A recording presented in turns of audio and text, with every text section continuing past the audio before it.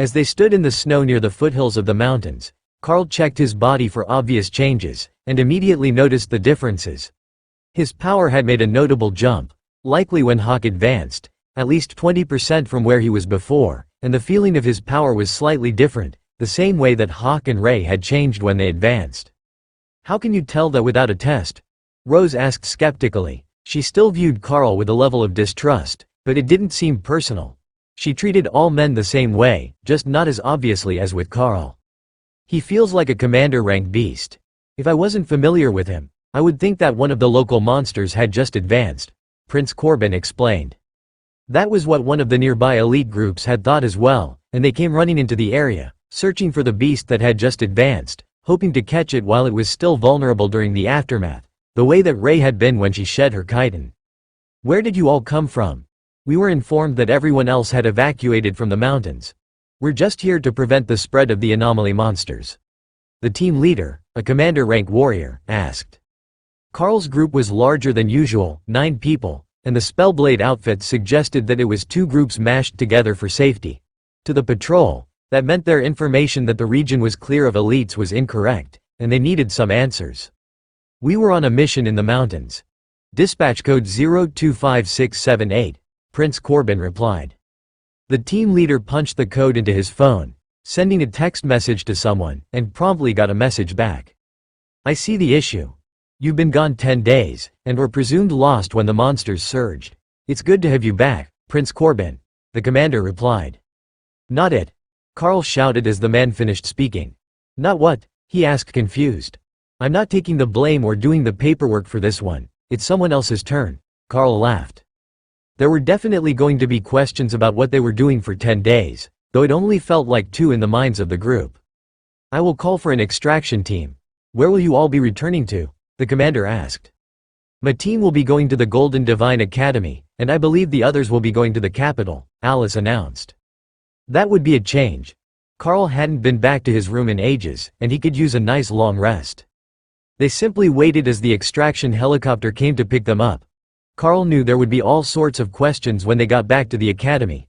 Like how he made it to commander, how Dana made ascended so fast, where all this new gear came from, and what they were going to do with him now. That reminded Carl of the warning that Prince Corbin had given him. Once he was back, he would have to learn to stand up for himself. Even if he was still a student, he was also a commander-rank elite, and theoretically on the same social standing as the professors of the academy, or even Alice. He might not have the usual record and accolades to go with it, but he did hold the rank. Their ride was one lone helicopter, a smaller one and not one of the larger cargo helicopters that would transport 50 elites at a time to multiple locations. Everyone piled in, and the co-pilot made a motion for them to buckle up. The large sliding doors on the sides were open, so they could attack out of the vehicle if there were flying threats or ranged attacks, but the pilot was keeping fairly close to the treetops. That wasn't normal, from what Carl knew. It was safer to be way up in the sky, where attacks from the ground couldn't get to you, and this only made sense if you were hiding from a threat in the air. They were unable to hear anything being said over the noise, but the helicopter was headed straight for the academy, if his sense of direction was correct. Carl was in the middle seat at the back, so he chose to meditate while they flew, establishing the power level of his newest space, and getting to know Remy. So, you're a shaman. What sort of skills can you use? Carl asked the tiny spirit snake. Her rich blue scales faded to pale gold along her belly, with black swirling patterns on her back, making her look a bit like a python, though the pattern of the black markings wasn't right for a python and the blue of her scales was more like a gemstone than the camouflage of a common snake monster. I know minor water control, and chain lightning, and blizzard, and healing splash. It's not a big healing spell like the clerics use, but it closes cuts well, she announced proudly. Hawk was glaring at her from the moment that she said blizzard, but he wasn't trying to break into her space, and he wasn't hurling mental insults at her, at least, not anymore. Remy was still hiding under the plants in her space, in case he came for her, but Thor had been sneaking her chunks of meat, and Carl had just realized that he had stolen a corpse from Hawk's space to get it from, as his didn't have any.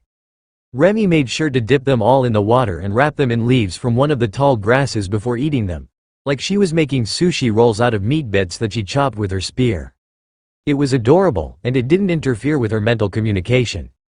Thor gave her more plants, to see what she liked, and the Naga got very excited, before folding one of them into a simple leafy crown that she tied with vines.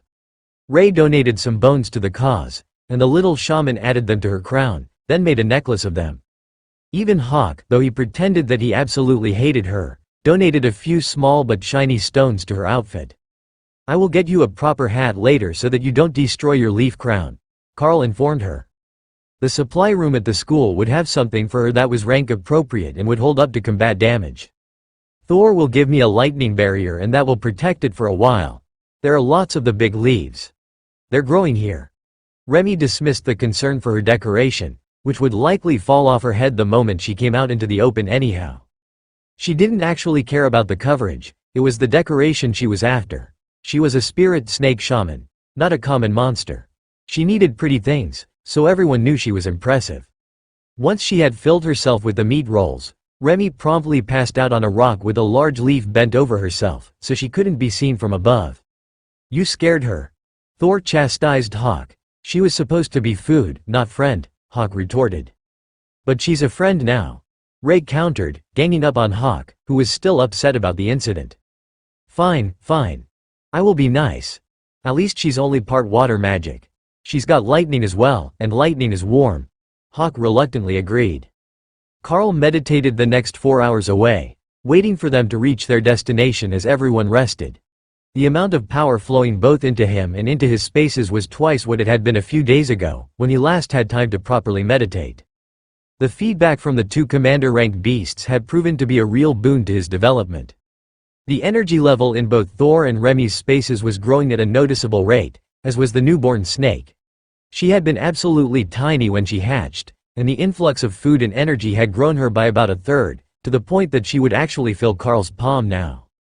She was still no thicker around than his pinky, except at the base of her head, where the hood flared out like a cobra or a naga. When she was asleep, the hood of scales around her head was gone, tucked flat instead of spread to make her look larger. Or perhaps it was more than a thread display and worked like ears for a naga. Carl didn't know much about their biology. Hopefully, Sergeant Rita would be here already. He couldn't wait to tell her about all the things he had seen.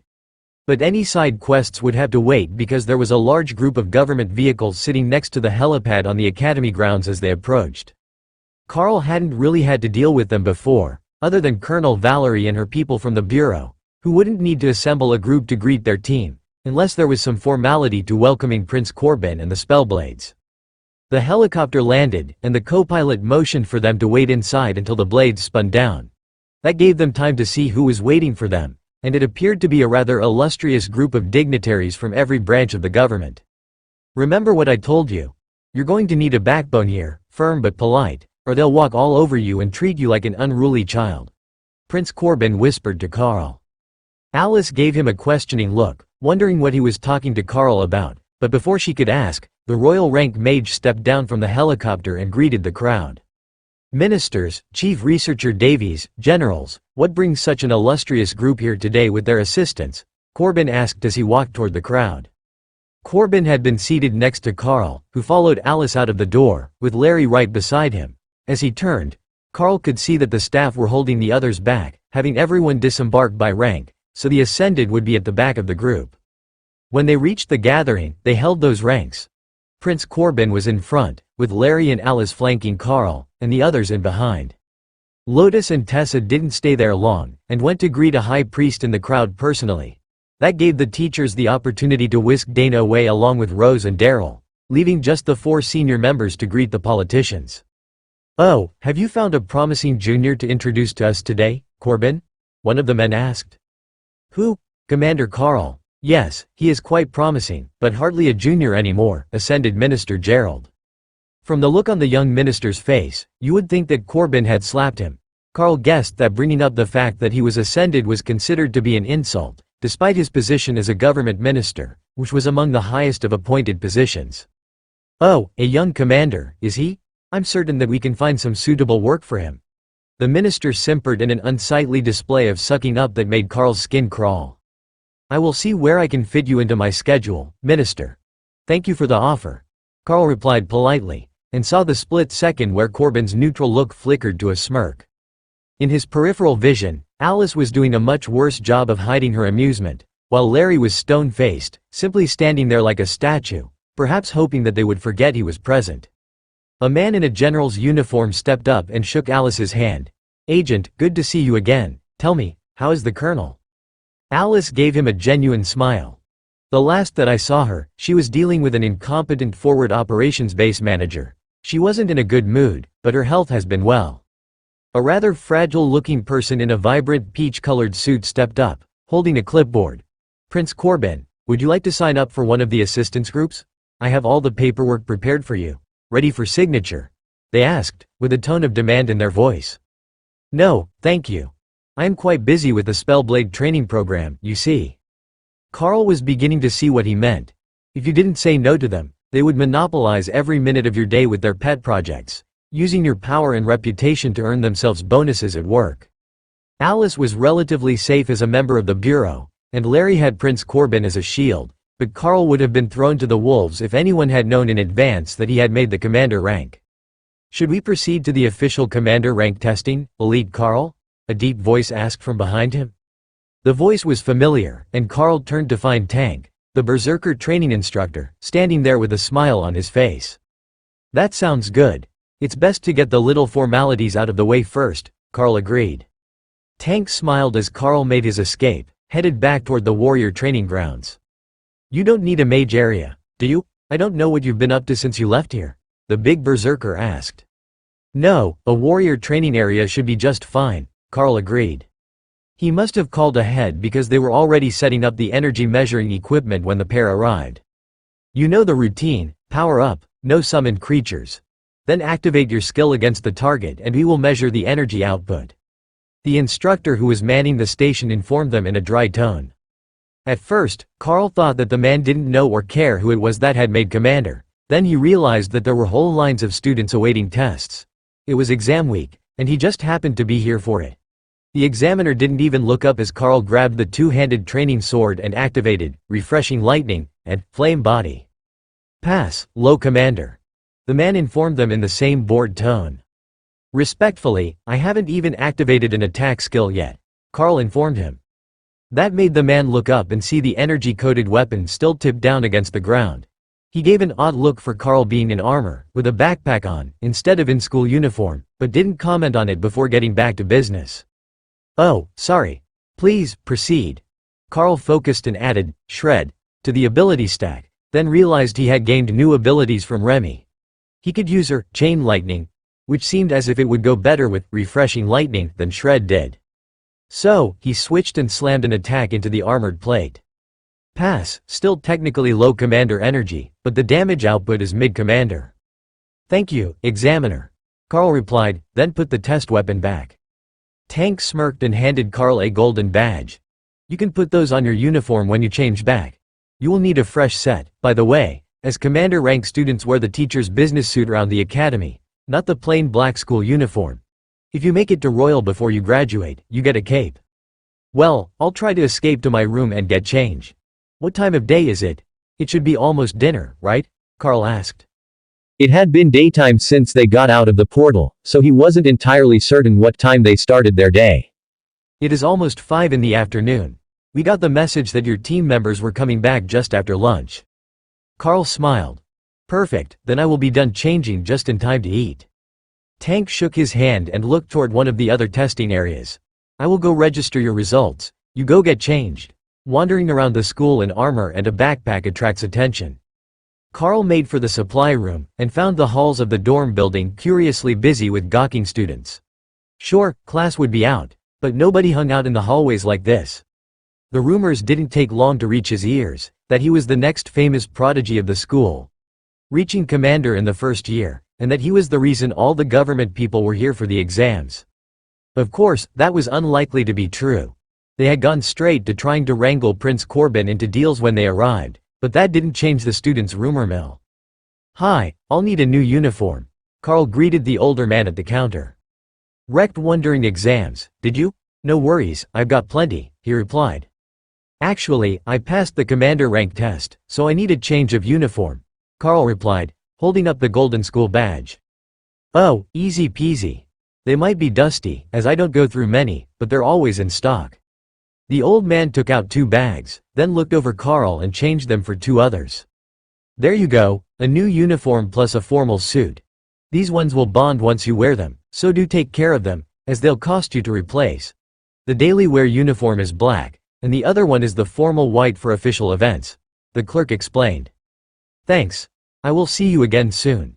I will need a few equipment pieces when I have a bit more time to talk, Carl replied, with a subtle nod toward the students openly eavesdropping. Of course. See you soon. Carl checked on the plants that filled his balcony and found them freshly watered, then changed and showered quickly, before trying on the 2 new suits. As promised, they bonded the same way that armor did, allowing him to dismiss them with a thought, and get dressed again just as easily. Now, he wouldn't have to worry about the spare clothes in his bag, as he had something to change into other than armor for when they got back to town, but he did notice that there was one oddity about these 2 outfits. The badge, the golden emblem of his commander rank, bonded separately from the suits. He could take it out and show it to people without changing, or put it on whichever outfit he wanted. That was truly convenient. It still marked him as a student of the Golden Divine Academy, which should be no shock to anyone, given his youth. However, the mirror on the wall was showing him a much less childish face than he was used to. That babyish peach fuzz was becoming a proper beard, and the childish look was fading toward what he would call young adulthood. Like his beasts, the advancements had helped him through the adolescent awkward phase, and he was looking more like a proper adult. He quickly shaved, and put a bit of pomade in his hair as he brushed it, keeping it in place now that it was beginning to grow out from the crew cut that he had finished middle school with. His parents would be proud of how far he had come, so Carl sent a message to them, as both would be out of the house at this hour of the day. When he went downstairs in his suit, none of the students recognized him right away. They simply nodded politely as he walked by, mistaking him for one of the part-time teacher's assistants that came and went. But the cafeteria ladies weren't nearly as easily fooled. Student Carl, welcome back. We've got some ascended ranked bear meat in, if your wee beastie would like to give it a try. Hawk wasn't feeling enthusiastic about the prospect with all the meat he already had, and Remy wasn't sure what a bear was, so Carl shook his head. We were lucky enough to stock up on meat while we were out. But I could use a double serving of your shepherd's pie and a coffee. The worker nodded happily, and gestured toward the seating area. You can take a seat, we will bring it out. Or are you going to be in the staff lounge? I'll sit here. I must say, I'm getting all the special treatment today, Carl replied. You're all fancy now, you get the privileges. She laughed, then waved him over to the tables. The students were beginning to realize who he was, and the excitement to talk to him was building. To prevent utter chaos in the cafeteria, Carl picked a table in the corner, where he would be able to talk without being surrounded. Having to turn around to answer questions from behind would be a pain, as well as blocking most of the room, so it seemed like the best option. At first, it was the generic congratulations on having made commander from people whose faces he barely recognized. Then some of the mages from Hawk's training class came in to have dinner and saw Carl in his suit with the gold badge. What the hell? How is that even fair? I haven't made it to Ascended yet, and he already made commander. One of the water mages complained. Carl felt Hawk's smugness in his mind at the man's comment. The victory over that particular bit of water was complete. What are you going to do now? I mean, once you are as good as the teachers, is there really much that you can learn in the academy? One of the other mages asked. There's always more to learn, and combat isn't the only subject that we need to know. Sure, I could and will likely spend a lot of time doing mercenary hunting jobs because I have beasts to feed, but the other courses, martial arts training and theory classes are all still valuable, Carl replied. The mage laughed. I suppose that's right. They'll expect big things of you now. But did you hear the news while you were away? There's a big thing happening with the Frost Giants nation. Apparently, they've been using some sort of ice magic to attack neighboring countries and spread their borders. I saw it on the news the other day. That got Carl's attention. When they were sent, the thought was that the anomaly was what was causing the cold in the region, but the anomaly ended up being some sort of dark elf village trial, and a Naga dungeon. Neither of those was of the ice element, though there were frozen battlefields in some of the trials that they faced. Finding out that it was most likely the beginning of an attack by the Frost Giants along that border made sense of a number of things. Like the fact that when they came out, the mountains had been evacuated, and the people left behind were feared dead. With an ongoing conflict between them and the Frost Giants, it wouldn't be safe to go train there for the foreseeable future. The staff brought his dinner while Carl answered questions, and after a few minutes, Dana came to join him at the table. So far, nobody else had been brave enough to take a seat, but Dana looked more concerned about the meal on her plate, while her curly hair slowly dried and turned into a giant mass of frizz. "We've been in the field too long, it's weird seeing a meal with no rice and beans," she commented as she began to eat. It was, actually. They were such a common staple in Lotus and Tessa's cooking that he didn't even think about it, but they were missing from the academy meals. Carl cut up a bit of roast chicken and wrapped it in lettuce, then brought Remy out of her space to say hello to everyone. The baby spirit snake was growing fast, now over 30 centimeters long, and starting to take on more of a dull sheen, which Carl suspected meant that she would be shedding her skin soon. "Is that Remy? The baby Naga spirit snake, or whatever she was?" Dana asked. "She is. Remy, this is Dana. Would you like to say hi?" he asked as Remy grabbed a chicken ball and maneuvered it toward her mouth. Remy flicked her tongue in greeting and used minor water control to make a pair of tentacles to wave at the mage before filling her mouth to prevent any more questions. "Wow, I didn't think that you could bond a spirit snake.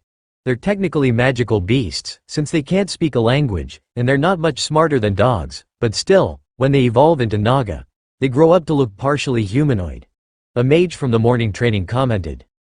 Dana looked up. "The ones we saw in the dungeon could communicate well enough." That startled the mage. They were speaking, like hissing at each other to coordinate attacks. "I grew up near the swamps, and there is a theory that in ancient times, Naga were semi-intelligent beings, but now they're basically snakes with arms. They can't even be trained to perform labor tasks." Dana nodded. There was a whole village full of Naga in the dungeon, complete with tents and furniture. "That's wild. I wonder if Remy will be that smart or if it was just the magic of the dungeon making a home for them." Remy looked up at Carl. "Slap him for calling me a snake with arms," she demanded. Carl chuckled, catching the mage's attention. "She is quite insulted to hear the Naga called snakes with arms. But I can communicate with my beasts much more clearly than with regular animals, so being bonded to me most likely brings up their intelligence level. Hawk speaks in my mind, speaks in a human language which his body could never make, so it's hard for me to say how smart the other Naga actually are. But Remy, for certain, knows when people are insulting her." Remy nodded as she ate, and took out her spear to wave it at the mage using the water-controlled tentacles. It should have been menacing, but given her size, it was smaller than a chopstick, and much of the effect was lost in translation. "Got it. No insulting the tiny snake girl. Is she a warrior, then? I see that she has a spear already," the warrior beside the mage asked. If Carl was going to be sending his pets to train with the other students again, he wanted to know how long he had before some crazy snake girl with a spear was coming to beat his classmates up. "She's actually a shaman. The spear was a birthday gift," Carl replied. Dana hid her laughter with a mouthful of food. "Yes, a birthday gift. On the day that she was born, from the dungeon that she was born in." Once dinner was done, Carl took Dana back up to his room to relax, away from all the excitement of the academy on exam day. Ray came out as soon as they opened the door, and went to improve her living space using the new design ideas she had gotten since they left, including the forts they had been sleeping in. She had the space, and she could attach them to the whole wall of the building, since she didn't care about anyone else's windows. Unfortunately for her, Carl caught that line of thought and stopped her before she could web up the entire side of the academy to make herself a mansion. She did upgrade their hammocks, and check on the plants she had been waiting for. Some of them had been picked by whoever was watering the trees, but there was a lot of ripe fruit here for her to stuff in her space for later. That gave Ray a great idea. Hawk threw Remy into the space, and they got to keep her. Ray walked over to Dana, picked her up and then vanished into her space, leaving a very confused Dana behind to drop back to the ground. 3 times in a row, she tried before giving up and complaining to Carl. "If Hawk gets to pick a Naga egg, why can't I pick a Dana?" Carl and Thor both laughed, while Hawk rolled his eyes. Thor mumbled a response, half asleep in his pond. "Carl is a beast master, not a Dana master. If you find a way to turn Dana into a puppy or a kitten, then you could probably keep her." Carl really wished they would stop giving each other strange ideas. Remy was already wondering if shaman magic could shape-shift people so they could invite friends over to show off their homes. And Ray was making plans to find a way to turn Dana into a tiger. "Don't you think you should ask her before turning her into a tiger?" Carl teased Ray, disrupting her train of thought.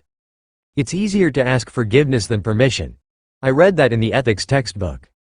While he was fairly certain that Ray had misinterpreted something in that textbook, Carl left them to their own devices and pulled Dana down into the newly expanded hammock. It's good to be home. We can finally get some real rest, and maybe we might even sleep in, he whispered to the mage in his arms. Dana just laughed. Did you forget that Sergeant Rita and Jill are both here at the academy? We're guaranteed to be pulled out of bed at the crack of dawn. With all the stress of the long trip, they both drifted off to sleep early that night, still sharing a hammock. That was where they were found when Sergeant Rita and Jill came looking for their students the next morning. Carl woke up to the sound of careful footsteps on the balcony. Agent Jill, good morning, he whispered. You have good hearing. I was coming to wake you up, but I didn't want to wake Ray. Jill quietly replied. She already knows you're here. Don't worry, she's not going to tie you up today, Carl joked. Not that she hadn't considered it. Carl equipped his new uniform as he swung himself out of the hammock, waking Dana up when she suddenly found her arms empty. Rita shook Carl's hand when he reached her, and her usually stern look turned to a big smile. Well, it looks like you've outgrown my tutelage. I remember when we first met, Hawk said that one day he was going to be more powerful than I am, and what do you know, it hasn't even been half a year, and he's already there. She informed him with a mixture of sadness and pride in her expression. I take it that you're being reassigned now that I've advanced? Carl asked. Rita nodded and gestured to her uniform. They've made me a warrant officer, and I'm being reassigned to the Ministry of Education as a liaison officer. I will be tasked with helping rare classes and special cases make their early benchmarks, in the hopes that I can replicate your success. How much time do we have, or have you already been reassigned? Carl asked. I meet my new student today, a transfer from out of the country who will be moving here. I think you might already know her, Rita replied. I might know a foreign transfer student? Carl asked confused. He didn't know many people at all, so the odds of him meeting a random transfer student in advance were pretty low unless. It's Rose, isn't it? The ascended rank Spellblade? Carl asked. Good try, but not quite. Rita stepped out into the hallway, and came back in with a young teen girl who looked oddly familiar to Carl. He had seen her somewhere recently, but it was taking him a second to figure it out. The Seminary Academy. You were serving breakfast, Carl announced once he put the pieces together. But how does that make you a foreign transfer, sister? It's not that far to the Seminary Academy. The girl smiled. My name is Cora, and I'm not a sister of the orders. I grew up in a Red Dragon priestess-run orphanage, and I was in the process of transferring to work at one near here when you came through the Seminary Academy with Thor. Since I'd only missed the injection by a month, they decided last week to give me the shot early instead of waiting for next year. They didn't want to risk letting me go through training, then losing me if I gained a class marking. Is Thor here somewhere? Can I meet him? Dana laughed. That's the answer I was waiting for. Everyone loves Thor. Carl nodded in agreement. What class did you get? Hunter. The one with the bow and the wolf head, she announced proudly. That mark should be for a type of hunter that summoned a companion animal. The summoned pets were not strong combatants in the long term, as they never left the common rank, but they could be very useful in many situations. Do we have any feathers? If I can get a feather quill and some ink, I will make you a skill book with my talents as a welcoming gift, Carl offered. Rita blinked slowly, staring at Carl. Right, he had a bird. Hawk, have you molted a feather that I can have? I want to make her a skill book for rent. Hawk pointed to a feather sitting in his space, which Carl pulled out before realizing it wasn't one of his own. It was a feather from one of the damaged Naga necklaces that Hawk had been hoarding. Broken magical items had been useful before, so he didn't want to let them go to waste. Alright, I have my quill, I have ink in the school supplies, I have paper, and this is an easy one, only 4 pages. I hope everyone can wait a minute, Carl explained. He quickly wrote out, Rend, and passed the thin manuscript to the newly minted hunter. It vanished from her hands as soon as she tried to open it, and Cora pulled Carl into a hug. Thank you so much. That is an incredible skill, and it's going to work so well with my night vision skill. Hawk made a happy noise. That was all that a true hunter needed. Rend and good eyesight. Every wind speed Hawk knew that. Alright, Commander Carl. I think we've taken enough of your time, and Jill needs to bring Dana to be tested for her ascended rank badges this morning.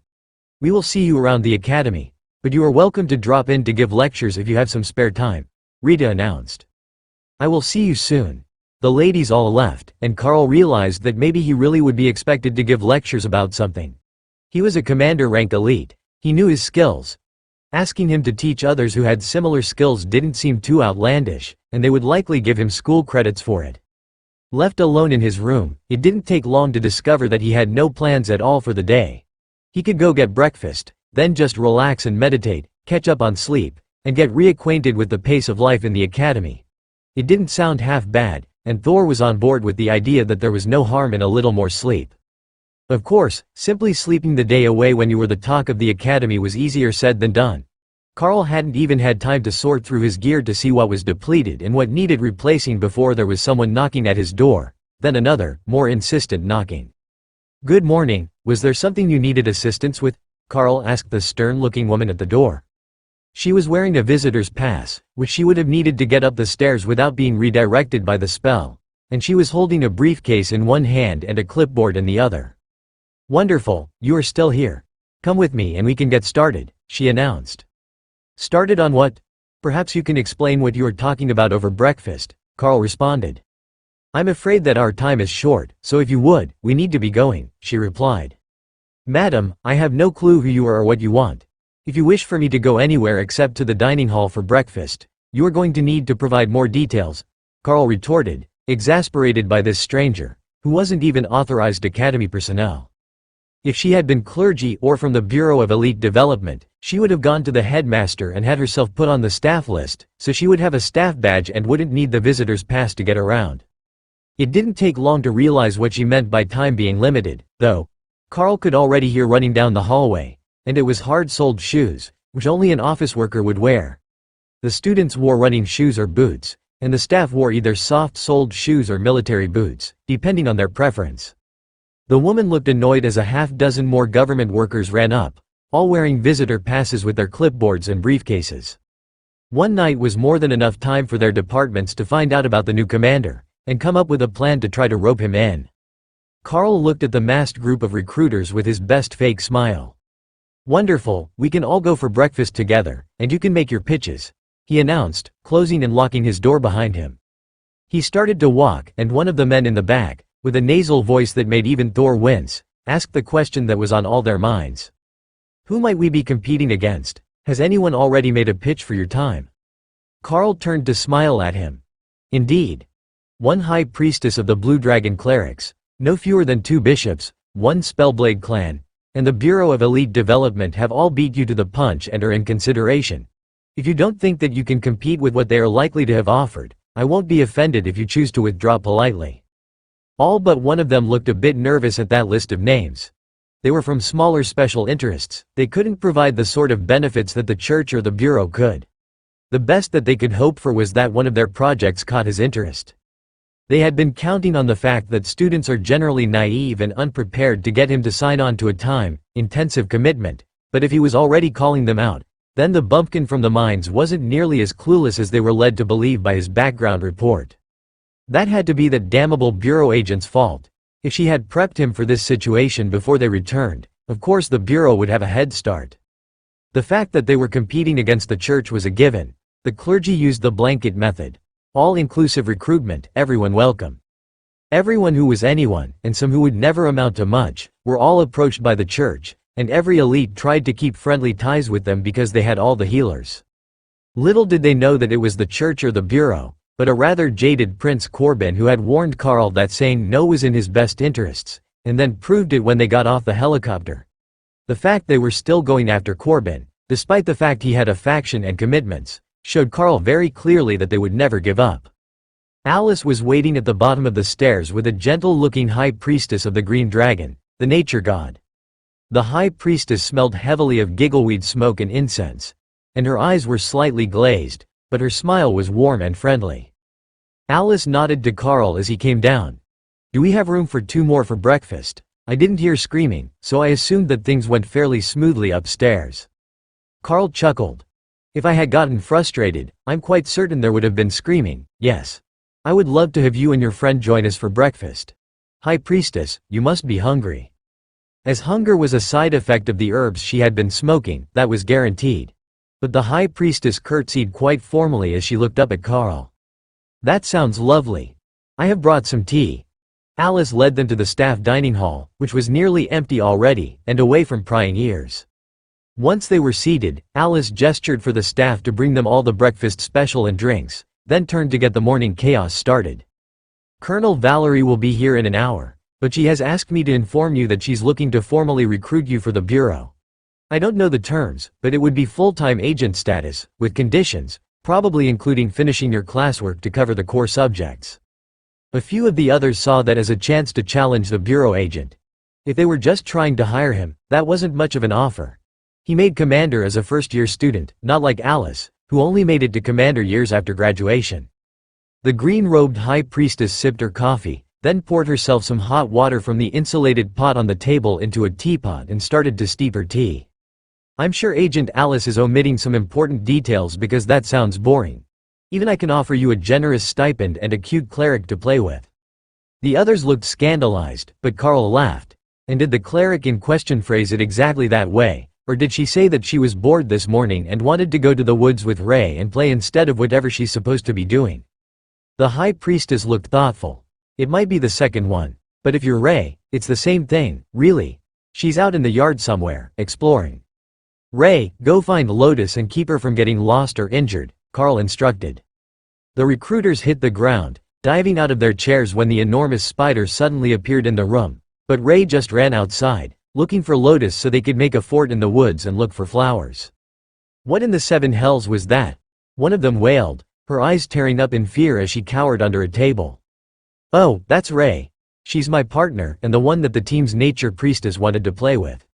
The high priestess pointed at Carl as if he had just made a great revelation. You know, that makes so much more sense. Nature priestesses rarely want to play with humans. The man with the nasal voice glared at Carl and the high priestess. If you just wanted us here to mess with us, we can come back later.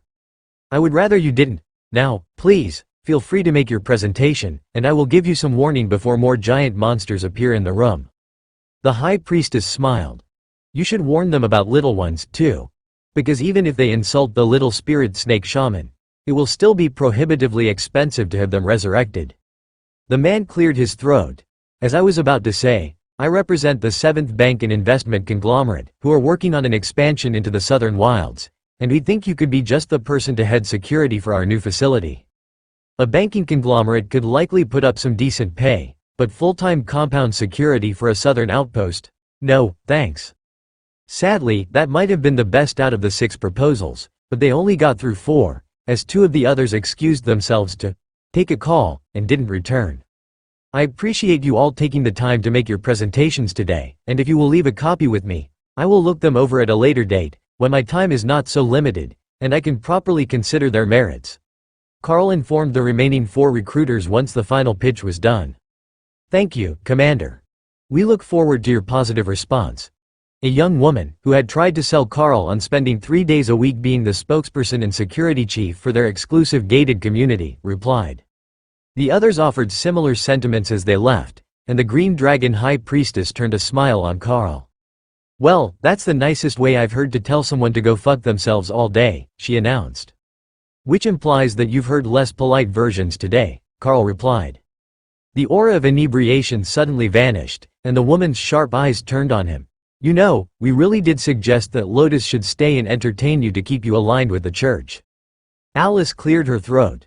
For legal reasons, I am going to pretend that I didn't hear any of the questionable implications behind that comment.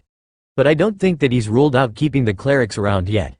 They work very well together, and they have both made good friends with his beasts. The high priestess shrugged. They're too young for what you're thinking that I'm thinking. Dirty-minded elite. But where did that spider go?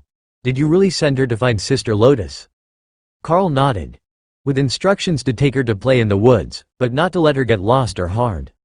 The high priestess sighed. Great, now we're going to have to look for them both at the end of the day. Carl chuckled and did his best to imitate his uncle, who had 7 children of his own. They'll come back when they're hungry. They relaxed for a few minutes and finished their coffee before anyone came up with another good reason to bother them. That ended up coming from the church, in the form of Tessa and a red dragon high priestess. Good, we found you together. Have you come to an arrangement? The muscular high priestess asked. Carl had never seen muscles like that on a woman before. She was built almost like Tank, the berserker. Her arms were the size of Lotus' torso, and she was wearing her robe parted up one leg, showing off a massive, muscular thigh. Sort of. Ray and Lotus are out playing in the woods. The nature dragon high priestess replied happily. I should have expected that it would end up like this. I will make our proposal much simpler. The red dragons would like to leave a war priestess with you to assist your adventures. Specifically, this one. If you agree to take the deal, you will be responsible for ensuring that she has the chance to serve her goddess, while we will provide her with the standard stipend for her living expenses. With this, you will get priority access to church missions you wish to take, the Red Dragon High Priestess explained. Church missions with no forced dispatches, so we can take them on my schedule and at my discretion, Carl asked. Her eyes flashed red as the woman glared down at him, but Carl waited patiently, hoping that she was just communing with her goddess and not looking for reasons to squish him like a melon. He still had the giant strength ring on, but he wasn't convinced that it would be enough. After a few seconds, her eyes faded. The goddess wants a minimum commitment. Either to war or to caring for orphans from wars. If you agree to either at least one mission every 3 months, if you're choosing as long as it pleases the war dragon, or foster an orphan child under the age of selection, it will meet the requirements of the goddess. The muscular woman smirked. There really was only one option there, unless he was going to become foster parents at 14 with Tessa. If you draw up the contract, I will read it over and consider it carefully, Carl agreed. The high priestess' eyes flared red again as she nodded, and then she took a rolled contract in a red jade tube out of thin air. Carl took the tube from her hand and rolled it out. The details on the scroll were actually simple and specific. Carl agreed not to leave Tessa in danger except in life or death emergencies, to ensure she was receiving proper treatment, take at least one mission that pleased the Red Dragon every 3 months, and then the contract guaranteed that the Red Dragon's followers would provide her living expenses. Carl couldn't see a reason not to agree to the deal, but he read it over again, just to be certain that he didn't miss anything. The delay made Tessa laugh quietly. The Red Dragon wasn't big on tricks and doublespeak outside the battlefield. He hadn't noticed that Dana and Lotus had come back in while he was reading, or that Ray had returned to her space. What's all this, then? Lotus asked as she saw Carl holding the scroll. The Red Dragon High Priestess shrugged. You went to play, so he came over first. And you were just going to leave us out of the deal? Party foul, Lotus announced. You want in on the deal? The Red Dragon High Priestess asked, intrigued by the unexpected actions of the Nature Priestess. They were notoriously flaky, and getting one to go along with a deal that lasted longer than one day was sometimes an issue.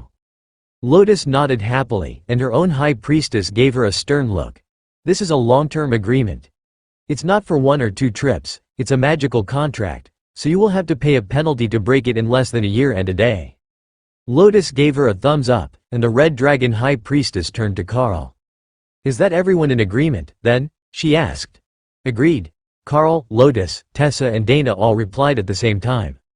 The scroll flashed red, and a red ring appeared on the wrists of the 4 teammates. Dana smirked, as Tessa and Lotus realized that she wasn't just here to watch, and that she had gotten herself attached to the deal. Now they couldn't leave her behind to train with the other students, or to be reassigned to other missions. Carl looked at the 3 girls and smiled. Well, it looks like we will be working together for some time. It's a pleasure to have you. Lotus giggled. How about you show us to our room? I want to see the plans. Our room? I'm fairly certain that the academy can manage to find you a room of your own, Carl reminded her. But it wouldn't have silk hammocks or a balcony full of magical plants. I don't really care where I sleep, but I want to see the room, Lotus countered. That was when Alice, Colonel Valerie, and what looked like half the staff of the academy burst in. Stop, before you sign, let us see that contract, one of the professors shouted. The Red Dragon High Priestess laughed. Too late, we got verbal agreement. But it's not a work contract, at least not in the conventional sense. She turned over the magical contract, which Colonel Valerie grabbed from her hand and rolled out for the others to see. No leaving them in danger, ensure proper treatment. All right, it's not as bad as we had feared. The professor who had shouted replied with a sigh. Colonel Valerie glared at Carl. I thought we had something going here? Carl smiled back. I think we do. There's nothing in that which prevents us from having an arrangement, only that once every 3 months or less, it must please the Red Dragon. Colonel Valerie smirked. Well, isn't that a coincidence? Because what I have in mind just might please the Red Dragon. How would you like to lead a team back into the anomaly area and find out what the frost giants have been up to, and where the extra ice is coming from? It might take some time, but it will please the god of war. They made a formal declaration of war less than an hour ago. The words that Prince Corbin had spoken to Carl while they were on night watch suddenly came back to his mind. If you don't learn to say no, they will keep sending you on nearly suicidal missions until one actually is. That advice seemed to fit this situation very well, and the pressure to please so many important people and go along with their requests was strong. I am going to need some more details about this mission and the situation in the area before I can agree to go anywhere. The last I saw, that entire region was unfit for human habitation, and that was before the frost giants showed up, he replied. One of the ministers gave him a disgusted look. Refusing your first mission as a commander doesn't portray your character in a very good light. Cowardly, some might call it. Carl rolled his eyes at the man, who was no elite, just a pencil pusher. And what words do they use for a commander who takes his team into a war zone without a clue or a care in the world? The minister stammered for a second before Carl continued. A martyr, that's what they call them. Because they wind up dead. Now, who has the details, or am I headed to the church's mission board to occupy my time? For a second, he thought that he saw respect on Colonel Valerie's stern face, but when she motioned for someone to bring forward the map, that was long gone and her standard working glower was back in place. The official who brought forward the map rolled it out on the table between Carl and the high priestesses, and Carl immediately noticed that there was almost no detail on it. This is the most recent official map, the man insisted. With no troop deployments or enemy combatant numbers? Carl asked. Tessa looked over at the map and shook her head before turning to her order's high priestess. Do we have numbers for this? If they're not cooperating, it might be better to go through you, the war cleric asked. We were speaking to the commander. The official informed her in a dry tone. Carl shrugged. And we operate as a team. Now, are you going to quit messing around, or are we going to have to decline your request? If you want us to deploy, you're going to have to share enough intel for us to make a proper combat assessment. Colonel Valerie raised her hand to stop any more arguments, and took out a small box from her pocket. Inside were 2 sets of rocks, one in light blue and one in green. First, she set out about 100 blue stones near the border. Then she began setting out green stones of various shapes and sizes. This is the current deployment situation, as of my last meeting. The stone sizes are the maximum detected rank within the enemy formations. Each stone represents roughly 100 frost giants.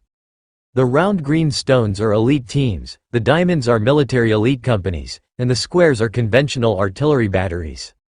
Carl looked over the map and did some basic math. They were screwed. There were more stones measuring frost giants by the hundred than commander rank led teams in the area, and Carl wasn't certain how useful artillery was going to be. It was great against common grade and awakened threats, but there were royal rank giants in the frost giant nation, and they were commanders when fully grown. The teams that are already there. Are they being sent 10 or 20 at a time? Tessa asked. Valerie remained silent for a few seconds while the cleric waited. It was the official who brought out the map that cracked first in the tense atmosphere. They're being sent in 5-person teams. That was just an all-around terrible idea, in Carl's opinion. But they could link up once they were in the field and make stronger teams for actual operations, the same as they had to do last time. Why are we so pressed for numbers? There are far more commanders than this, and there aren't even a significant number of soldiers. When is the rest of the army being mobilized? Tessa asked. The official looked to Colonel Valerie, as he wasn't approved to give out that information. The other giant clans have been pushing the borders as well. They have declared a grand alliance of the giant tribes, and we believe that they intend to take the entire Golden Dragon Nation in one offensive push. Valerie informed them. Then Prince Corbin? Carl asked, digging for deployment information, as there were no larger stones along this border. Has been deployed next to the Stone Giant clan's border. That is where the Spellblade sect's towers are, so he has chosen to defend his home territory along that stretch of border. You couldn't fault him for that. The lithium mines were near the center of the nation, so they would be one of the last spots to defend, unless there was some massive breach. Carl's family would be one of the safest. Colonel Valerie took out another map that had hundreds of marks on it, and showed the entire nation's borders. There were only 3 spots that they weren't under attack. The magical nation had marks noting that they were deployed along all the borders they had with monster-populated nations. The Beastkin Nation appeared to be in full lockdown, and the Divine Beast Nation had no marked forces deployed anywhere on either side. That was still the vast majority of the border under attack at once. If they were using this angle to guilt the more powerful elites into fighting, they had a pretty good sales pitch, now that they actually started to show the details and not just try to demand that he help out without any information. My team will need a fifth if we're going to agree, Carl sighed. If things got any worse, there would likely be an official draft, and then he would really get thrown into the worst of it along with all the bookish sorts like the ones at the last deployment with the Mackenzie family. Alice nodded. You have your pick of the ascended rank students to fill your team with whatever role you think that you need. She already knew that Carl had a fairly well-rounded set of pets, so they weren't particularly short on anything if the two clerics and Dana were all going with him. She assumed he would pick another mage to take her place, as she would be taking care of more official government business and arranging deployments of their agents with Colonel Valerie. Can you give us a few minutes to discuss this in private? Carl asked. Of course. We will be waiting here when you return. Colonel Valerie agreed easily. Carl led everyone up to his room, and Lotus immediately flopped on his bed. Well, this is a clusterfuck, isn't it? We will all be fighting soon enough, so it seems better that we pick the spot we want to fight from the start. The tiny nature priestess announced with a deep sigh. Dana nodded. She has a point. I definitely didn't expect to be sent straight to war the minute that we agreed to stay together, but if we are going to have to go, we should pick our spot. Tessa smiled at her. You're still a student, so it would be an option to stay here for likely another year before you got too close to the commander rank, and they started pushing for you to go wild with the supplements. Sure, stay here as the second-string genius, falling further behind by the day while the other students only look up to me because the one with real power is gone? I don't think so. There was definite bitterness in Dana's tone. It made Carl wonder how often she found herself compared to him and his insane growth rates. It was just unrealistic to expect any other elite to keep up with this pace. He not only had the beasts pulling him forward, but he had more access to the system interface than most. He could see his skills and add them. He even had enough to get another one right now. He could actually get two, if he picked from the defensive side, or the first rank of the offensive side, but he wasn't sure what they would need yet, and he didn't want to leave his team unbalanced. Tessa cleared her throat. The real question is, what sucker are we going to take to their death with us? Lotus giggled. As much as I appreciate your optimism, I don't think that any of the mages would actually agree to go with us. Even the tank-type warriors wouldn't fall for that, and we can only pick from the ascended ranks, so we can't recruit an experienced commander from the mercenary groups. That rules out calling for any powerful old friends or connections. Carl had considered that for a moment as well, but Bob Mackenzie would be too powerful to be pulled into their team, and if Carl's guess was right, the entire family would be out somewhere already. Then who can we even get? Dana asked. Carl smiled. He knew just who to ask. I think I know who we can get. Thor learned Earthquake from the Berserker class. I bet that we can get one of their ascended rank members to come along with the promise of battle and rewards. The Berserkers don't get out much during class because they're a bit wild in combat, and teams with no healers can have issues. But we have all the healing that we could need, and Thor's refreshing lightning spread over everyone, so we don't have to worry too much about them taking damage, unless we find an overstrength enemy. Lotus looked pensive. How are your credits looking? You've got a beast of a weapon, and you can code it in attack spells all the time. But not everyone can do that. We might need to equip a new member before we head out. I don't know exactly now that we're back from this mission and those rewards will be processing, but buying armor didn't change the first 2 digits on the balance, so we should be good for me to get someone ascended armor and a weapon if they don't have a good one, Carl agreed. Tessa frowned. All right, we will go talk to the Berserkers. Does that mean we're going to agree to this idiocy? I have an idea. There is a spot in the mountains, not too close to where we were earlier, but not in the most populated passes. I don't want to go into an abandoned area. That just seems like idiocy, but if we go somewhere near the edge of a secondary pass, we can aim for their scouting teams. They should be smaller and weaker, as they will need to be agile and able to make it through the mountains. Giants shouldn't be good at that when they're excessively large. There are obvious clusters to their strength on the map, and as long as we avoid that, we can do a lot of damage and help everyone upgrade their gear and skills before anyone tries to change our mission, Carl offered. Lotus raised her hand. It's all well and good to say we're bringing a berserker, but I'm not traveling with some creepy guy who thinks that sweat is a form of shower. Dana smirked, knowing that described a lot of the berserkers, and Tessa nodded her agreement with Lotus' sentiment. Then I will leave it to you ladies to find our fifth member, while I deal with the details of the deployment. If you need to bribe them, let them know I will find them armor and a new weapon. Carl agreed. Before going back down, he spent a moment mentally preparing himself for the influx of questions and pressures to go to the very worst of the combat zones to add bodies to the main lines. The group had gotten even larger when he got back down, and there were 2 groups of senior class students added to the chaos. All ascended rank with a commander from the Bureau of Elite Development leading them. Namely, Jody and Josh, 2 of the team members who had gone with Carl to go looking for his second pet. Jody, Josh. Good to see you 2 gentlemen again. Carl greeted them as he entered the room. Jody smiled back. You've gotten all fancy on us. Tell me, how is that bloodbath spider doing? Ray, she's doing wonderful. Commander rank already, and she made good friends with a nature priestess so they can play in the woods together. Thor, the lightning Sparrow, is also doing well, and Hawk is making the best of the evolutionary resources we have found. Carl informed them. Where are they sending you? Josh asked, concern obvious in the blue eyes that looked much too old for his youthful face. We were just about to discuss that. I have a particular spot in mind, where my group composition would be well suited to hunting scouts from the frost giants, and to prevent the movement of surprise forces around the main battlefields. Carl explained. And what makes you think you have a choice in your deployment? An older bureaucrat, decades past his prime, demanded. Who are you to think that you get to tell me what to do? Will you be joining us on the front? I don't think so. Now shut up and let the warriors speak, Carl replied. The room fell silent as the man's face turned red in rage. Even Alice backed away from Carl, seeing that this was going to do downhill fast. I am the Undersecretary to the Deputy Minister of Defense, the man shouted. Then, dear Undersecretary, get your boss's boss here, and we can speak on even terms, Carl replied, emphasizing the man's junior role. That was a bit harsh. Jody noted as the Undersecretary was hauled away by other government officials before he could start a fight he couldn't possibly win.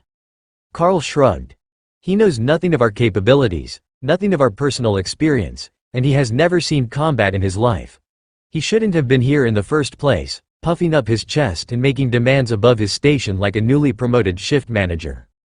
And if I made a demand as to where you would deploy, one of the elites from the government, a commander in his late 20s who would have been one of the earlier graduates, asked.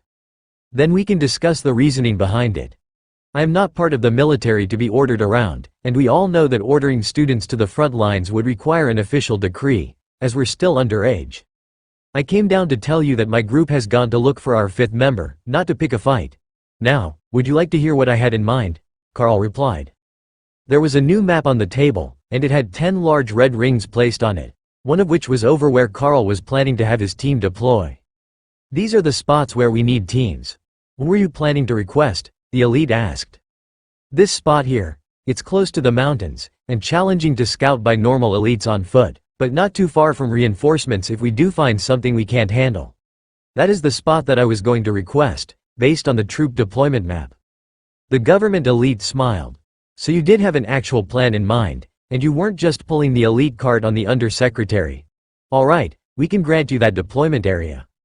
A quiet voice cut through the conversation, and a sense of power filled the room as someone entered unannounced. Dealing with rogue and unaligned elites is always a tricky matter. It looks like some of you underestimated the situation at hand, but I commend the others, the man spoke. Overlord. Alice greeted the man, while the other elite bowed. Minister of Defense. The man who had shown Carl the map greeted their new arrival. Like Drake, he must have been one of the early test subjects for the divine injection, as he was at the Overlord rank and well into his 30s, meaning he was much older than usual for recruits when the injections were made public. At first, they had given them to anyone under 18, but that was still only 10 years earlier, so very few of the elites were over 30. The minister held out his hand to Carl. Congratulations on making commander while still in the academy. I don't believe that we have met. I am Defense Minister Orleans. Carl, first-year student, originally from the lithium mines, and the academy's newest headache at the commander rank. That made the minister smile. I got a missive from Prince Corbin, asking that you be assigned to his battlefront, so I had the Mage Council send me over to see what was so special about you. That man lives to be a pain in my ass, but his clan has the skills to back up their arrogance. Do they need us over there? Carl asked.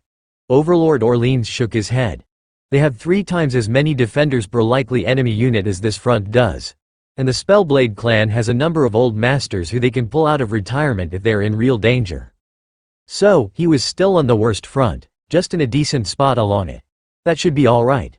From what he remembered of the Giants, they should be near his own team's power level, mostly ascended, with commanders leading larger teams on occasion.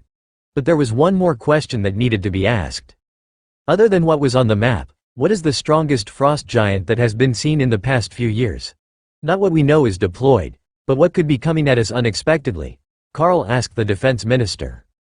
There are royal rank frost giants, nearly 30 of them within the nation, and 3 known monarchs, but their immortal king, as they call him, is a totem rank monster, 1 step above the overlord rank. He has been alive for hundreds of years, and we are unsure of his combat power these days, but there is a theory that they organized this alliance with the other giants to eliminate the threat of the humans before the immortal king succumbed to old age. The leaders of the other giant nations are similarly impressive, though the stone giants are taking the majority of our strongest warriors, as they have dozens of overlords in their ranks, and their average warriors can grow to royal rank in later adulthood. Carl nodded and made notes as Defense Minister Orleans outlined the issues. Now it made sense that there weren't any overlords on this front. They had all been deployed to keep the stone giants and hill giants at bay. The frost giants were more numerous, but not as domineering at their peak strength. The other 2 teams looked a bit relieved at the news that there weren't many frost giants above commander rank, but Carl had already seen the deployment numbers, and no matter where they went, it was not going to be an easy battle. What are the chances that they are going to stand down after a prolonged stalemate? Should we be aiming to push them back, or just to limit casualties on our side? Jody asked, distracting the minister from his explanation about the difference between giant nations. Limited losses are the aim right now. If they make a full offensive against the artillery lines, that might change. The artillery is powerful enough for the awakened giants, and will have some effect against the ascended beasts as well. But if they make a full push, none of our conventional weapons will be able to hold against them, and it will be up to the brothers of the church and their blessings to allow our line infantry to fight back. He was obviously trying to push them to do as much as they could to keep the giants from attacking, as the casualties involved in regular infantry fighting giants were guaranteed to be catastrophic. That was just basic history, and for millennia, that was how the less magical nations of humans had survived. During those times, even when the average family had 10 children, the nation had barely managed to increase its population after casualties in the wars against the monster tribes. In the last 10 years, they had made huge strides in the stability of the nation, and it was honestly surprising that the giants had waited this long to start to team up to eliminate the humans' power base. The rest of Carl's team came in with a rather unassuming-looking girl in an ascended rank school uniform. He had thought that they were going for a berserker, but if she was their choice, Carl would work with it. The most important thing was that everyone got along, and she didn't look like she intended to cause any friction among the team members like some flirtatious male warrior might. Carl, this is Bear, an ascended ranked berserker from the senior classes. Lotus introduced their new member. Bear? Carl asked. I am a bear totem berserker. I transform when I use the enrage skill, and the nickname kind of stuck. My name is Ophelia. Good to meet you, Ophelia. Now that our team is ready, we can head to the supply room and start packing. I have arranged our deployment point already, and the government sorts will inform us when our ride is ready. Carl explained. He led them out of the room, along with Dave, Jill, Alice and Daniel. The 4 agents from the Bureau who had been looking after Carl and Dana were rightly concerned to be seeing them going to war so early into their training. But they were also going out to make sure that other promising talents had a bit of extra protection when they were in the worst spots. So, this would be the last they would be able to see each other for a little while, unless the situation near Carl changed. It looks like you've formed an enviable group. Take care of them while you're out, and we might see you soon. We're all being assigned to strike teams to rescue elites in trouble. That's one of the primary duties of the Bureau. It's difficult to have elites develop if they're dead. But you're in a good position, so as long as you don't get into the main lines of the Frost Giant army, you should be alright. Don't try to play hero, and I'm sure there was something else I wanted to say, Alice ranted. Daniel patted her on the back. They will be fine with Carl along. I have read all the reports, and I don't know many who have more skilled scouting abilities than him and Hawk. When it comes to avoiding ambushes, they're top-notch. He comforted his partner. Jill smiled at Dana while pulling her blonde hair back into a ponytail. Are you certain that life as a pop music idol sounds that bad? It's not too late to back out and find a replacement to go to the front lines, the mage joked. Dana nodded enthusiastically. Anything sounds better than that. As Daniel said, we will be fine. I just hope that Jody and Josh will be. They're taking student teams out, and it sounded like they weren't going to get to pick the good locations. They will be all right. They're going to be attached to military units, so they're not out alone. The lines are dangerous, but there is support. Most of us have been there before. That's how Rita got all but her last promotion. It's not as bad as the historical battles were. Alice assured them. A call from inside the meeting room drew the agents away, and Carl led the team to the supply room, then looked at their newest member. Does your transformation preclude wearing armor? He asked. The berserker shook her head, knocking some of her straight brown hair loose from its tie. Not if it's bonded. Sister Lotus said you would splurge and cover some bonded armor for me, and a new weapon. Carl smiled. Of course. We all need to be equipped to go to battle, and I will check on the others as well. What is your transformed shape like? Ophelia made a vague gesture upwards. I'm about 250 centimeters tall, standing on my back legs, half bear, half human. I can still hold things, but I've got claws on my hands, and a bear head. It's the rage that causes problems because I can forget who is an ally if they look too much like the enemy. That shouldn't be a problem while fighting frost giants, but we can put you on the far side of Thor if that makes you more comfortable. I don't think anyone has ever mistaken him for a frost giant. Carl laughed. There is another member? She asked. Carl turned to Lotus. Did you forget to give her details? The nature priestess just shrugged. We got the important parts. Carl sighed as he turned back to the berserker. Thor is a lightning Sero, one of the 4 beasts I am partnered with. He's full-grown, bright green, and provides everyone a lightning barrier that refreshes stamina, as well as providing basic healing. Then we have Hawk, our scout, who is a form of Dragonhawk, and Ray the bloodbath spider, who usually fights with 2 spider golems made of vines at her side. She nodded along, then counted on her fingers. You said 4, that is 3. Carl called Remy out into his hand. The little blue and gold snake looked up at Bear, then activated minor water control to make herself a pair of arms to wave hello. Oh my goddess, she is adorable. But I can see why you don't count her as a combat pet. Why did you pick a common grade water snake? She asked. Remy is a Naga spirit snake. When she grows up, she has a high chance to evolve into a Naga. But she is an ascended rank shaman already. Her skills are limited due to her age, but she isn't entirely incapable. In fact, as she can cast Blizzard, she might even help us blend in with our surroundings on this mission. Carl explained as they reached their destination. Commander, what brings you back so soon? The supply room manager asked when the group entered the room. We're heading out on a mission, and one of our team members needs gear. Possibly 2, if Sister Lotus has been worried about everyone but herself. Carl replied. We've got just what you need. Just give me a moment to pull up the inventory. The screen changed a few seconds later, and there was an assortment of plate armor displayed. This should all bond to the user, as Miss Ophelia will need. Now, were you fronting the credits, or did she need to take a battle credit loan? The staff member asked. I will be purchasing her new armor and a weapon to match. There are also a few items we will need for our packs, which Lotus will inform you of later.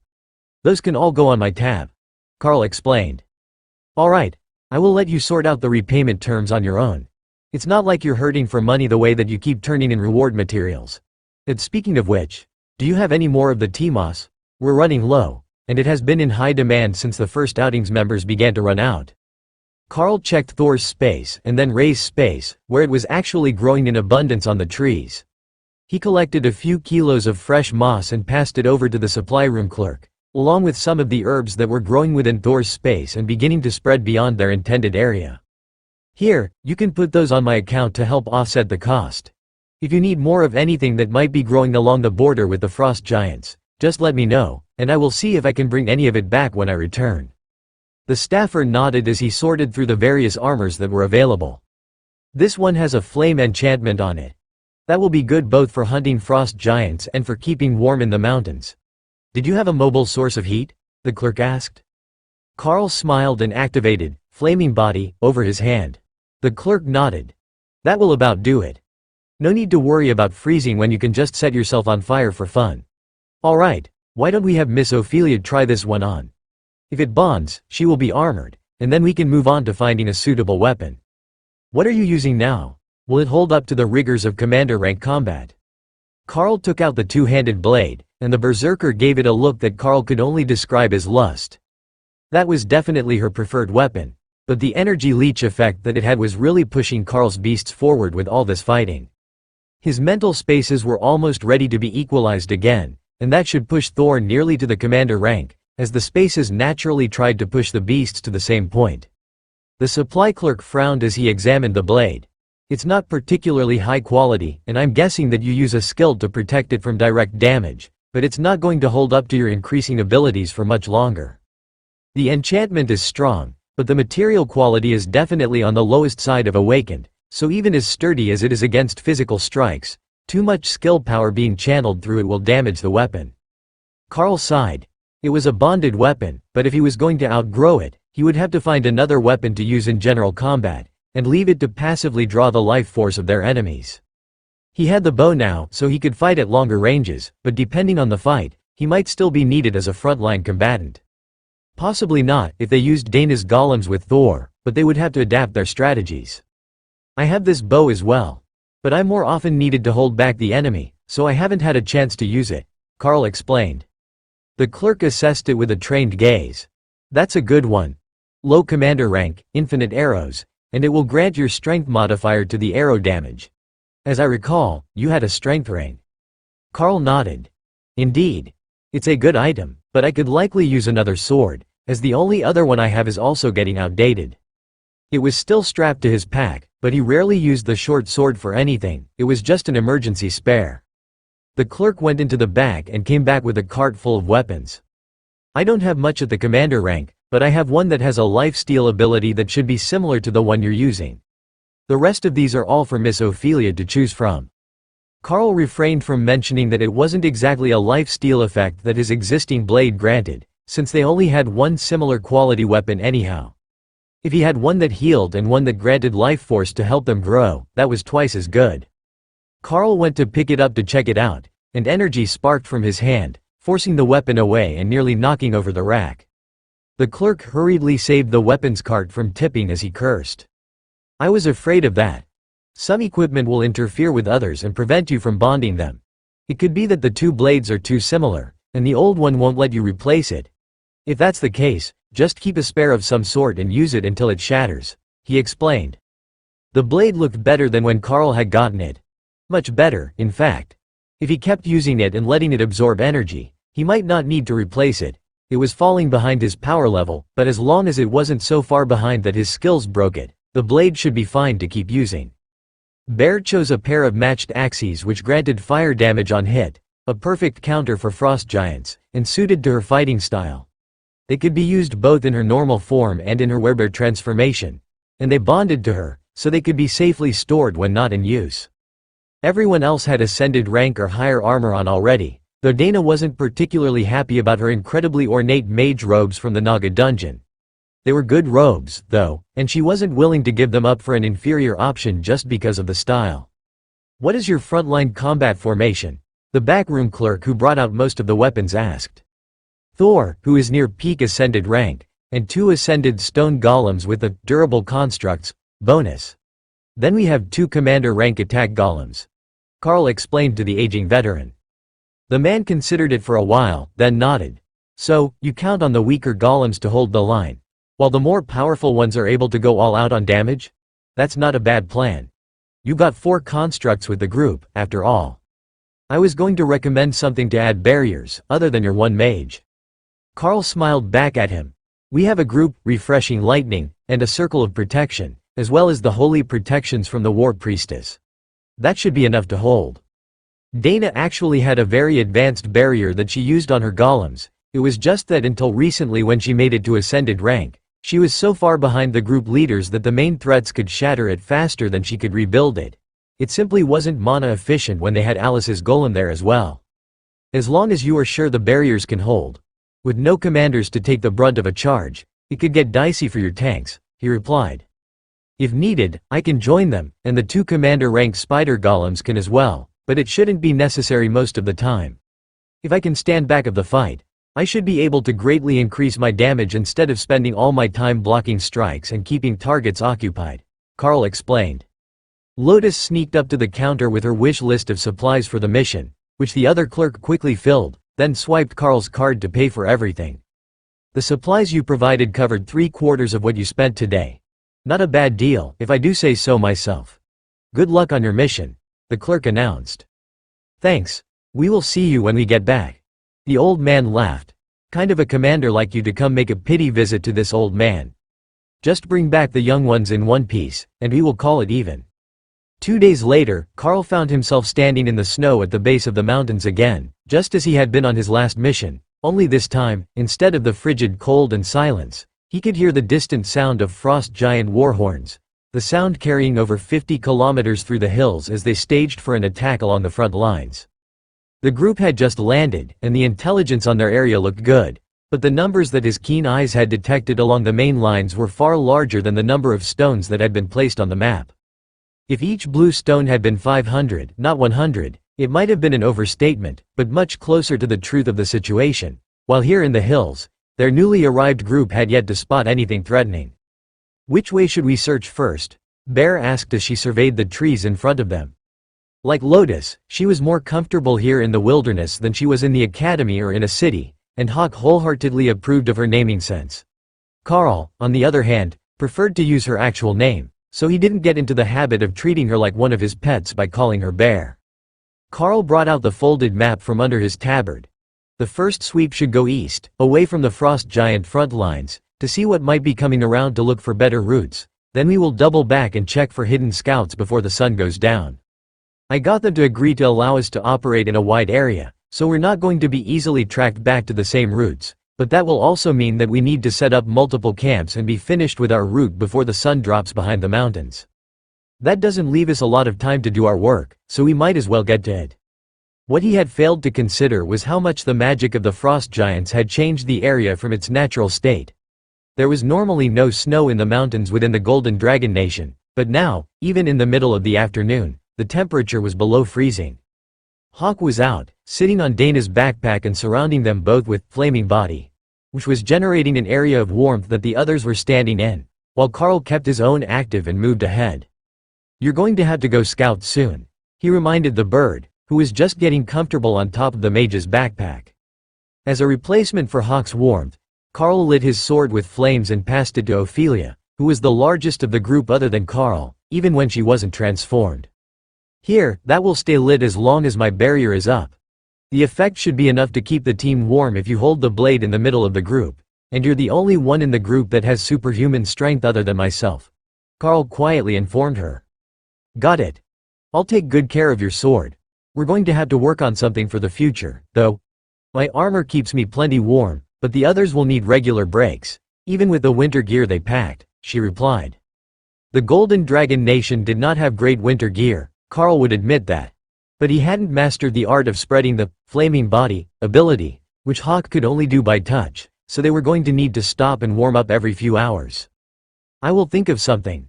If there are caves nearby, perhaps we can set up in one of them to make it easier to sleep at night, Carl agreed.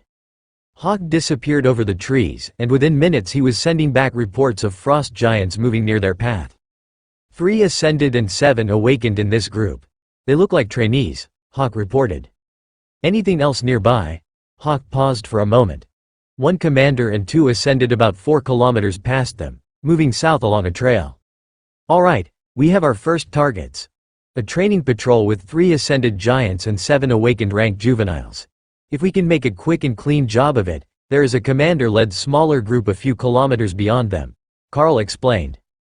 Thor and the golems were all being held in reserve, only to be brought out to fight so that the group could move silently through the woods. Carl had gained the skill, silent movement, which allowed him to lead from well in front of the group without alerting the frost giants, whose sense of smell was no better than a human's, but the sound of a sarrow or a stone golem in the woods would give them away far too early. Carl paused and motioned for the group to come forward when the patrol came in sight. Ray will move up on the left flank with her golems, Ophelia, prepared to rage and charge with Thor and Dana's golems toward the pack, Sisters, you are with Dana. Just get close enough to keep them in healing range. I will circle right and keep them from running when they realize they're in trouble, Carl whispered. He didn't have much training with a bow, but this one didn't need it. Once you activated it and drew the magical string, it gave you a mental impression of where the arrow would strike. Carl silently raced through the trees, getting in position as Tessa rode Thor into battle, with Ophelia in her half-bear form running alongside them. The golems were still a bit slow, and would arrive a second or two later, but that gave Carl time to prepare for his first ever combat shot with the crystalline bow.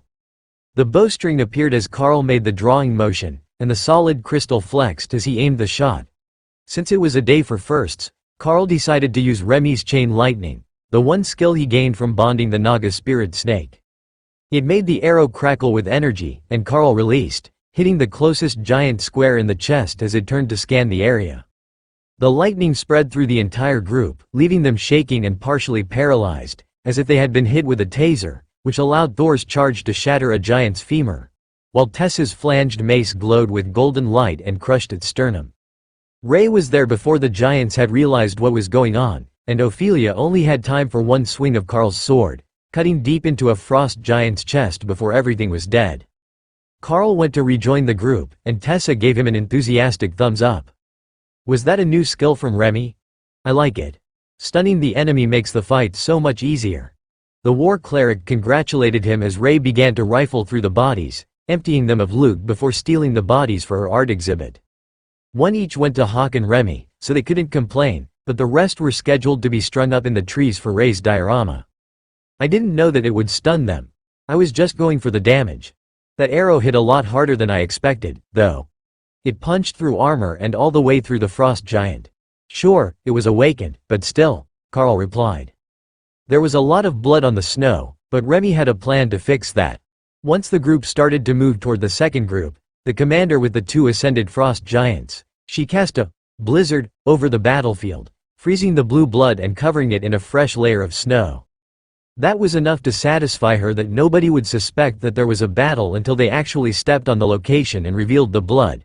She wasn't a cleanup specialist, but hiding her kills from sight was just good practice in her mind.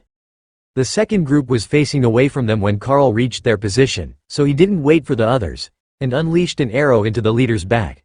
The chain lightning spread, slowing the others, but the commander shrugged it off. It bellowed in rage and turned just in time to catch an arrow to the chest, which caused a fountain of blood before the third arrow struck home only a few centimeters from the second. By now, the other two were twitching on the ground, and the spider golems raced in to finish the job. Make it quick and hide your tracks, that shout brought more patrols this way. Hawk warned as Ray borrowed the bodies and Carl picked up what couldn't be brought into her space. Remy, work your magic on the battlefield. Ophelia, these are for you. Vambraces of giant strength. I've got 2 strength type items already, so these are all yours. You will make good use of them in combat. Carl whispered as he motioned for the group to retreat from the forming blizzard. Hawk led them away for a few minutes, then directed them to turn left to hit another of the weaker patrols. The stronger groups had gone toward the shout, while the weaker one had carried on their mission. Hit and run was the name of the game that day, and Carl was intending to do as much damage, and make as many groups go missing as possible. The second awakened group went down even more smoothly than the first had, as Carl got used to his bow, and the others got used to working together without Prince Corbin or Alice around. Being without the spell blades and their rapid movements and magic changed the way the group had gotten used to fighting, as did having Carl in the distance instead of right up close. Interestingly, while Ophelia couldn't store the blade the way that Carl did, it had no resistance to her using it in combat, and it happily transferred Carl the energy from the monsters that died near it. That was far better than he had expected, and with Carl's newfound ability to stun or slow the frost giants, the use of a single large weapon wasn't a hindrance to the survivability of the berserker. Remy had refused to come out and see things with her own eyes. She was a monster, but a cold-blooded one, and she would have to burn mana to keep from freezing. She could extend her powers out just enough to cast Blizzard when needed, and that was enough for her as she hid in the tropical heat of her swamp. Thinking about that made Carl realize that the others were getting cold, so he instructed Hawk to find them somewhere to hide and reheat. Go north. There is a small cave in the mountains there. It looks dry and unoccupied, Hawk instructed. Follow me. There is a cave ahead, and we will rest for a while and warm up before we head out again. This cold is unnatural, and I don't want anyone getting frostbite," Carl instructed. Hawk settled into a tree outside as they hid in the cave behind one of Dana's barriers. It didn't have the illusion factor that Prince Corbin's did, but there had been vines partially obscuring the cave entrance, and the barrier would keep any nearby monsters from smelling them inside. Carl turned up the heat from the sword to warm the small cave, and took out his map to note the battles that they had been in. The instructions were to make reports no more than once a day, and only right before you moved on from a location, in case the frost giants had found a way to track communications. They weren't known to have any such technology, or really any technology at all, but if they had gotten their hands on one of the military radiophones, they might be able to decrypt all the nearby messages or even track the source of the signal. That could be disastrous for the teams who were operating in the field, so the standard procedure was to send the message then move on, leaving the area where they might be able to track the team to. Of course, this didn't matter to the main lines, as they weren't hiding from anyone, but for Carl's team, anonymity was their friend. Even just being able to collect the bodies of the fallen frost giants and have Remy coat the area with new snow would make it incredibly difficult for the enemy to track their movements. They would know that their teams were missing when they didn't sound the horns at the next random interval, but they wouldn't easily stumble across them either. "Hawk, what else do we have in the area?" Carl asked once the group was beginning to get warm again. "Nothing close. You've only got an hour and a half until it is dark, and the closest group is over 6 kilometers from you now." "All right, you can come into your space to rest, or stay in the tree, whichever you prefer. We will stay here the night, and then go hunting again in the morning." Carl agreed. "Short day everyone. There is nothing close enough to hunt before dark, so Hawk recommends that we stay here. We will head out in the morning and get back to work," Carl explained. They had 2 communication devices on this trip: the emergency phone, and the standard open-channel radio. The first was safely stored in his pack, but the second was tucked into Carl's armor, with the earbud in one of his ears. That way it wasn't loud enough for anyone else, or any nearby enemies, to hear, but he could keep up to date on what was going on around them. The battle lines were active, but there were no major changes that day, just a few skirmishes. What he was waiting for was a report of an enemy troop drawdown, or a redeployment, which would likely mean more enemies coming through their patrol area. As long as the frost giants were busy on the main battle lines, he would only have to deal with scouts here. But there was a second part to their mission, and it was to try to determine how they were spreading the frozen area out of their nation and into the Golden Dragon Nation. The hope was that it was some sort of device that could be destroyed, forcing the weather back to normal and putting the frost giants at a disadvantage. There wasn't any sign of that within the patrols, and they were deployed well within the frozen area, so if it was something that happened near the edge of the advance, it would be beyond their reach.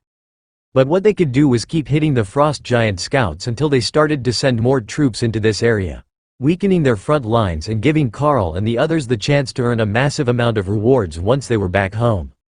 Dreaming of being able to advance beyond commander in one deployment was insane, but that didn't mean that they couldn't gain anything. For one, there was the credit for the kills that they could trade for resources, and the other was the Skill Master upgrade that Carl had chosen during the dungeon hunt. Skill Master Rank 2, usable only by those with the Skill Master ability, allows learned skills to improve to 1 rank above the bonded partner's current rank with practice. That was his goal on this mission. The beasts were going to be using their skills nearly constantly, and finding new ways to expand their combat skills. That meant abundant practice opportunities, and the chance that one of the commander rank skills might actually improve in power by a rank. If Ray's golems improved, they would have something akin to low royal rank combat power, without having to wait for Ray herself to improve. Then, when she did improve, the skill should improve along with her, and she would become even more deadly. Or perhaps it would be Thor's refreshing lightning, or Hawk's flame body, that advanced first, as both were in constant use. The condition of practice wasn't all that clear, so it could mean just keeping it active, not actively trying to improve it. Though Thor had proven that he was improving it, when he learned to expand his skill to everyone, and step into his desired role as the team's healer. Tessa laid the sword flat on the floor of the cave and gestured for Carl to turn up the heat. It was already reasonably warm inside, but she didn't want to waste their precious fuel canisters, and there was no wood in here to create a cooking fire from. "Alright, I'm not going to do anything that will mess up the dinner schedule. We've got a long night before we have to move again, but while you cook, we should come up with a better plan for dealing with these groups." I am thinking that we have Hawk scout a larger area tomorrow during the early morning hours, and then he can inform us of their general movement patterns, and where they are likely to be so that we're not wasting time looking for them. We will be able to go out, hunt, and then return somewhere warm to rest before we go out again, Carl suggested. Lotus nodded. That's not a bad idea. We could also have Ray set up a spot in advance if we knew that we were going to be circling back to it later. It would allow us to go straight inside without waiting around. I'm not sure the forts will be the best option, though. The cold is getting insane out there, and spending the overnight in a cloth fort, even with the blade for heat, might not be the most comfortable thing ever. If we can keep returning to caves that we can properly heat, that might be best. But like a heated tent, it is possible to keep the forts warm. Ray thought about that for a while. If I double the layers used to make the fort, we can keep the wind out, and the floor will stay warm under everyone's bodies. That will keep the wind down, and the blade will keep the inside warm. Ray says she can make a fort that will be warm enough. Once Hawk scouts in the morning, we will start making plans for where we will rest tomorrow. I think that switching between caves and forts hidden high in the trees would be a smart move, so the frost giants don't have as easy of a time guessing where we might be hiding. A few more days of eliminating their patrols, and they are going to start trying to do something about it.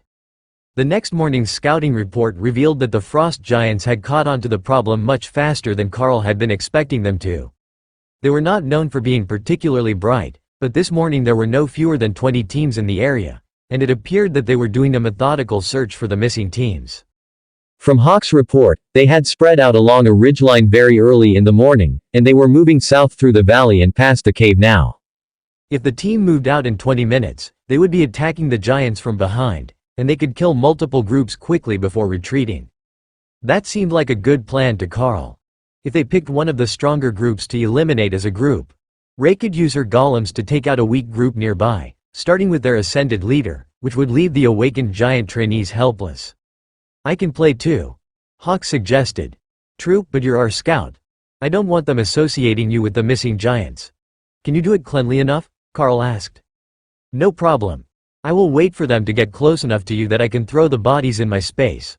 We're going to need to do something about all the excess frost giants, before they start getting in the way, Hawk reminded him. Oh, don't worry about that. I have just the plan to get rid of them, which will ensure the giants are in chaos when the main line decides to advance.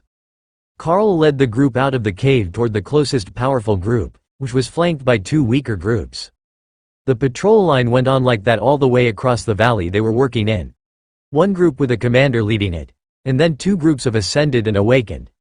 That should realistically give the commander and his smaller group time to react to any attacks on the weaker groups, but with Carl's divide and conquer strategy, it was about to become a feeding program for the beasts. Remy was already overjoyed by the amount of commander rank food that she could gorge herself with as she waited for her body to grow up to fighting size, where she could crush and swallow her prey whole. That was an odd bit of logic for a venomous snake, but that was how she preferred to eat, even after biting them. Biting was actually a last resort for the spirit snake, as she insisted that it made the food taste funny, but if she was threatened and her magic wasn't doing enough, she had no problem getting physical. But for the most part, she didn't come out of her hiding space, and just poked her head out to cast Blizzard after fights. Remy, how long can your Blizzard spell last? Carl asked. About 5 minutes if I needed to, then I will cast it again, she replied. In that case, cast it at the start of the fight, and just let it continue as we move away. Keep it centered on the group, and it will hide both the fight and our footprints, so the other groups can't find us as easily. Got it, boss. The next group was just coming into sight when Carl caught a change in Ray's thoughts. Tremble before the coming darkness, she was laughing at her hapless targets. Ray found her group. Let's get to work. Remy, you're up. Keep us hidden, Carl instructed. He charged forward with Thor, and the roar of the frost giants who were being damaged by a snowstorm out of nowhere echoed through the valley. That might not have been his best call, but they were already damaged when he made it to combat, and Dana's twin golems had no problem holding off the two ascended frost giants while Carl fired arrows into the commander's chest and Thor prevented it from going after any of the other group members. Ophelia had no problem assisting the golems with one of the frost giants, and even Tessa had dismounted and come forward into melee range, attacking with her mace while Dana cast magic missiles, and Carl's chain lightning slowed the giants. Carl felt two groups of giants reach his space, one from Hawk and one from Ray. That was their signal to move. And Carl quickly stripped the giants of anything of value and threw the corpses into Remy's mostly empty swamp. Tessa identified the items left on the ground, and stuffed the magical ones into a pair of pouches that she slung over Thor's back. "We can sort them later. Where are we off to now?" she asked. "There should be another 3 groups like those on their way here. Remy is keeping the blizzard active to hide our movement, and Hawk is scouting their locations as they approach," Carl explained. The groups had moved into the same formation as the ones they had attacked, weaker groups on the flanks with the stronger one in the middle as they searched for the attackers. "Same pattern as last time. Tessa, did you want to ride Thor into combat?" Carl asked. "Sounds great. I will start with the commander, and Dana can focus her attacks on one ascended, while Bear gets the other," Tessa agreed. Ophelia made a pleased grunt at the plan, still caught in the berserker rage, and still transformed into her half-bear form. As she fought, small wooden totems would appear on the ground around her. Carl wasn't certain if they were buffs, or some sort of skill, but they vanished after 10 seconds or so and didn't seem to affect anyone but her. Remy came out of her hiding spot to climb into Carl's armor, leaving only her head exposed. That was warm enough that she could comfortably fight, and secure enough she wouldn't fall down and into the snow. Now they had an extra, chain lightning, at ascended rank to go with the commander rank version on Carl's arrows. With the blizzard damage being so negligible to creatures with cold damage resistance, the giants had barely begun to understand that they were in serious trouble before they were paralyzed and cut down. 2 more batches of bodies entered the space, and Carl sent Hawk scouting down the line, getting a location for any other groups that might have been alerted to the battles. "They're all still moving forward. Should I bring some this way, or do we ambush them the same way again?" Ray asked as Hawk reported the location of the groups. "Same pattern. Wait for us to get in position," Carl instructed. "But you're so slow. Why don't you just chase after me, and I will take out all the weak ones to throw in your space, then we can come back to the group for the commanders," Ray suggested. "Because we can't leave the rest of the group unprotected. There's a reason for this group size and composition," Carl reminded her. "If I could just access the space from more than 100 meters, this would be way easier," Ray complained, eager to keep hunting. "Work with what you've got. We will clean up all along the line today if we can, and then retreat somewhere warm," Carl instructed. That was all the motivation that Ray and Hawk needed to go off mission and start hunting the weaker groups on their own. Before Carl had even reached the first commander, they had cleared the weaker groups and had started on the next pair, racing through the snow-covered trees to avoid detection and then brutally ambushing their hapless prey. Remy was stuck on cleanup duty, spreading her blizzard as wide as possible, while collecting the bodies, which Carl was doing his best to run past as the group chased the rampaging pair of beasts. "Why are they in such a hurry?" Ophelia asked as they reached their 5th group of the day, who were standing back to back, already paranoid and on alert after all the shouting from the other groups under attack on both sides of them. "I may have promised them that once the line was clear, we could go somewhere warm for the night," Carl laughed. "Well, that sounds good to me, but the casters will not be able to keep this pace up forever. Even if they're riding on Thor most of the time, that much magic will wear them out mentally." Carl nodded. "We're almost done. I will call the 2 hooligans back once we clear this group, and then we can hide the battles in the snow and look for a good spot to spend the night." By the time that they had finished clearing the last battlefield, the bags on the side of Thor were overflowing with loot, and he looked more like a pack mule than a combat pet. They had simply killed so many frost giants today that they couldn't resist grabbing anything remotely magical looking, with the plan to identify and sort it later. The frost giant scouts should have been sent into battle with decent gear, and that gear would be very close to what the group needed to fight them. It wouldn't be the fire element attack gear they wanted, but if even a few of the armor pieces could be bonded, and assuming there were some giant strength-type enchantments, they could make massive gains. Hawk sent them an update on his scouting mission. To the south, 4 kilometers, there is a large cave. That will be perfect for the night. That would also put them in front of where the patrol lines had been slaughtered, so it would be unlikely that the next day's reinforcements would start there in the search for the humans killing off their scouts. As they were making their way to the cave, Carl began to hear disturbing news on the radio. The frost giants were redeploying, and sending a huge number of troops into this valley. It looked like their efforts had gone overboard, and now the enemy thought that there was a major military force here. Of course, as they were sending a large force to the valley, the Golden Dragon Nation was also sending an entire artillery regiment to the other end of the valley, to ensure that the frost giants didn't advance past the lines. That put their hiding spot in the middle of no man's land in what was likely to become an artillery bombardment the next day. It looks like we might need to be cold for a few more hours. Keep heading south until Hawk finds you a new hiding spot along the southern end of the valley. The army is redeploying artillery here, and I don't want to get caught in the middle of a bombardment, Carl explained once he had a full grasp of the situation. You make it sound like you won't be leading, Lotus noted. For the next hour or so, I won't be. I will follow Hawk's guidance back to you, and you've got Ray and Thor for extra protection. I've got Remy with me to hide my movement. I'm going to put out a distraction to slow the frost giants' advance, Carl explained. Alright, see you soon. None of us can run fast enough to keep up with you anyhow, Tessa joked.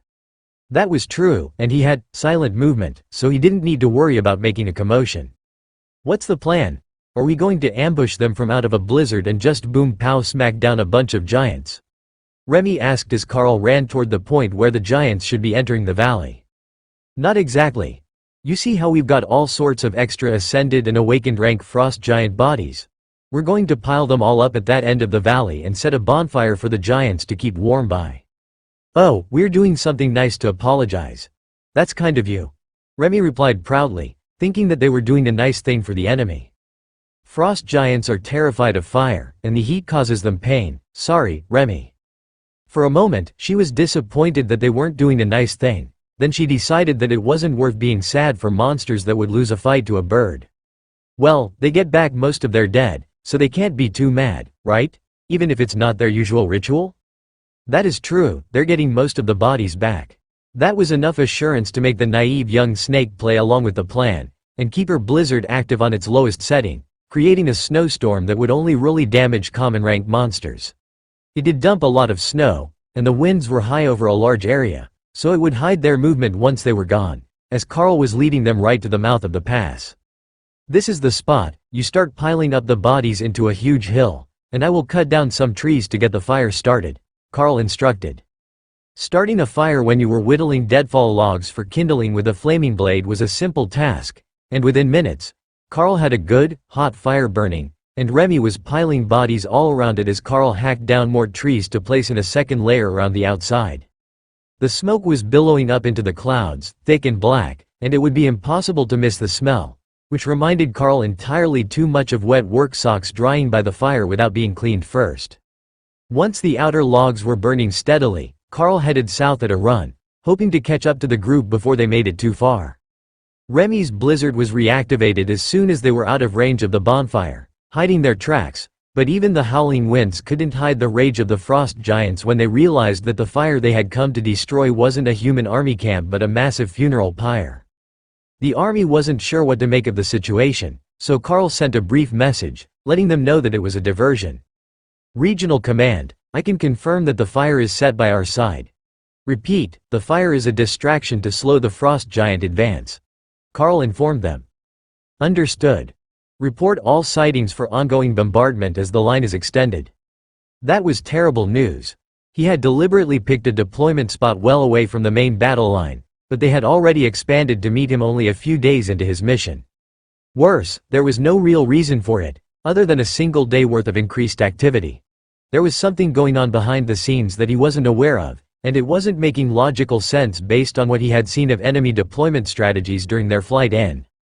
If they were going to bombard the area, he couldn't scout it. But the mountain ranges further from the line were too inhospitable for either humans or frost giants to traverse in large numbers. The best bet was for Carl to take his team behind the enemy lines, where he would still be within his appointed zone, and they could attack frost giant supply caravans. Hawk would like that. They farmed monstrous boars and giant goats. Hawk, where are you leading the team? Carl asked as they began to turn toward the human military unit. There are soldiers everywhere. Unless we're going to take a cave near their camp without talking to them? Tessa thinks we should say hello before we move on, Hawk replied. Alright, I will catch up to you before you reach them. Carl had Remy stop the blizzard when they got close enough to see Hawk above the trees, and then caught up to the group just before they reached the outer patrols of the incoming military camp. Once the beasts, except for Thor, who still had a pair of massive packs full of magical items, were all safely back in their spaces, he led them out into the open, where soldiers were surrounding the camp, all carrying swords glowing with the holy light of a cleric's blessing. So, not elites, but regular infantry, relying on holy magic to be able to injure anything that came their way. That could make it difficult to get back out of the camp, as they weren't going to want to lose the protection of a commander-ranked elite in his team, especially just for Carl and the others to go scouting in another region. Identification. The patrol guard requested, with a hint of reverent respect in his tone. Commander Carl, 95,988. Deployed to the region with my team to control scout movements away from the main lines, Carl replied. And how did that go? The patrol leader asked. We're up by about 70 frost giants for the day. Lotus cut in with a smile on her face. The man froze as if she had slapped him. Did you say there were 70 frost giants in the zone today alone? I will need you to report to the battalion commander ASAP.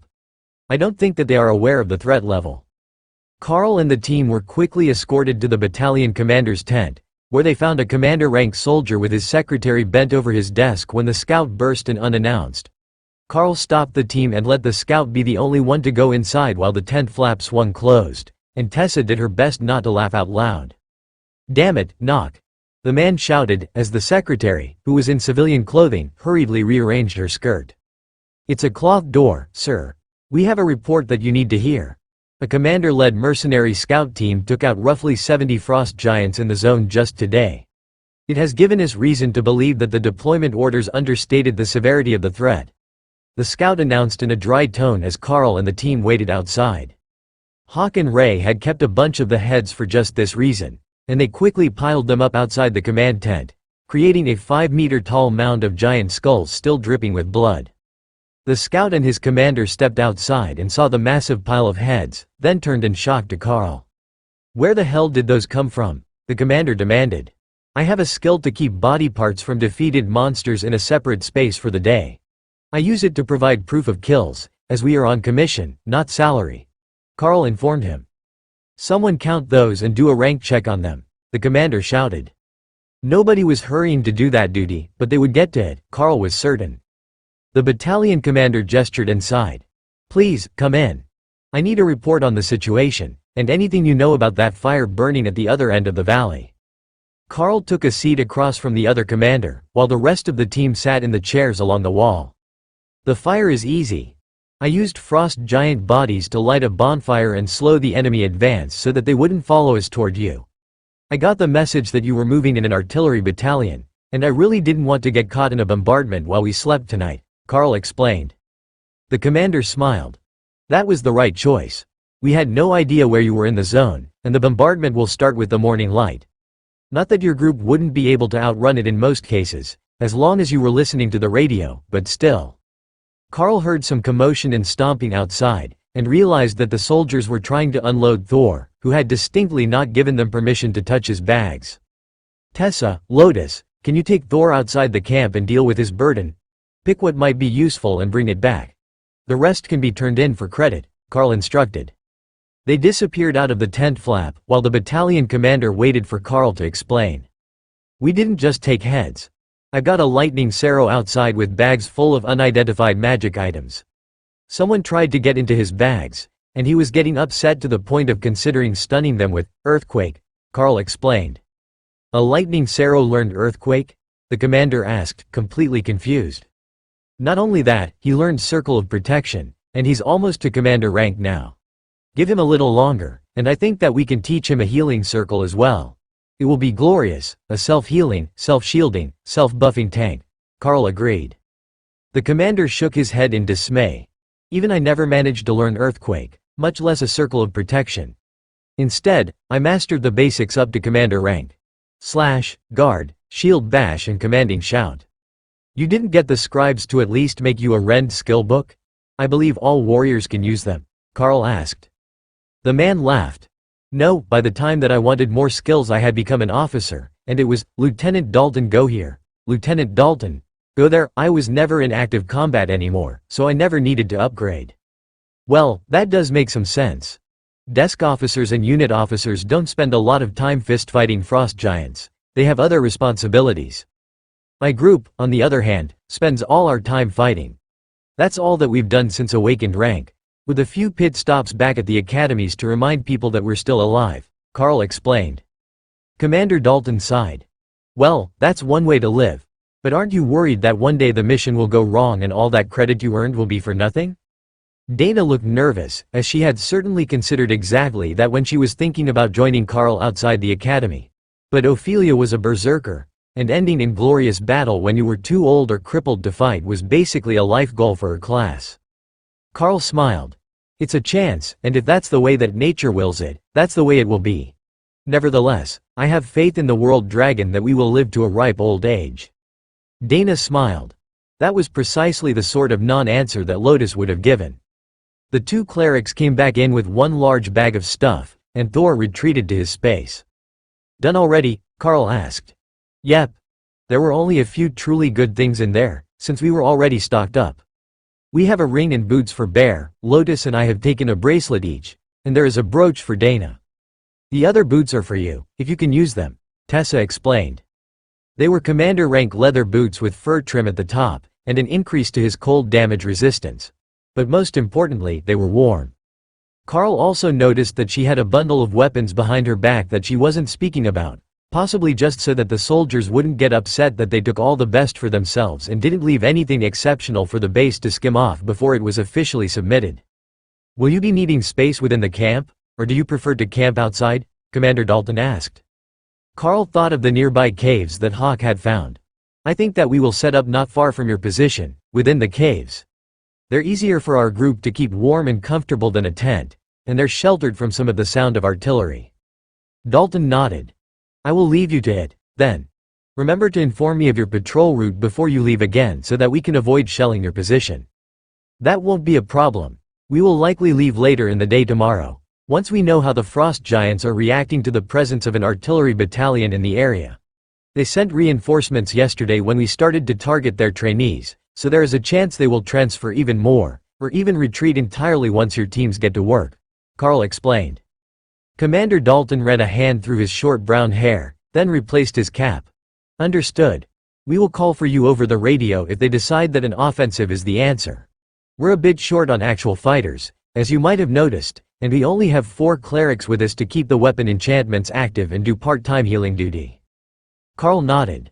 All right, if we're still around, we will see what we can do. We're not a front line, stand and fight head-on sort of team. It's better to just let us work from the shadows. We can go through quite a few frost giants that way without them finding us. Dalton smiled and gestured to the door. Good luck, we have space if you can't find somewhere comfortable. Carl led the group out of the command tent. It wouldn't be a problem to find a spot. Hawk had already scouted them. They were just too close to the military camp for them to arrive at undetected.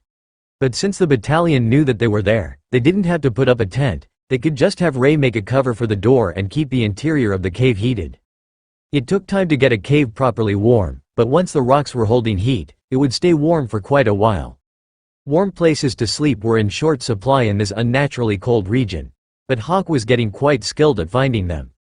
The cave that Hawk had found today turned out to be fairly deep, and ran nearly 10 meters into the cliff face, where running water had cut away the limestone over the years. That would work out well for them. It was protected from the elements, but there was still plenty of ventilation, and an easily defensible single entrance. With Carl, Hawk, and the sword all adding heat to the cave, it warmed up quickly, and they were able to comfortably hang the hammocks using Ray's web to attach them to the walls. There would be no sleeping on the cold floor for his group, and they could get away with a minimal watch, as there were artillery battalion patrols 10 meters outside their door. As they finished dinner, Carl noticed that the patrols were lingering outside the entrance to the cave, which was located about a meter above ground level, and 4 meters above the cavern that they were in. The stone walls of the cavern were already warm, not frozen by the suddenly frigid air outside, but with the flames they were using for heat, Carl suspected that the guards were lingering where the warm air was venting before moving on with their patrols. It had to be torture to keep walking by while the group was roasting meat and cooking up a stew, but the majority of the scent would go up the air vent in the chamber and be filtered through the trees instead of flowing out the main entrance to torture the patrols. Ray took the entire night watch, ostensibly because she was sleeping most of the afternoon after they arrived at the base. In reality, it was mostly because she enjoyed watching everyone gently sway in her web hammocks. The hammocks were comfortable, and with the flaming blade set against one wall, the room was luxuriously warm all night until Ray fell asleep as Lotus started breakfast to the accompaniment of the sound of artillery fire. As promised, they had started the bombardment of the frost giants promptly at dawn, so Carl turned up his radio to listen to the morning broadcasts.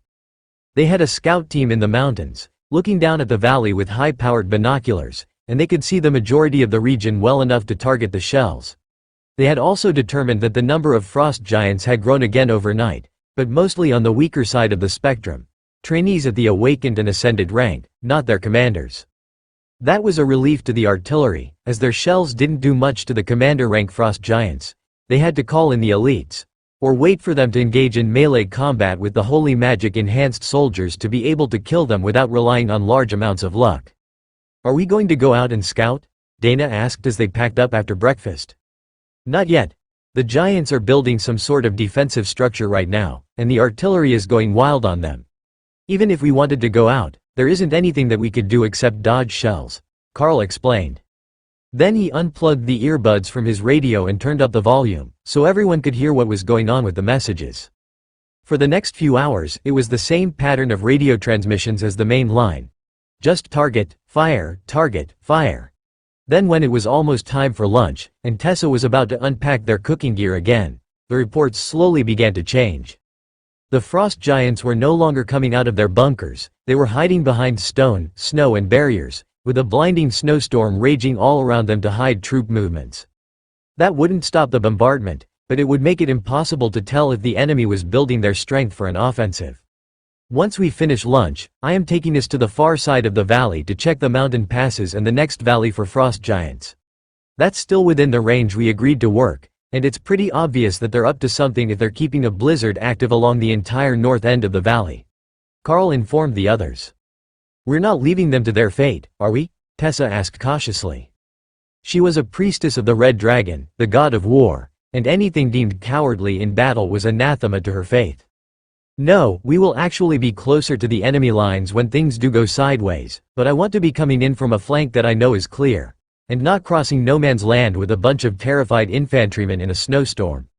With lunch finished and their gear packed, Carl headed to the camp after stuffing bits of moss in his ears as earplugs against the noise of the artillery. He stopped at the supply tent and got a notepad and pen so he didn't have to remove his own from his pack, then wrote a mission description for the battalion commander to read. There was no way they were going to be able to have a discussion here beside the artillery, so Carl just handed him the letter with the crude map on it and patted him on the shoulder to say good luck. Dalton nodded and waved him away, letting Carl rejoin his team and head into the hills. The reports were that the snowstorm was spreading, coming in from the frost giant side of the border. However, with all the strange atmospheric anomalies, and the ice magic of the giants, nobody knew if it was a natural storm or a massive artificial one. "What do you think, Hawk?" Carl asked as the bird floated high in the sky, barely a black speck in their vision. "It's a natural storm, the wind is carrying the clouds this way, and I can feel the cold moisture already. But that doesn't mean there's nothing in it. I keep seeing shadows, but they're too far for me to tell what might be casting them.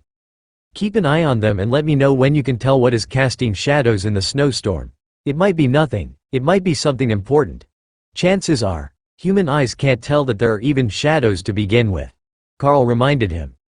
Their route quickly took them into the hills, and that was where their smooth progress ended. The paths were narrow and steep, winding along the side of cliffs, while a river gorge made up the bottom of the canyon. "Do you think that something might try to move down the river? I mean, they could freeze it over, right?" Dana asked, directing her question at Lotus, who would be more knowledgeable about the weather than anyone else here. "They probably can with their ice magic. But we can see the river from here, and this path would be a nightmare for frost giants to navigate, so it's better that we don't follow the river ourselves. I mean, we will because that's where the canyon goes, but not along the river itself," Lotus explained, with a gesture along the path. They walked at a careful pace, not wanting to lose anyone down the hill if the path under the snow was loose or icy, and by the time that it got dark, they still had an entire kilometer to go before they had made it up the valley's length. "All right, there is a path between the mountains ahead, according to Hawk, which will lead us back into the other valley close to the frost giant lines.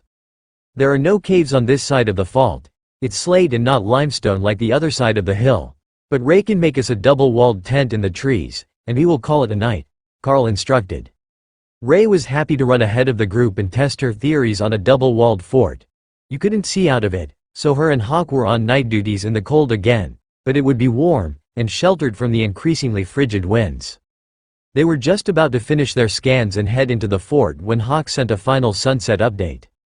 "I can see what's casting the shadows. It's frost giants in white suits, hundreds of them. They're hidden in the snow, but they can't hide their shadows." "Where are they headed?" Carl asked. "For our valley. The one that the artillery is making a mess of right now." An exceptionally loud mess, Carl noted, now that they were so close to the edge of the bombardment zone. "I will call it in. Battalion Command. This is Team 95,988. We have spotted reinforcements on the other side of the mountains, headed for your bombardment zone. 200 plus frost giants in snow camo outfits. Strength unknown," Carl broadcast. Received. It was probably better that Dalton let go of the mic button at that point. It would never do to curse that much over open airwaves. The sound of artillery shelling the area continued all night, and then just after dawn, the sound of frost giant war horns blared across the north end of the valley, interrupting breakfast and causing the radio communications to go crazy. Carl had left his earpiece out so that everyone could hear the radio during the night, in case the frost giants attacked early, but from the sound of the broadcasts, their reinforcements were just arriving.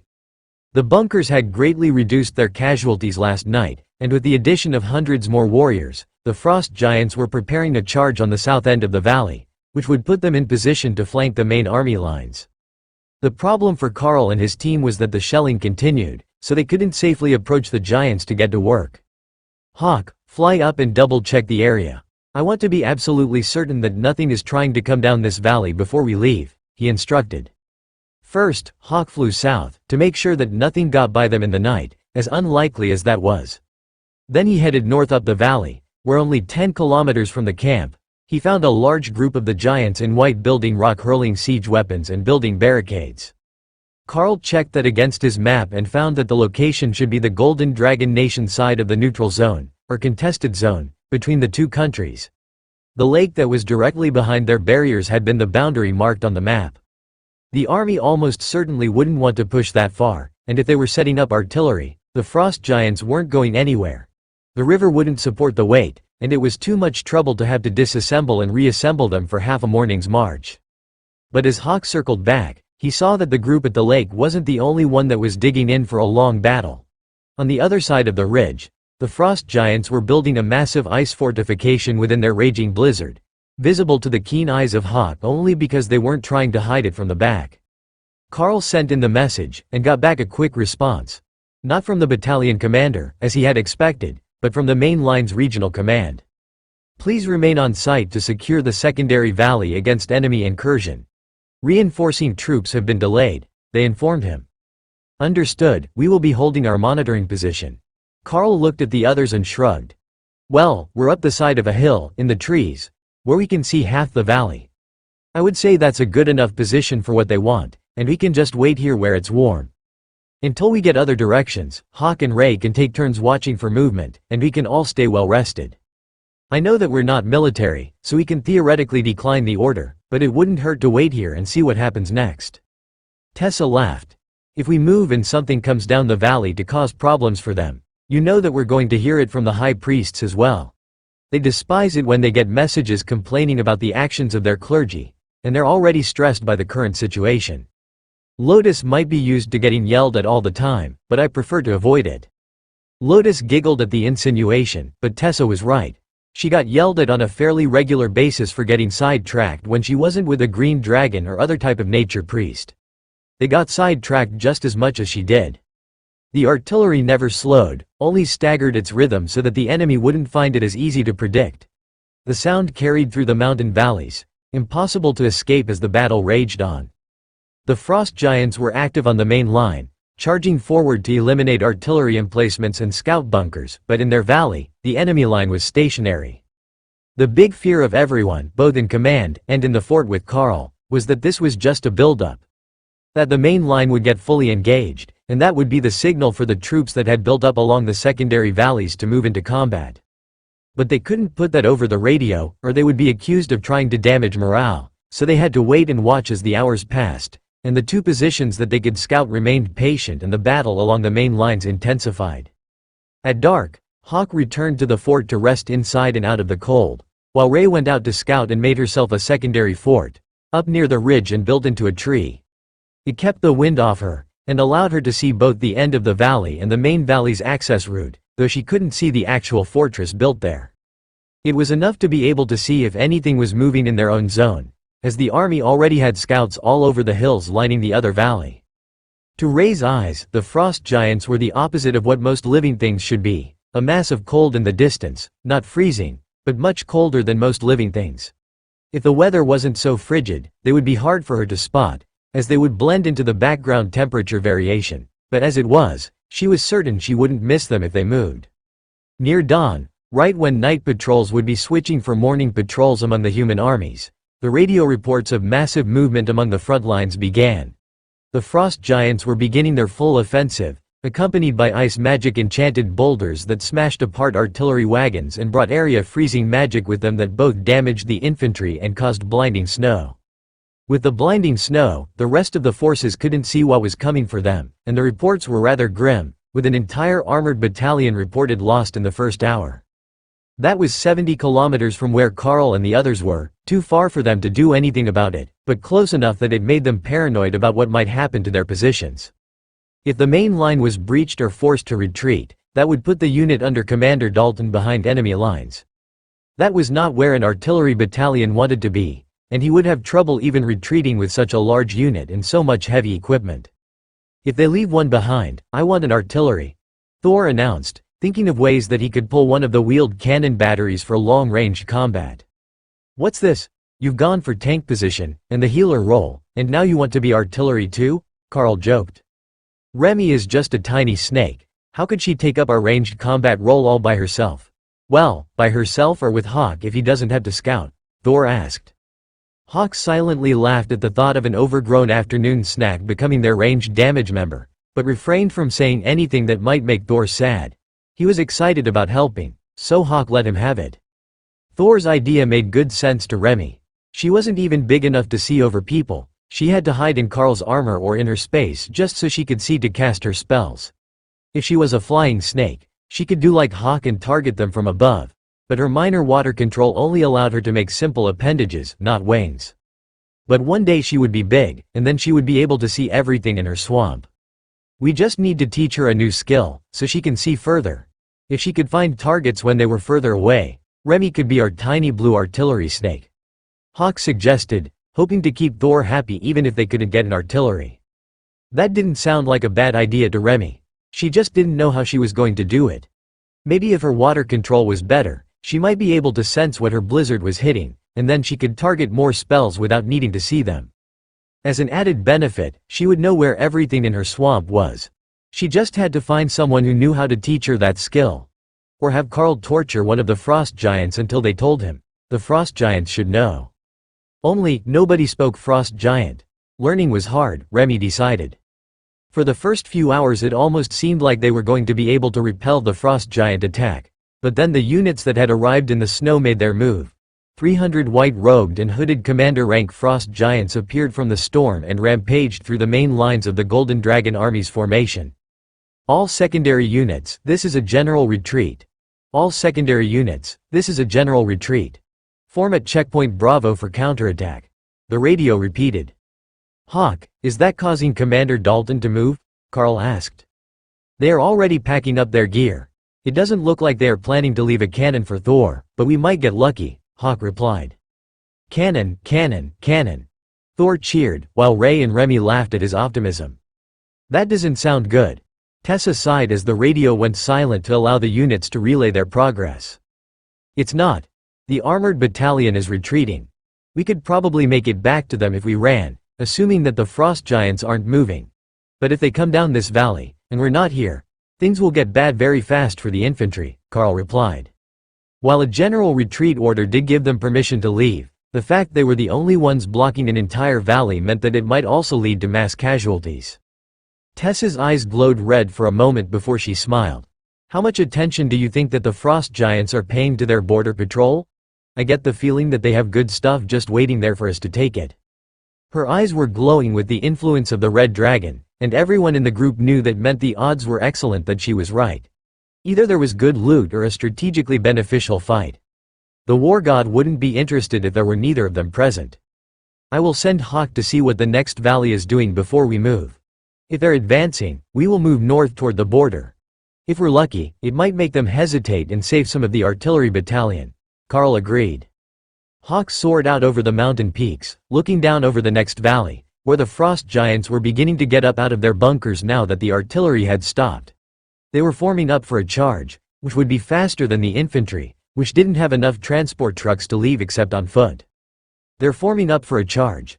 If we leave now, they should be about halfway down the valley when the alarm goes up that we're attacking the border defense teams," Carl informed the others. Dana gritted her teeth and nodded. "Let's do this. How bad is the battle at the border going to be?" Carl thought back to what Hawk had seen. "Bad, but nothing that we can't handle. Just keep your shields up so that the ranged team members don't eat a boulder to the face from the catapults." They all grabbed their packs and Carl led them down to the river. There was a bend just 50 meters from the frost giant lines, which would hide them from view until they were close enough to attack. That was when he would start the charge, and with a bit of luck, their shields would hold long enough.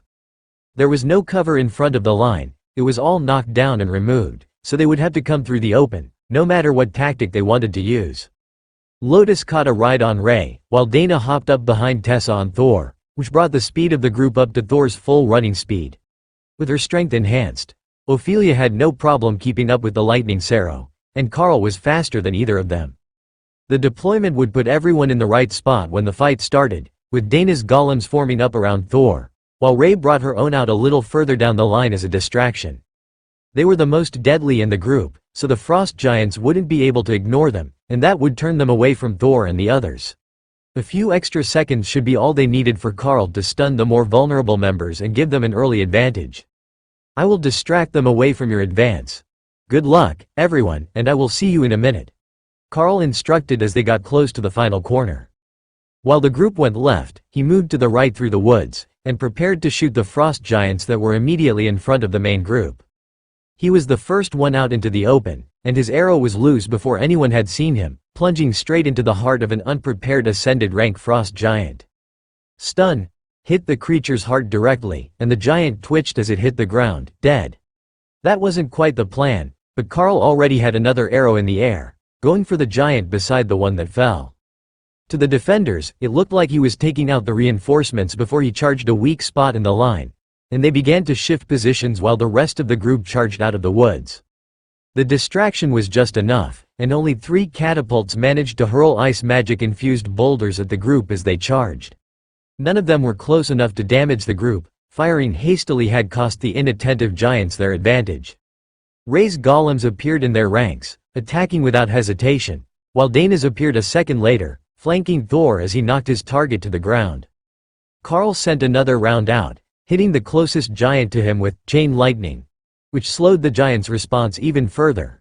Remy took that as her cue, and cast a blizzard over the far side of the defensive line, while using her own chain lightning on the closest giants. The ice element attack would do very little, if any, damage to the giants, but it would block their vision and stop them from using ranged attacks against the much smaller human attackers. The risk of hitting their own people while firing blind was too high. There was a whoop of victory, and Carl saw Ophelia in bear form hacking both arms off an ascended rank frost giant with her axes. Giant strength combined with the buffs of a bear totem berserker was a deadly combination, and the small wooden totems on the ground were pulsing with energy as she fought. Carl let loose another arrow, catching a frost giant in the throat. It fumbled at the arrow as the lightning arced between it and those nearby, but the next arrow went straight to its chest, ending its struggle and leaving the others nearby staggering in pain. A sweep of the bow itself cut an arc of rend through the air, slicing the front of the giants open and dropping the weaker ones. For a moment, Carl had a clearing around him, so he turned his arrows on the frost giant commander headed for Thor. The creature moved with surprising speed, catching the arrow. Then it howled in rage as chain lightning activated and Carl smirked in his direction. That was what Carl was after, drawing the leader to himself. Even with Ray around, the others would have enough trouble with the frost giants. They had far too many commanders in their ranks, and Ray wouldn't be able to take them all out fast enough for the clerics to keep everyone healed indefinitely. Hawk's fireballs were raining down from above, causing immense pain wherever they landed, but he had learned his lesson, and he was far above the battle, out of range of any ice spike type attacks that might knock him out of the battle. Carl started to retreat toward the remainder of the group, intending to give Thor some reprieve while he could. But it appeared that the Cerro didn't need it. The frost giants were having a hard time getting to the battle, with Thor casting constant earthquakes and Lotus using her water vortex staff to create spinning water funnels that pulled them off their feet and knocked them to the ground.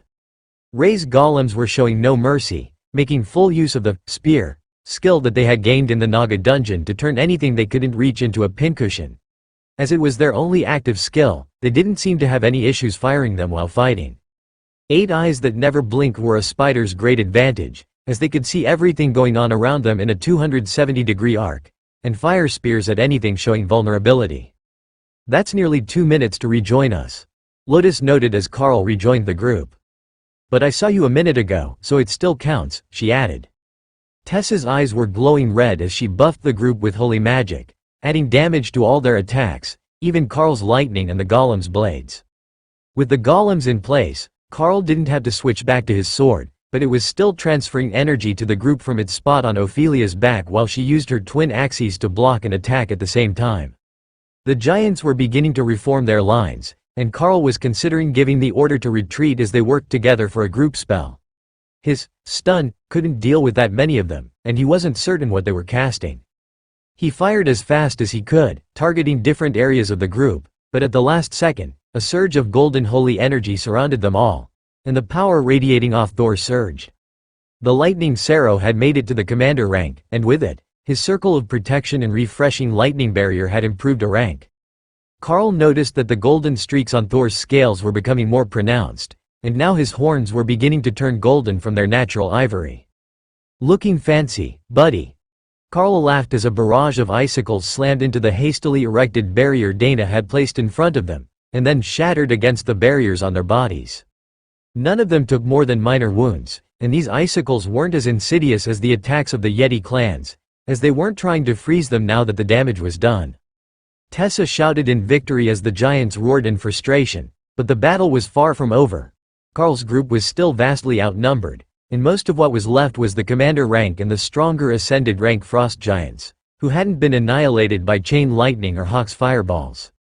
The water-hating bird was going insane overhead, launching fireballs as fast as he could, 3 at a time, into their ranks. They had ice barriers erected over themselves, but the fireballs weren't weak, and the barriers were having a difficult time keeping up with the incoming damage. Carl wasn't ready to rest yet. Even with the barrier refreshing them, Thor would run out of mana eventually, and they had to have the frost giants dead before then. Tessa was fully focused on offensive buffs, and was mostly out of combat and not attracting attention, while Lotus was focused on keeping Thor and Ray at full efficiency. That meant Ophelia had the worst of it, with Dana not far behind, though the clerics were keeping them both fully healed, and they weren't showing any visible injuries, despite the splatters of red blood on Ophelia's armor. The enraged berserker knocked both of a frost giant's arms wide, and Carl put an arrow into its forehead, shocking all the enemies gathered behind it with chain lightning. The berserker laughed as she charged into the body and tossed it backwards to get at more targets. But Carl noticed that she carefully stopped before she got out of range of Thor's circle of protection. The giants had no problem coming to her, and now that the group was getting surrounded again, it was getting easier to shock large groups, slowing them to the point that they were barely effective fighters against the speed of the spider golems. Stun was an option, but as it only affected a single target, it was less effective in a group fight, where slowing everything made life easier for the offense than stunning one target. While they focused on hurting and eliminating the frost giants, Hawk had set fire to all the wooden siege weapons that the frost giants had constructed, and the orange glow was giving the blowing snow a hazy look, like street lights on a foggy morning. At the very least, that would make it safer to retreat if it became necessary. Lotus whistled to get his attention, and pointed toward her staff. "I need time to recharge." That meant no more water funnels, but the number of enemies was dropping rapidly. Carl realized that something had changed, and the enemies were dying much faster than they should have been, given the group composition, Commander on commander. It generally took 5 or 6 solid hits per enemy to disable your target, but the back ranks were nearly completely gone. He knew he had missed something, but not what, until the last of the frost giants turned and ran back into the hills with Hawk in hot pursuit. His fireballs were burning straight through their armor and into their bodies, causing massive damage even to commander-rank giants. Carl thought he might have learned a new skill to optimize himself against water or ice element targets, but a nagging feeling in his mind brought his attention to his status. Skill Master Rank 2 Activation, Flame Body Skill advanced to Royal Rank by Hawk. He actually hated ice magic so much that he had forced his flame body skill to the royal rank so soon after reaching commander rank, just despite the frost giants. Never again would Carl underestimate the benefits of the beasts having an emotional attachment to their advancement. But more importantly, now that the advancement was complete, Carl could feel the shared skill advancing as well. The retreating frost giants were too far for him to hit with an arrow already, but the next time they were in combat, he would have to try to use the improved skill in melee combat. Tessa made a pleased noise as she looked around the battlefield. Well, that was more than enough to keep the war dragon happy. Plus, it looks like we made a pretty good haul today. There are plenty of magical items on the battlefield for everyone to take their pick. Everyone spread out and collected all the potentially magical items that they could, and then Tessa dumped out the bag of weapons that Thor had been carrying around, which had been dropped in the trees when they charged. We should have time before anything gets close enough to give us trouble, so I will identify everything, and we can try to bond what works best for us. It looks like we're behind enemy lines, so if there is anything that might even be a little improvement, don't hold back, the Red Dragon Priestess reminded them. There had to be 50 pieces of gear in front of them that had been identified as possibly useful, not counting the ones that had been tossed to the side as too damaged to be salvaged. Ophelia passed Carl's sword back to him as she found another two-handed blade, this one with a proper life leech effect, so she would heal as she attacked. For a berserker, that was definitely close to optimal gearing. She also found a few pieces of commander rank armor, and a ring of fire resistance, not that it would do her much good here. Lotus and Tessa both managed to finish upgrading their armor to commander rank, while Dana claimed an ice barrier ring that added strength to her already impressive advanced barrier spell. Carl found a ring of agility and a set of bracers that improved damage reduction. They were an odd-looking bunch now, as they were all wearing the frost giant's preferred boots with fur trim, as well as commander-rank leather pants, with mismatched armor pieces. Tessa and Lotus hid them mostly under their robes and new white cloaks, while Dana hid them under her mage dress and a large fur cloak with a hood. Carl and Ophelia had found fur-trimmed cloaks that helped resist cold damage and cold weather. More than anything, they looked like they were from one of the Arctic barbarian tribes. Those didn't live anywhere on this continent, but Carl had read about them in school and saw pictures. They were one of the stories that teachers told about human resiliency. Well, at least we're all warm now. Lotus giggled as she looked around at the collection of white fur cloaks. Then she grabbed one of the excess cloaks, which were sized for frost giants until they were equipped, and tied it around Thor's neck. It didn't bond to the lightning Sarrow, but it did cover him in a huge fur blanket that matched the snow. That would make it easier to sneak up on future enemies, and it was a commander-rank piece of beast fur, so it would resist some wear and tear without issue. Rey took one look at it, then adjusted her body color to match the cloak and lay on top of Thor with a happy buzz of her mandibles. He was like a giant pillow now that he was covered in fur. Now we just need to pick weapons, and we should be good to go. There has to be enough commander-rank weapons there for all of us. Ophelia had already grabbed one, while the others looked dubiously at the assortment of clubs, massive sword and other weapons. If they didn't adjust to human-sized, they would all be useless to them. Dana hesitantly picked up a dagger the size of a short sword, and after a moment of concentration, it vanished, then returned a dagger sized in her hand. Oh, that's a relief. I have no skills with a sword, but I can use a knife well enough, she sighed. Carl looked over the pile with his hand on the hilt of the vampiric sword. Most of the weapons he got close to produced a repulsion effect, but when he got to the far side, where a massive maul with a blue crystalline head on it was sitting, he nearly got dragged off his feet by the attraction between the two weapons. Carl put the sword away and hefted the maul, which instantly adjusted to be just over 2 meters tall, and comfortably usable with a double dose of giant strength items. That seemed a bit excessive, but when he noticed the stats on the weapon, he decided it might be worth it. Crystal Maul of Resonance. Applies the effect of spells imbued into an attack up to 5 times when a strike lands. There were still so many weapons left over that it would be a shame to discard them for the enemy, but none of the ones that remained appealed to any of the group members. Why don't we have Ray make a fort back in the trees, and we can load the excess into that, so we can come back for it later? We can't keep carrying everything we find, there is just too much. But we can hide the good stuff and destroy the rest, or bury it here, so whoever comes looking will be convinced that's all that there was, Lotus suggested. That's a brilliant idea. Alright, we will have Ray find a good hiding spot for the excess loot, and we will bury the rest, then burn the bodies. We don't need to fill the entire valley with scavengers looking for a commander rank meal, Carl decided. With the flaming body barrier over his folding shovel, it only took a few minutes to dig a hole in the frozen ground deep enough to bury all the excess weapons that were either heavily damaged or just not great quality. Ray took the rest back into the trees an unknown distance and created a cocoon to hide the loot in. While she was finishing her work, the team listened to the radio messages.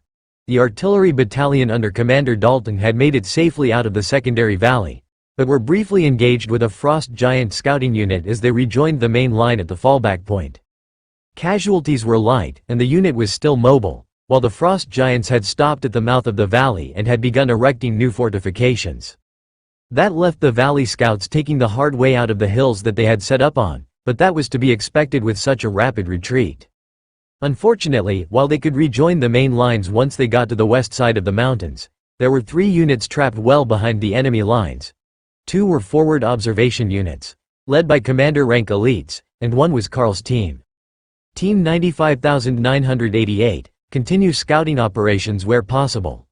Enemy intelligence from your location is invaluable, the regional command center informed them. Carl confirmed the order and then laughed. Well, it's not like we've got many options here. Hawk says that nothing is chasing after us from the larger valley, but they've fortified again between us and the main lines, so we either go the long way around or we follow the river along the border and see what we can find. Do we go behind the main lines, or further away from the battle? Tessa asked. That was a good question. Well, further into the mountains, and we very well could find ourselves cut off and trapped. But behind the main lines will be the supply lines.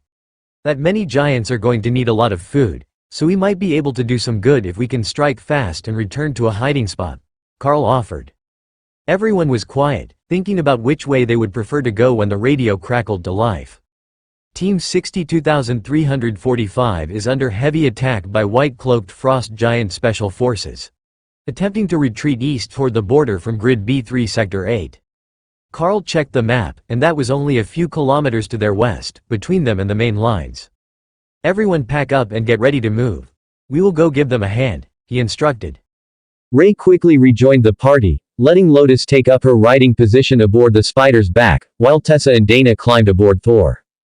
They ran toward the battle, not worrying about the noise that they were causing, though Carl was running silently thanks to his skill. The noise of the elites and the Frost Giants in battle was loud enough that they didn't need Hawk to tell them exactly where they were going, so the scout was instead circling the area, making sure they were the only reinforcements that were going to show up to the party. It looks like it's just 2 scout groups fighting it out, Hawk informed them as Carl got close to the battle. Perfect. Now, it's time to see what your advanced flaming body can do with the shiny crystal hammer I just got, Carl replied.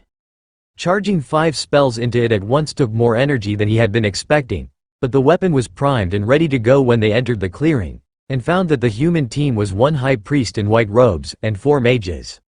Who had picked that composition was a mystery to Carl, but it was not a good combination to fight the Frost Giants.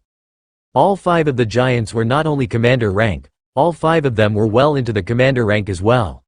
The white cloaks that blended into the storms appeared to mark the most competent of warriors, and the giants were startled to see Carl charging in their livery. One of the mages had 5 blue orbs active, firing magic missiles at a furious rate, a trick that was rather familiar to Carl. One of the mages at the academy knew that spell, and she had shown it off during the first week they were training Hawk with the mages. As he got close, Carl realized it wasn't just a familiar spell, it was Tori, the ascended rank blonde mage from the senior class, that was using her signature spell here. The magic missiles put the Frost Giants on the defensive, and Carl slammed the crystal maul into the closest giant's chest. The head of the hammer pulsed 5 times in rapid succession, like the pulse arc welders that they used to fix mining equipment back home, and the enormous monster was thrown clear across the battlefield, to crumple against a tree. The sight shocked the humans even more than it did the frost giants, and one of the mages had his barrier shattered when he delayed a bit too long. The sound of breaking bones was a sickening one, but a golden glow was already surrounding him as his team's cleric got to work. "Don't you have golems?" Dana shouted as she summoned hers to fight the giants. Rays were already in combat, and Hawk was sending down a rain of fire from above. It wouldn't be long before the situation was under control, but it made no sense that they didn't have any golems out if they didn't have defensive warriors. The cleric pointed to the far side of the group, where two exhausted mages were doing their best to avoid attacks and keep their barriers up. That was enough for Dana to understand that yes, they did have golem mages, but the frost giants were too smart for that trick, and they had targeted them first, exhausting them and draining their mana. "Lightning next," Remy shouted in Carl's mind as he approached a wary frost giant. This time he only put 3 charges of chain lightning in, to test the theory of whether the stunning effect stacked while saving some energy. It was harder to hit the giant with a huge and slow maul, and it wasn't going to try to take the hit for a chance to counterattack after seeing what happened to its friend, so the first 6 tries were parried before Carl managed to get a swing up and under the warrior's guard, only lightly clipping its hip, but enough to activate chain lightning. The power arced between the 4 remaining giants, which twitched a little, but weren't slowed any more than one strike had. They were smoking and visibly blackened at the point of contact, so the damage was all there, but the stun effect didn't appear to be any worse. The reprieve was enough for the mages to regain some mana and catch their breath, which allowed them to bring back 2 more ascended rank golems. That wasn't going to do much in this fight, as they weren't enhanced in any way like Dana or Ray's golems were, and they were still a rank below the enemy, but it was a good shield to hold the frost giants in place while the spider golems and Hawk's flames dealt with them. Their cleric enhanced the golems with a golden holy blessing, increasing their armor and attack power to commander rank, as was done for regular human soldiers on the line. That gave the ambushed team a bit more of a chance, but the high priest's blessing simply wouldn't have been enough for 2 golems to take on 5 commander rank giants. The giants were quickly dispatched, and the high priest came over to give Carl a grateful hug that made Lotus laugh. "Thank you, Commander. We were in real trouble when those 5 happened upon us at the end of a fight. We have heard much about you and your team of monsters and beauties," the high priest informed him. Carl smiled. "You hear that, Ray? He says you're a beauty." Now Lotus was laughing so hard she was holding her sides, while Ray stood up a little taller and subtly wiped the blue frost giant blood off her limbs in the snow. She was still covered in it, blood was splattered on every part of her body, but it was a small improvement. The cleric was obviously confused as to who Ray was, and why he was being laughed at, but at that moment, it really didn't matter. He was safe, nobody was dead, and the frost giant threat was ended for a moment. Ray returned to her space, leaving the blood behind, then came back out clean and fluffy. Well, as fluffy as she got, as her fur was rather stiff and not as thick as a furry mammal's. The high priest smiled as he realized the beast was doing the equivalent of getting dressed up to meet them, and decided formal introductions were in order. "I am High Priest George, of the main faith. I believe you already know Tori, who is an ascended rank senior at the academy, and these are Yuri, Petrov and Ivan," he explained, gesturing to each in order. Tori was a blonde, who, even in this cold, was still showing cleavage, while the other 3 mages were all similar in their skinny and acne-riddled appearance, as young men at the ascended rank. They should be past the youthful acne phase, but for them, it had lingered well into their 20s. "Carl, Dana, Ophelia, Sister Tessa and Sister Lotus," Carl introduced. For a second, Carl thought that Tori looked jealous, but she was in the mirror of his position, the only woman in an all-male group, instead of the only man in an all-female group. Maybe it was the group composition she was jealous of. Hawk came down to land on Dana's backpack, and the mage gently stroked his head, while Lotus climbed up on Ray's back. Carl looked at the other group, who were still recovering from the battle, and too exhausted to go far. "What are your plans? Are you going to head back to the main lines, or are you going to remain out here behind the lines and keep hunting? I know you had a tough break with your position during the fallback order, but with a bit of effort, I'm sure you can dodge the wandering frost giant patrols," he asked. High Priest George looked at Carl like he was crazy. "You're planning to stay out here? We're behind the frost giant lines. If we get attacked, there's nobody else to come help. We didn't know you were nearby, But the other groups are together on the far side of the line, a whole day's walk from here. Carl nodded. Yeah, we've got things to do out here, and we have been asked to see if we can find out what is causing the change in temperature before we head back. If you have any ideas, that would be great, but the temperature seems to be dropping before the frost giants appear, so it has to be some sort of area effect. The mages all looked a little traumatized, and Carl knew that they wanted to just go home and not be out here anymore. That may or may not be an option for them, but at the least, he could help them get to the human lines. Why don't we help escort you south, and then you can make a run across the open ground between the lines?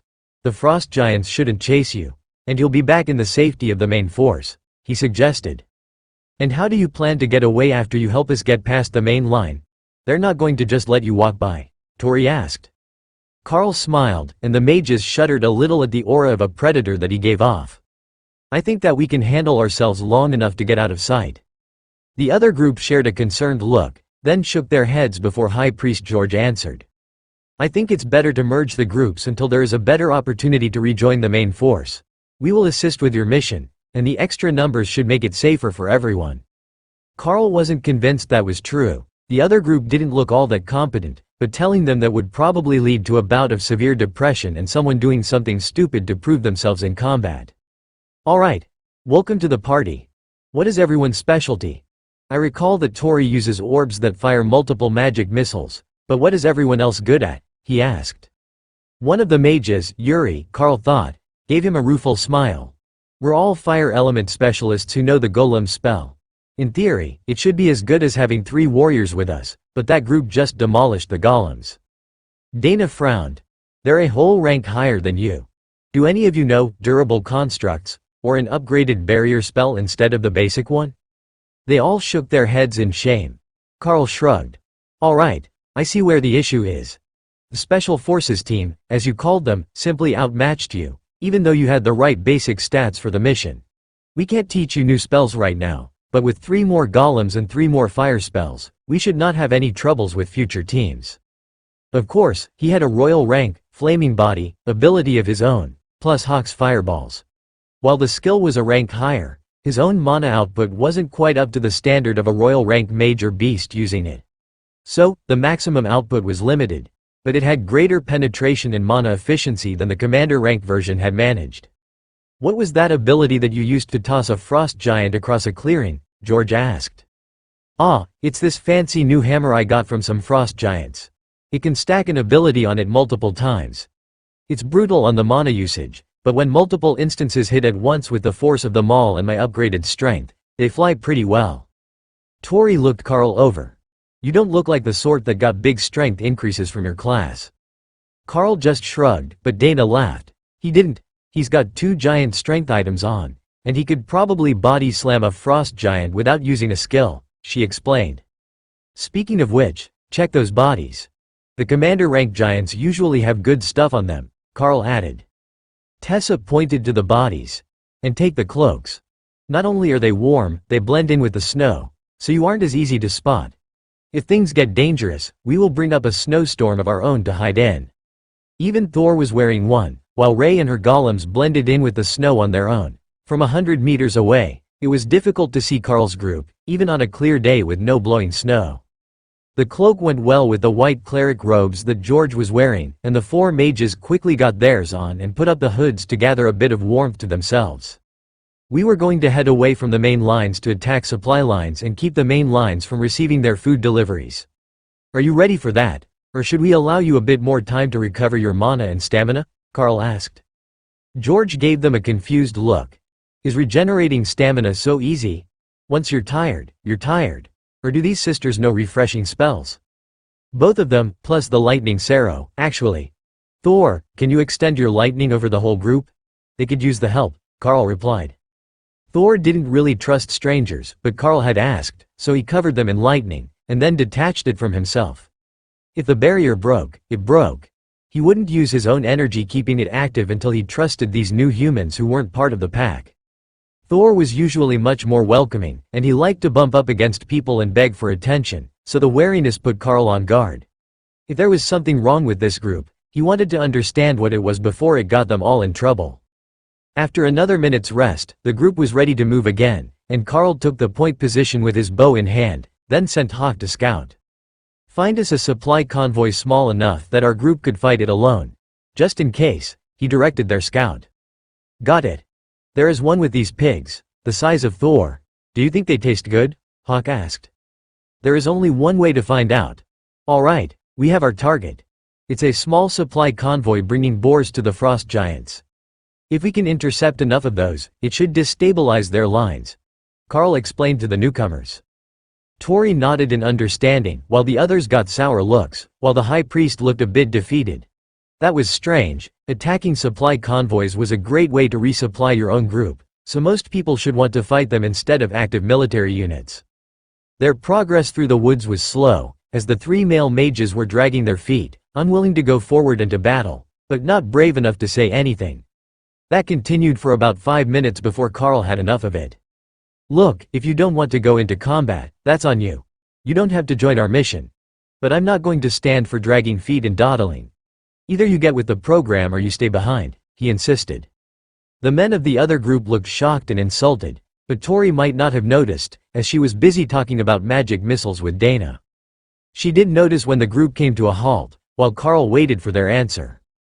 "As I said, it's up to you. If you don't want to be here, then don't be here. But screwing with the attack schedule so you can slack off isn't acceptable. You got 10 seconds to decide before I leave you behind." Tori snorted with laughter and the rest of the group glared at her. Then the other 3 mages promptly sat down, while the high priest glared at them. "Understood. Brother George, if you would be so kind as to remain and keep them safe. We will come back to check on you in a few hours," Carl declared, then returned to the front of the group and moved forward at a jog. Dana pulled Tori up on Thor with her and Tessa, while Ophelia fell in beside Carl at the front of the group. "Are you certain that is wise?" the berserker asked. "It is for us. If they're too cowardly to fight, and they won't even walk toward a battle properly, they're a liability, and it is safer for everyone if they're here in the middle of nowhere," Carl whispered back. The supply convoy was not even staffed by giants. It was ice trolls and yeti, which enraged Hawk to the point that he was ready to launch the attack on his own. These were all ascended rank or lower, but Carl had told him to scout the area and pick targets, not to attack before everyone arrived. "We're about to leave the trees and approach the trail.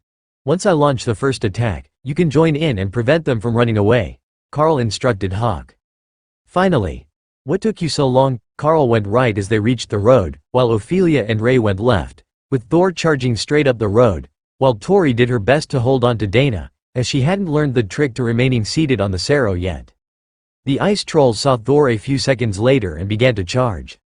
That was when Dana grabbed Tori and jumped down from Thor, tucking and rolling, while using the lightning barrier to prevent injury. Tessa would ride him into melee combat, but that wasn't Dana's style. She sent her armored golems forward to flank Thor, and Tori began to create orbs around herself in preparation for the battle. Carl let the first arrow loose, hitting a troll at the back of the line. The arrow that had been coated in fire was engulfed in ice for a few seconds after it embedded itself in the troll's chest, then the flames began to spread, lighting the creature on fire. Trolls had no immunity to fire, and they were quite flammable once you got them lit, especially the ice trolls. Hawk predictably vented his fury on the Yeti herders, while Remy went straight for the enormous pigs, unwilling to let them get away before she found out what they tasted like. Some thin slices with broadleaf spirit grass seemed like it would be a wonderful combo to her. Carl hit one of the lead Yeti with chain lightning on an arrow right before Tessa's mace, coated in lightning and holy light, collided with its face, briefly setting the beast's fur aflame. He hadn't known her ability could do that, but it was an impressive trick for these flammable monsters. The fight only lasted 30 seconds, and Tori had 3 hovering orbs for her magic missiles in the air when they finished. She seemed both confused and startled as she realized there was nothing left moving. She turned to Dana for answers, but the other mage wasn't sure what she wanted. That's about how it always goes. They're a rank lower than Carl and the beasts, so they're not going to last long against their area attacks. Tori shook her head. That level of attack power is just insane. Like those spider golems. They just touch things and they fall apart. That can't be normal. Ray laughed in Carl's mind, while Lotus laughed from her back. They are affected by the bloodbath spider's offensive adaptation skill, so the more they fight a target, the more damage they do to them. They've been fighting high-ranked ice element targets for a while now, and they're naturally higher damage than most commander rank skills, even before Ray added the durable constructs skill to them to increase their armor and attack even more. It really is unfair how much damage they do, but there's only so many of them. If we had like 50 tiny ones, it would be even better, the nature cleric joked. Tori shuddered in revulsion at the thought of a battlefield overrun by tiny murderous spiders. Well, it would certainly have a psychological effect, she reluctantly agreed. But what are we going to do with all this? It's right on the road, and the next patrol will see it in minutes. Ray grabbed all the pigs and threw them into Hawk's space, except one for Remy, while the 4 golems worked together to pile the rest of the bodies for Hawk to create a bonfire. They burn really well. In 15 minutes, they'll be ash. After that, none of the other patrols will have any idea what happened here. Carl explained as the team worked. Then he gestured south. Let's go check on the idiots. They likely want an escort back south past the lines by now. I don't suppose you have any idea what their issue is, do you? The last bit was directed at Tori, who sighed and nodded. I may have led them on a little to get them to agree to go along on a mission with me. There were supposed to be 2 mages and 1 paladin-type warrior, but he pulled a no-show and sent another mage in his place. Then, when the mages figured out that I actually just needed a group for the mission, and they weren't going to get laid, they started pouting and looking for reasons to go home. High Priest George has been sick of all of us since about noon on day 1, and I suspect that he's planning to report us all for conduct unbecoming an elite when he gets back, she explained. Carl's look made Tori flinch a little. Look, I know it was a scummy thing to do, but I wanted to fight at the front and get some credits before I graduated. If they had just sucked it up and did the job they agreed to, it would have been fine. Well, we will see if their attitude has improved when we get back. If not, we will have to do something. Either find a safe spot to hide them, or a way to get them back to the main lines. At least you managed to get a few kills in before you had to go back, Carl replied. Tori sighed and nodded, not eager to go back to her group, who obviously weren't going to be welcome with a proper group like Carl's who were here to kill giants and help the war effort. Only, when they got back to the spot where they left the group, they were gone. Hawk, find the idiots and let me know where they are, Carl ordered. On it, boss. Carl checked the snow, and saw 3 sets of running footsteps headed southeast, toward the secondary valley, and a 4th set moving slower behind them, but probably tracking the mages. They're still running toward the secondary valley entrance. The cleric is way behind them, but he's following their footprints. Should I keep tracking them? Hawk replied. Give us a minute to decide. We might just let them leave and keep their other mage for a bit, Carl replied. All 4 pets laughed at that. Why would they want the useless ones back? Besides, they weren't even cute or scaly. Lotus pointed to a set of symbols drawn in the snow. That's clerical shorthand. It says the mages deserted, and he is required to go after them. Then what, I think, should mean to watch over Tori. Tori waited impatiently for Carl to finish communicating with his pets for a few minutes, before she realized that he had forgotten about informing the rest of them about what was going on. Care to fill the rest of us in on the details? She asked quietly, frustrated, but not eager to insult Carl. Hawk found them and he's tracking them. I've got him eliminating a few groups along their escape path, so they don't get intercepted before they can make it to the empty valley. After that, they should be fine until they realize that the South Pass is barricaded by the frost giants, and they'll have to go over the mountains. The cleric will catch up with them soon. He's pacing himself, and the mages are nearly exhausted again. Carl explained as he listened to the updates from Hawk's side. Tori shook her head in dismay. What are they thinking? We signed up through the army for a deployment. If they come running back without the rest of their group, they're going to have to explain what happened. Or maybe they're expecting us all to die out here behind the lines. The words seemed to cause a revelation as they left her mouth. They were behind the enemy lines. Everything around them could be considered hostile, and nobody would be coming to help. Hitting the supply lines would provoke a response from the hungry frost giants, and there were only 6 of them now. Even if the others were pretty useless, they still wanted to stay alive, and they should fight for that reason alone. They might think that we're in trouble, but unless they happen to find a scout team that hasn't retreated yet, they'll be the ones with issues very soon. It gets incredibly cold in that valley, and they're going to need shelter. If they're not smart enough to scout for a cave before dark, they're in for a rough night, and a fire will attract giants, Carl assured her. Tori looked confused. How do you keep warm, then? Carl laughed, and Dana patted her on the shoulder.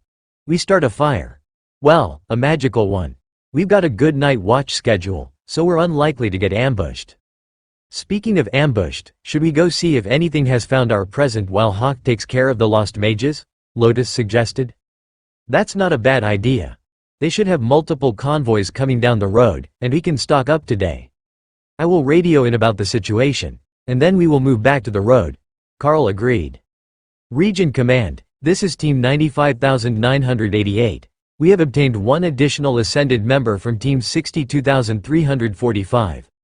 Other members of 62,345 are headed south through the secondary valley. We have eliminated the Special Forces team, plus one food supply convoy. Positioning for continued hunts. Carl informed them. Understood 95,988. Your increased member count is noted. Tori looked at him. That's it? Yep. They don't really need to hear all the details, they'll either get them in the debriefing, or they won't matter at all. Knowing that we have 6 people, 5 of which are ascended and combat capable, is enough for them to make plans and record our reports. Now that they know we're here and hunting, they will plan for the Giants to be short a few convoys, which will lead to some rationing after a week or so of continued attacks, Carl agreed. But you don't sound like you just want to hit a few convoys. From what I have seen of your team, you intend to keep destroying their supply lines until they go berserk and start sending teams that you can't fight anymore, Tori pointed out. Lotus smiled. She's a quick learner. How is Hawk doing with the path clearing for the men? Carl mentally checked in, and found that the high priest had just caught up to the mages inside the valley, and he was encouraging them to get up and get southwest into the hills before dark. It looks like the high priest knows what he's doing. They should be fine. Hawk is on his way back. Let's get in position near the road so that we aren't too far away to hit the next group to pass. Everyone who couldn't run fast enough took up their seats on the 2 mounts, while Carl and Ophelia jogged through the trees. I found another group. Turn left, they're further than we expected, Hawk instructed. Carl turned at the same time as the 2 beasts, leaving a confused Ophelia to chase him. The next convoy made it further than expected. They didn't slow for the fire. We're going to catch them before we go back for the next one, so that the main force doesn't get any convoys from this direction today, Carl explained. Got it. How big is the group? Ophelia asked as they ran. About the same as the last one, but they've got some wounded. I think they were attacked by monsters, Carl explained. That means they're likely missing pigs as well, Ray noted. Hawk did a quick count and gave a mental screech when he realized that the group only had 17 instead of 20 pigs. Someone stole his pigs. Carl laughed. I think the rule is finders keepers. They're not yours until you find them. Well, I've found them now, and there are 3 missing. Hawk complained, placing the blame directly on the wounded guards that he could see below him. Ophelia gave Carl a curious look. You're smiling, what's so funny? The group got attacked on the way here, and they lost 3 pigs. Hawk is mad at them for losing his pigs before he got there. The berserker burst into laughter as they ran. He is a very single-minded individual. That's all right, we will rescue the rest of them for him. He can stow them in his space and snack on them as he pleases.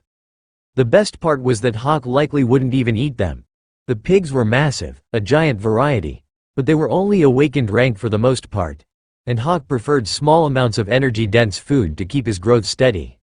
The herd was rushing along, barely paying attention to their surroundings, when Carl's first arrow struck and Hawk began to bombard them for losing his pigs. The herders were already exhausted from the previous battle they had been in, and couldn't put up more than a token resistance. The last of the bodies were still twitching when Ray started to strip them of their equipment, bringing efficiency to the cleanup process. Ophelia pointed at the pile as she shifted back from her werebear form to human. We've got 2 staves if anyone wants them. That seems like a mage and cleric sort of thing. Tessa identified them, then tossed them to Tori and Dana. They are both for reducing spell cost, so it doesn't matter much who takes which one. They've got a lot of added mana on them as well, since they are ascended rank staves. Tori looked startled as Tessa dug through the leather clothing that the Yeti had been wearing. Nope, all scrap quality. Alright, we can toss this on the pile, and none of the other weapons are magical, she explained.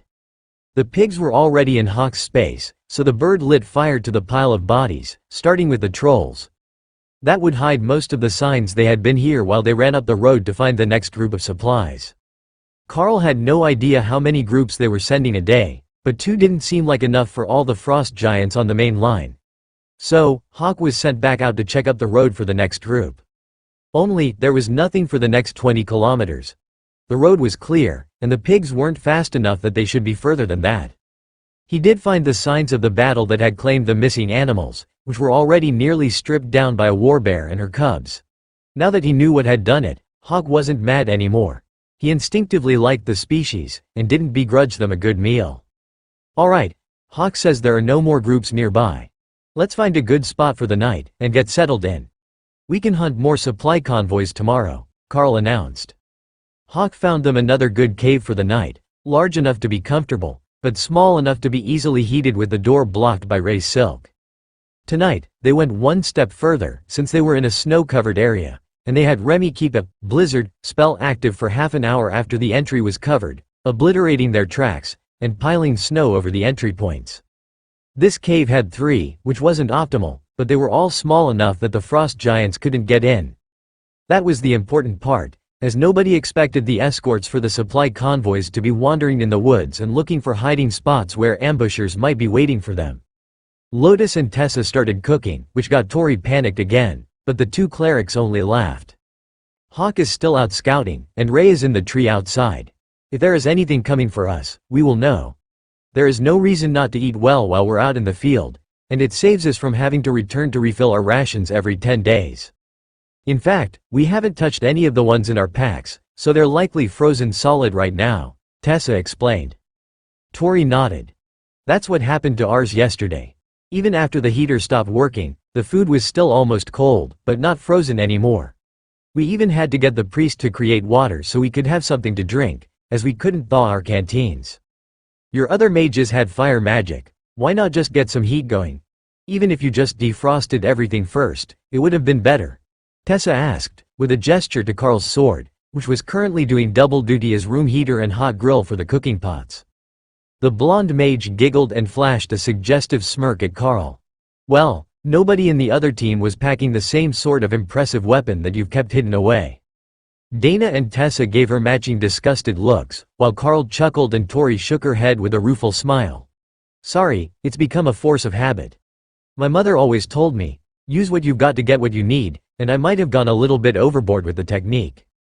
Tessa's frown faded into a malicious smirk, and she laughed as she tossed cut vegetables into the pot. Might have gone a bit overboard? You nearly got killed because your group only came along hoping to get laid. They didn't even have any intention of doing their jobs. That's more than a little overboard. But we won't hold it against you as long as you are trying to act right.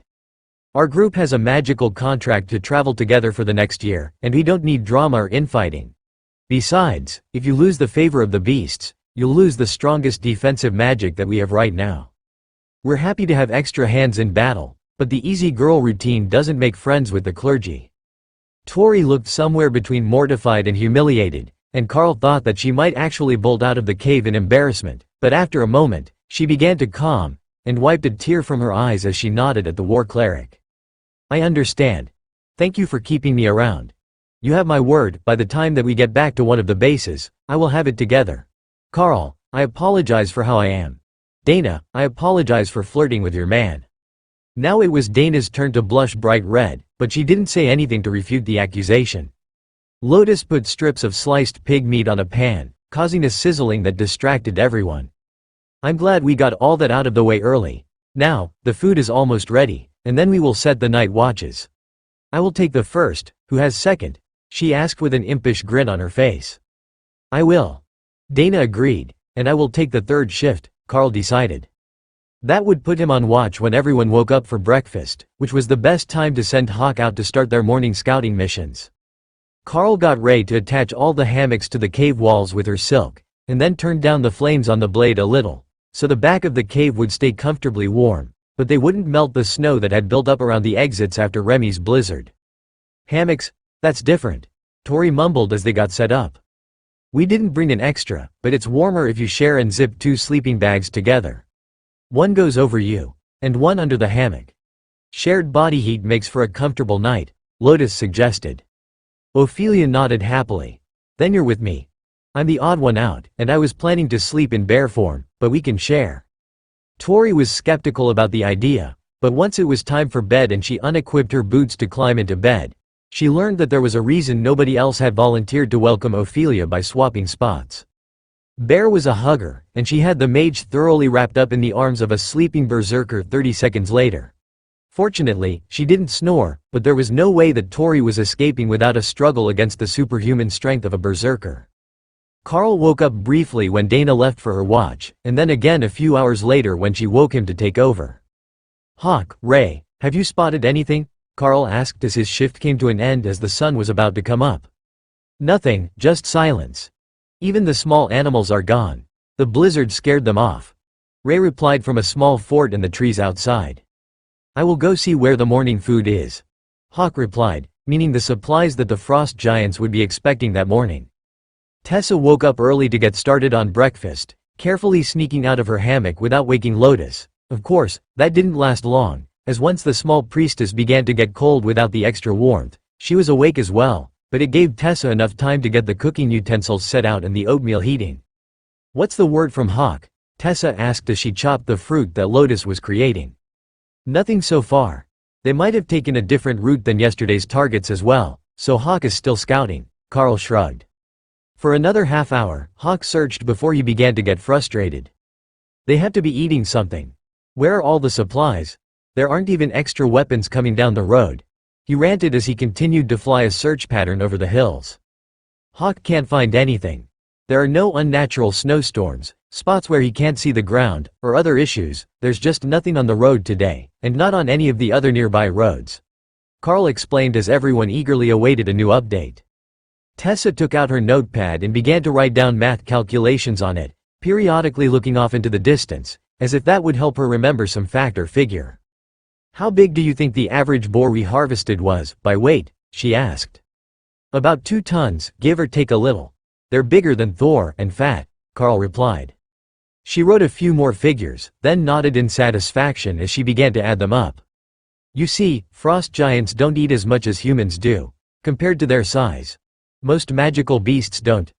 They use mana instead, so they don't overhunt their territory. With the rough numbers we are getting from the radio on the main line, my calculation is that each of those convoys should have supplied them for 2 days. So, there might not be a shipment today because we took out 4 days' worth of their food supply yesterday," Lotus explained. Dana looked excited for a moment, then concerned. "Then what do we do today, and what are the odds that a large group comes looking for them?" Carl considered that. "I would say the odds are it will be a scouting group first, not a large combat unit. They don't have any reason to think that there is a large military unit here, so they won't waste resources. As to what we do today, I say we wait. They will send giants looking for their missing dinner, and we can eliminate those as well." Everyone rested in the cave for the morning as they listened to the reports from the main lines, which were becoming even more dire by the minute. The frost giants were not just waiting at their lines, they were working together to launch ice magic and enchanted boulders at the defenders.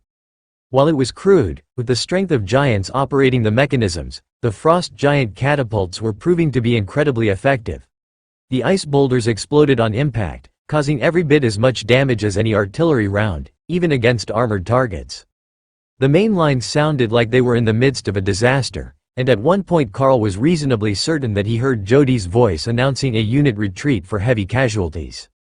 The line was moving back again, and sometime around mid-afternoon, High Priest George and the remainder of his team were rescued by scouts after being attacked by a frost giant patrol.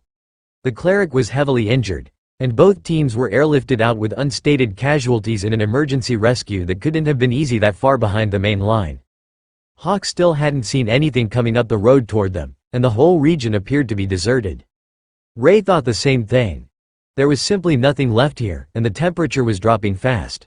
Whatever the frost giants were doing, it was turning what should have been a tropical area into a frozen wasteland, where none of the native creatures could survive. "It's too cold to fly, even with flames. We need to leave this place," Hawk informed them not long after. "It's almost dark. Should we move out immediately, or will you return to the cave, and we will leave in the morning?" Carl asked. It took a moment for Hawk to answer, but his decision was firm. "There is a ridgeline behind these clouds, and the wind is even colder there.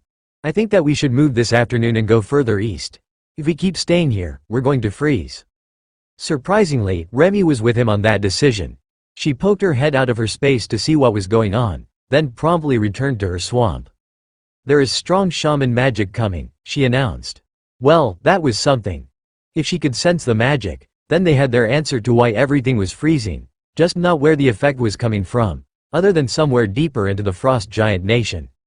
"Everyone, pack up, we need to move. There is a wave of ice magic coming our way, and it's not suitable for any living creature," according to Hawk. That could explain why they're not sending anyone to look for the missing animals. They don't expect anything to remain alive after that wave of cold passes over us, Carl explained. "Where are we headed?" Lotus asked. "The nearest edge of the wave is southeast of here, so we're going to head that way and hope that we can properly outrun it. If we can't, we will have to find a cave or make a strong fort to hole up in until it has passed, and the temperature is back to just cold," Carl explained. They were getting very well practiced with loading their packs, and only the hammocks and sleeping bags had come out, other than the cooking utensils. Within minutes, they were loaded up, and Carl called Thor and Ray to give everyone a ride, while Hawk came down to land on his backpack and warm up. "The temperature up high is so cold that the ice magic is wearing down my flames," Hawk explained. "I will report it to the others. Urgent message for the command group and all mobile units. This is Team 95,988. There is a wave of ice magic behind the incoming storm, powerful enough to snuff out fire magic barriers. We are relocating outside the designated zone to escape the path of the magic, and I recommend that all units unable to reach a secured camp seek immediate shelter, as the storm will be at the main lines within the next 2 hours." The already chaotic messages over the radio intensified as the front-line command group realized that there was more going on than just a minor cold snap. They began issuing orders and getting troops moved, which Carl was immediately grateful for. They could have second-guessed him or delayed, but they chose to believe his report and act on it immediately, which should save some lives when the ice magic reached the battle. The frost giants would predictably charge when the cold front moved through, forcing the humans to fight in the magical cold, but at least they wouldn't be trapped out alone in it. Well, most of them wouldn't. There were still some scouts too far out to reach the lines, and they were reporting their moves to caverns, which they intended to barricade and hide in until the storm had passed. The one great downside to ice magic was its lack of penetration. Unlike fire magic, which would try to burn through a solid surface, ice magic would coat it and freeze it. So, if you could seal your shelter well enough, the magic would naturally seal it, and you could heat the inside while the surface froze. That's why the frost giants would attack during the cold snap. With the humans frozen into their shelters by a wall of ice, they were sitting targets, and could be easily smashed along with their tents and houses. Ophelia had to transform into werebear form to withstand the cold even now, and the others had their cloaks pulled tight around themselves as the beasts began to run through the snow, getting as far away from the incoming wave of magic as possible. Fortunately, they were already near the edge of the storm, and as they ran, the temperature began to return to the abnormal, but non-magical cold that they had experienced the first time that they were in the region. By the time that it started getting near sunset, they were well away from the storm front, which had already long since passed them, and the temperature was close to freezing again. But they were so far from the front line that they had been deployed to that the radio signal was fading. Carl checked the map, and found that there was no repeater listed in the encoded radio station guide. So, he just put the radio on scan, looking for a closer signal. It stopped on the first rotation through the channel, and a clear voice came through the speaker, giving instructions for a counterattack. The incoming signal level was so strong that they had to be close to the source, but the number of unit movement orders that were being given made it sound like they had come across another section of the line. Carl was sure they hadn't come that far. The next portion should be more than 100 kilometers from their deployment point, but once he mentally calculated their movement, he realized they might only be 30 kilometers from them now. He took a moment to place himself on the map, and then sent in a report to this new commander. Zone 17, this is Team 95,988. We have relocated to avoid a magical cold front, placing this in your zone. Be aware, we have tamed beasts with our team, Carl reported, along with the map code for their location. Wonderful timing 95,988. Are you a commander-led team? We have a fire mission that has evaded our scouts near your position. I can offer additional mission rewards if you can eliminate them before dark. The confident voice replied, along with a map location code. Carl checked the map. It would be close, but they were much faster moving than most teams. Understood, we are on it now. He altered their direction toward a mountain, which was the logical spot to spend the night anyhow, as it had larger trees, as well as a chance of caves. As soon as he did, Ophelia gave him a concerned look. "You're not going to ask what we're up against?" she asked. "They can't see it, so they couldn't tell us for certain anyhow. But if they are willing to send one commander-led team, it's most likely a special forces team," Carl replied. Hawk took to the sky, looking for their target and reveling in the somewhat warmer air that didn't make him strain to keep his flames warm. "I've got them. 20 frost giants, 4 commanders that I can see, and 10 catapults hidden behind a ridgeline. I can see the army lines too. I think the giants are firing blind into our troops," Hawk reported. With that news, it made perfect sense that the main lines were sending them on an urgent mission to eliminate the giants before dark, when the boulders would be hidden by the dark until they were almost in the camp. What this bit of the line was doing so far forward was a mystery, but if they were doing better than the other main line portion, it was good work on their part that got them to that position. 20 giant artillery team with 4 commanders leading them. "Does the same routine as before work for everyone?" Carl called to the mages riding on Thor's back. Tessa gave him the thumbs up, and Dana nodded, while Tori began to form the magic missile-firing orbs that she used as her primary offensive ability. Spreading out the mana cost made the battle much easier on her, and if she had a bunch of them charged when they arrived, she could eliminate a number of the weaker targets right away. 200 meters, just over the next ridge, Hawk reported. "Get ready, we're charging after the ridge," Carl informed the team. He took out his bow and prepared to fire while running. The giants were at the bottom of a hill, which sucked for the defenders, but kept them out of sight of the Golden Dragon Nation scouts. Being uphill allowed Carl to let loose his first arrow just as Thor and Ray began to charge down the slope. He wasn't particularly skilled at shooting and running, but it was possible, and he was still hitting them with chain lightning while Thor closed on the artillery emplacement. Tori rolled off his back when they got near the bottom, and Dana stood up to cast her golems in the frost giant ranks before jumping clear of Thor's back as well. Ray and Lotus had vanished into the trees, but the spider golems were going for the commanders already, leaving only Ophelia a few seconds out of combat when Thor came crashing through the catapults with a happy braying noise. Smashing poles, he cheered as the frost giants roared in frustration. Carl closed in so he could provide support for Ophelia, who was going to need someone to watch her back in a battle this crowded, but he kept his bow out for now. Firing from 10 meters away was even more effective than from 100 meters, even if he was close enough that he could have used his skills through a blade. Only when the giants rushed him did he switch to the two-handed blade and join Ophelia in close combat. Royal Rank, Flame Body, was making short work of the ascended members of the group, while Hawk's fireballs and the spider golems kept the commanders from assisting in the fight. "We need more speed," Ray complained as she called another set of golems to replace the ones that the frost giants had almost finished hacking apart. 4 on 2, with a few ascended rank assistants trying to pin the constructs down made for an unfair fight, and while they had severely injured all of them, the constructs had only killed the ascended rank pair when the golems first died. "Alright, watch this," Carl agreed. 2 points, 10 points for balance, haste.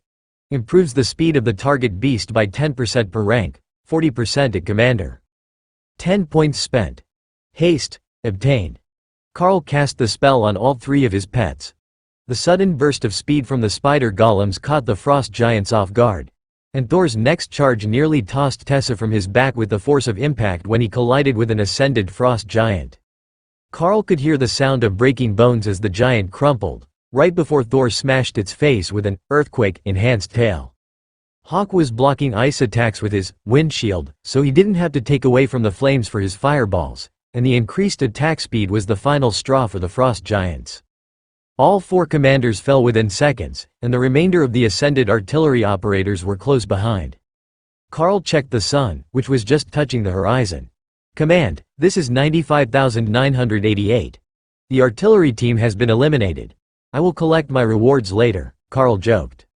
There was a short pause, then a new female voice came over the radio. 95,988. Confirmed count of the artillery team, 20 members total, including 4 commanders. 10 frost giant catapults were destroyed on location as well. The voice sounded shocked when it spoke next. "Excellent work, Commander. We recommend relocation before dark. Understood. We will check in at dawn. It might be easier to say we're finding a spot than to actually rest in one. There are 4 other groups of frost giants in the area. Hawk informed Carl as he returned to scouting duty. Hawk reports 4 more groups in the region right now. We're going to have to deal with them now if we don't want to fight them all night. Carl informed the team. Can Ray make us a fort in a reasonable time after dark, or will we be in the open? Tori asked. Yeah, she can make a quick fort after the fights, Carl agreed. Just watch me, I'm fast as fuck boy, Ray agreed. Who is teaching you to talk like that? Am I going to have to speak with Lotus? Carl replied. Carl looked toward where they were standing, and Lotus burst into laughter. She was definitely teaching the bloodbath spider strange things. The first group is coming to you. Tell Thor to bugle, so they don't miss you, Hawk instructed. Thor didn't wait and let out a happy nasal bugle, which brought the sound of smashing trees from 2 different directions. Oh, we got 2. Efficient. Hawk added. I don't think I need to explain, everyone in position to block a charge by frost giants. This way will let us get rid of most of them before it's fully dark. I can fight just fine in the dark, but I know nobody else can, Carl explained. He didn't know how well the frost giants could fight in the dark, but it probably wasn't any worse than what the mages would be working with, even if he used his blade to light the battlefield. Or, one of the clerics could do it. They had light spells, and their weapon and armor enchantments could make a bright golden glow. The giants didn't hesitate as they charged, but they were scout teams, only 1 commander and 2 ascended rank frost giants in each group. That wasn't even a warm-up for the spider golems, and Tori had stacked up a whole new batch of orbs before they arrived, so she could mass bombard them. Watch your stamina usage. If you're too exhausted to walk after a battle, it will be a pain. If Thor gets injured, he needs to rest in a separate space, so everyone ends up walking. Carl explained as he saw the barrage of spells chasing after his arrow. Thanks, I will keep it in mind. Did we have more fights tonight? Tori replied. 2 more. Hawk is scouting them now, so we can set up a nice secure camp. Go southeast toward the main lines, over the ridge. There's a group there, and I will get the training group to the north, Hawk decided. Carl led them over the ridge, expecting to find another large group of frost giants, but what they came across was a blended unit, with 1 commander-rank frost giant walking crouched over to look smaller, and 10 Yeti wearing frost giant cloaks, so they looked like juvenile giants, not high ascended rank elite Yeti warriors. Carl was going to launch the attack right away, but Ray decided it was no fun if she didn't get to taunt Hawk first. Fear not, valiant Hawk, we will avenge you, she announced in her best grieving tone. What are you talking about? I'm not dying to some stupid trainees, Hawk retorted. No, we found an entire team of elite Yeti, dressed up as baby giants, Ray informed him. I will make these die right away. Don't start without me. 2 minutes, just give me 2 minutes, Hea pleaded. We're starting now. Ray taunted as she moved into position. Behave, you two. We will save a few for you when you get here, Carl insisted. It's Yeti elites dressed as baby giants. Be prepared, they're high ascended or possibly early commander rank, and they can use quite a bit of magic, Carl warned. True to his word, Hawk eliminated the training group in a matter of seconds, and he was already on his way back to take vengeance on the Yetis. Carl led the group close enough that he could get a general sense of how powerful the targets were, and found that they might have underestimated the power of the targets. What he had thought were high ascended ranked Yeti were all commanders, making this a 10-commander attack force. Now that he had added the haste skill, they would be dealing much more damage for every minute of the fight, but they were still at a disadvantage in both numbers and rank. Terrorize added 40% damage, and haste gave them 40% more speed, but that still might not be enough to deal with 10 commanders at once. The problem was that as soon as he attacked, those Yetis were going to start casting spells, which would exhaust Thor as he tried to keep everyone's barriers up. Once the barriers were down, everyone was in trouble, so Thor would have to be pulled back from the front lines to focus on the defense of the golems. What they needed to do was eliminate the targets as fast as possible, before they could do too much damage. It was that, or find a way to ambush the target with golems and let them fight to destruction, then send more, preferably without being noticed. If they could take down a few targets, it would even the odds enough that Carl would be more comfortable fighting. Alright, I have a plan. Everyone stay back for now, and I will call when it's time to join. Ray. Hide in the trees out of sight and summon your golems into the group. Let them fight it out, but don't let yourself be noticed until I give the signal. Once the golems are fighting, I will start firing arrows from the other side, using chain lightning to slow them down. The goal is to eliminate 2 or 3 of them right away, then charge in. 10 commanders is too much, but if we can take that down to 6 in an ambush, it will be manageable, Carl explained. Tessa pointed up. You might want to be quick because Hawk isn't going to wait once he gets back. That's fine. If they think that this is a monster attack, they won't be ready for the mages when you approach. Thor, try not to get yourself too engulfed in the fight. The golems are going to need your lightning to hold up against the Yeti ice magic, Carl added. Thor nodded and stomped the ground in annoyance, but he understood the order. Alright, I'm off. Ray, I will attack as soon as the golems appear. Carl rushed to get in position, so their ambush could be sprung before Hawk made it back, while Ray vanished into the woods after grabbing Dana instead of Lotus. He activated Terrorize in advance, as it would spread to the golems naturally, and then settled in behind a large bush, where his arrows would be fired without exposing his location. The first grunt of warning marked the appearance of the golems, and the entire patrol turned their backs on Carl, who began firing as fast as superhumanly possible. 3 arrows were in the air at the same time, whistling toward their targets, and all charged with chain lightning, while the spider golems leapt into combat with stone golems on their backs. Commander rank strength was enough that the burden hardly slowed them down, and the move put all 4 golems in close combat just as Carl's first wave of arrows hit. Lightning arced through the Yeti clan, but missed the frost giant, who had been just a bit too far forward of the main group. But it had better danger sense than the others, and when they had turned right, it had turned left, allowing it to see Carl's arrows flying, and guess where he was hiding. The next 3 gave away his position for certain, but wounded 3 more Yetis while keeping the others slowed. That was good enough, and Carl whistled, calling Thor like he would an overgrown pup. The Sero began charging across the field, needing time to cover the hundreds of meters, but overhead, Hawk was faster. A barrage of fireballs rained down on the Yeti clan, ignoring the frost giant that was headed for Carl. One-on-one, he was confident that he could win that fight, so destroying the frost armor and eliminating the ice bolts of the Yetis were more important priorities. Remy brought up a blizzard, killing visibility, so the enemy wouldn't know that Thor was coming, and to confuse them as to why they were taking damage. Using the enemy's own tricks against them seemed like the best tactic to the spirit snake, even if it did annoy Hawk, who thought that the 10 meters off the ground that it extended was much too close to where he was flying. Couldn't you teach her to cast Firestorm instead of Blizzard? Hawk complained. Sure, as soon as we see it, I will have her work on learning it. Just be glad that Lotus isn't using her staff of water vortex. Carl spoke too soon.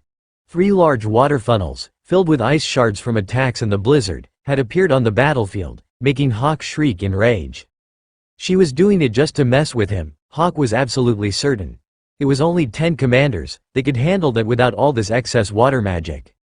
And teach the Lotus Priestess how to use lightning, Hawk added. She was a cleric, not a shaman.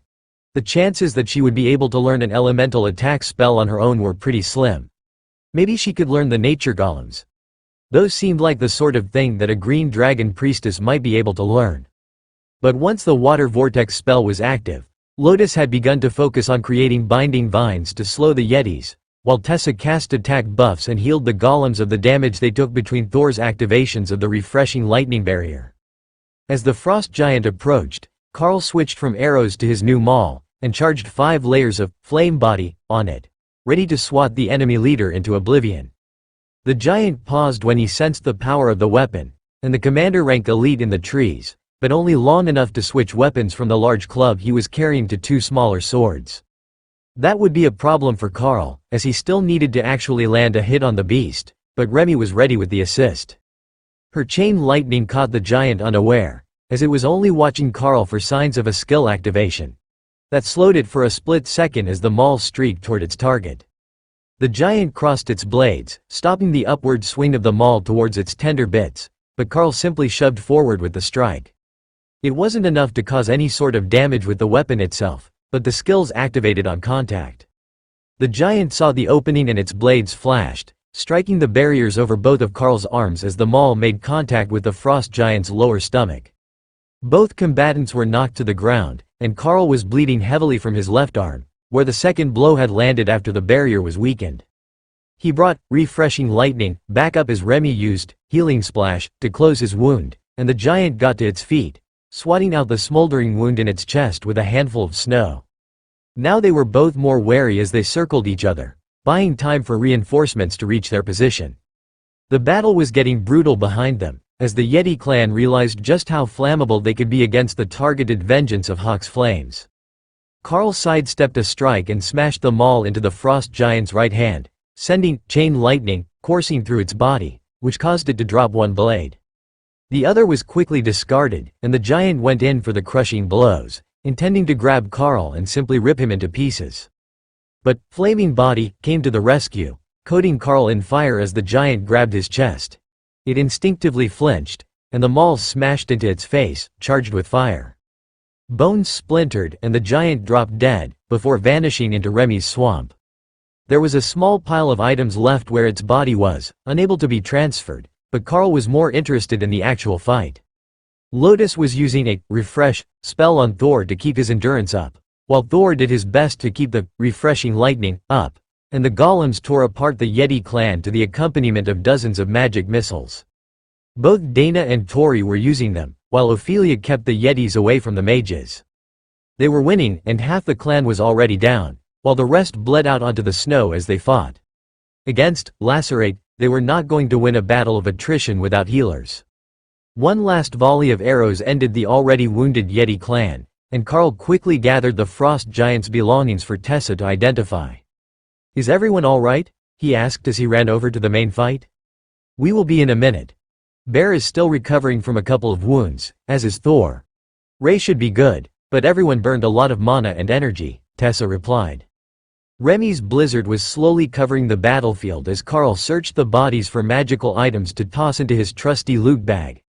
The Yeti corpses all had magical weapons, but no other items on them other than the cloaks that they were using to disguise themselves as giants. That was good enough for Carl, as 10 more weapons gave them a chance to either switch, or to turn them in later for credits. The soldiers on the line would appreciate the weapons upgrades, and goodwill from your reinforcements could never be a bad thing. Back in middle school, when he was the last one who hadn't gone through puberty, Carl had one huge friend who looked out for him when he had time. Carl hadn't thought about Big John for a while, likely not since becoming an elite, but him and John used to study together all the time, and John kept the bullying from getting out of hand when the teachers turned a blind eye. John hadn't been on the train, so he was likely in the mines right now, slaving away for the pittance they made at the bottom of the hole. The others quickly sorted through the weapons with growing disappointment. It looks like these are uniformly made, perhaps by a mass blessing by a frost giant shaman. They're all identical, and though the biting edge enchantment is strong ice magic, it doesn't really grant any benefit other than the ability to cut like a commander rank weapon, Tessa explained. "Well, I think that will be good enough for the frontline troops. We can drop by and give them the loot tomorrow if we have time. But right now, we need to get ourselves into shelter before we can't see what we're doing at all." "Hawk, lead the way," Carl replied. "There is a good spot not far from here, a small cave, but big enough for everyone to hide inside," Hawk decided, not wanting to be stuck outside all night again, in case another cold front came through. They jogged through the snow-covered hills with a blizzard raging around them, hiding their tracks from anything that might want to follow them and dispersing their scent trail. In this battlefield, it was quickly becoming their best ally, and a great safeguard against surprise attacks. The fact that there was no surviving local monster population helped as well. Everything that lived here had run away, and the frost giant army could only send so many troops to cover an entire border. The cave turned out to be much larger than Hawk had thought it was. The front area was small, but behind it, a narrow tunnel led to a much larger room. Out of an abundance of caution, and because they had fallen for that trap once before, the team checked all the walls to ensure that none of them were fake before settling in for the night. With the front entrance blocked by silk and snow, and then a hanging cloth in the narrow passage to the second chamber, they were able to keep the rear chamber quite comfortably warm without having to turn the flaming blade up too high. Tori smiled as she saw the two clerics setting up to make dinner. "You know, I could get used to this. But I suspect that when we get back to an operating base, I will be reassigned either to my old team or to a new one, depending on where they were sent." Lotus nodded as she created spices for the stew. Most likely. They are so short on people that they're not going to want to let us wander around with an extra ascended rank mage. Especially not one that is specialized in combat. I'm not sure if that's better or worse than staying with us, though. We're guaranteed to be in danger just about every single day, so being reassigned to a different group, who is sent to deal with less powerful threats, might be safer, Lotus suggested. Safer than being with Thor, Hawk and Ray. That's like having 3 extra commanders in your group. It might not be perfect, but it's pretty close to it. Even outnumbered 2-1 by an all-commander team, we still weren't in mortal danger, and we only took minor injuries. She had a point. A commander-rank beast who recovered stamina at an abnormal rate was a cheat code when it came to keeping a barrier active over the whole group. After a half hour, Remy let the blizzard fade, leaving them snowed in and secure inside their cave. There was no artillery on this section of the front, and the change from the deafening barrage made it feel like they were somehow all alone in the world as they rested in their shared hammocks that night. Ray took watch, but she was inside the cave, not interested in going outside, as they were going to have to scout in the morning anyhow, and nothing should be able to find them here overnight. Besides, even if the frost giants did somehow find their cave, they wouldn't fit through the entrance, and definitely wouldn't fit through the tunnel to the second room. She could just call her spider golems to attack anything that disturbed their door. But nothing did, until the morning radio reports started to come in. The main line that they had left behind suffered massive casualties the previous night, but repelled a frost giant offensive without losing ground. Thousands of the frost giants had been killed after the shamanistic weather spell had passed overhead, thanks to the ingenuity of the general in charge of the zone. He had the whole front line turned into a minefield with fire element magical resources as projectiles. The cost was high, but they were hoping to recover many of the crystals and metals from the bodies to be reused in another round of manufacturing, and the explosives had proven to be deadly to even ascended rank giants. That left the commanders and 1 royal rank frost giant for the elites and the holy magic enhanced infantry to deal with. It hadn't been easy, but it had been possible, and the general closest to Karl's cave was reporting that the other position was intact and unmoved. Hawk was sent to scout while the humans ate, and quickly started making reports of enemy movements. Most of them didn't sound like they were intact units. The numbers were all wonky. 3 here, 7 there. And even some solo giants were reported to be moving along the border toward what Hawk said was a city far on the horizon, visible only when he flew high enough. That would put it at least 100 kilometers away, directly into the frost giant nation. That wasn't a troop movement that they were going to be able to stop, but they could deal with anything that came too close to them today, with the plan to rejoin the main line for the evening and turn over whatever loot they had found. The soldiers were going to need it, as the frost giants wouldn't leave anything behind after a raid. Hawk, you can take out lone stragglers and small wounded packs if they can't attack back. It will make the others think that there are more groups in the area than there are, and it will help keep them away from the lines. Karl instructed. Got it. Free rein to kill the evil ice giants. Today is going to be a good day. What does Hawk say? Lotus asked as they prepared to move out. He says no easy fights today. He's going to take care of the lone stragglers, the severely injured and the trainees. But there are plenty of frost giants retreating from yesterday's battle toward one of their cities that will be crossing our path. As long as the main force doesn't pull back to rescue them, we should be fine to hunt at will. Hawk will keep an eye on them for us. But the chances are they will never know that there is an issue until it's all over, Karl explained. Remy's voice whispered in Karl's mind, as if she was trying to hide it from the other beasts. We should keep going into frost giant land. I can feel an incredibly strong shaman energy there, and I want it. Wouldn't that be a frost giant shaman? What good would a living giant do you? Karl asked, considering the fact that the shaman in question might well be an overlord rank monster. No, not a person, a thing. I can feel it, she insisted. Well, we will see what we can do, but if it's days away, that's too far for us to leave our area. Remy pouted as she realized that they wouldn't be taking a multiple-day detour to go find her the thing she could sense, but she didn't stop working, and kept her blizzard active and low enough not to damage the ascended rank or stronger frost giants they were hunting. If they weren't hurt, they would think it was just a snowstorm, or at least that was the theory. The first target they found was a lone commander, lightly injured. Unfortunately for the giant, it never even realized that Ray and her golems were stalking it before it was dead. Then came an injured trio, who Karl marked with an arrow before the spider golems got to them. In fact, for most of the morning, it was the Carl and Ray show, and everyone else was just out for a walk in the snow. Nothing was living long enough to have a proper fight.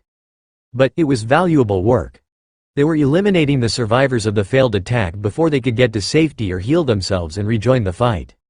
Around lunch, Hawk came back to take a break while the giants who had noticed him attacking stragglers either calmed down or gave up on searching for him. They had been chasing him for hours, but the bird had been hiding among the trees to ambush the weak and then racing away. At this point, the giants likely hated Hawk just as much as he despised them, and it felt like an oddly balanced situation as the exhausted bird took a short nap in his space while he recovered his mana and strength with a good meal and some sleep.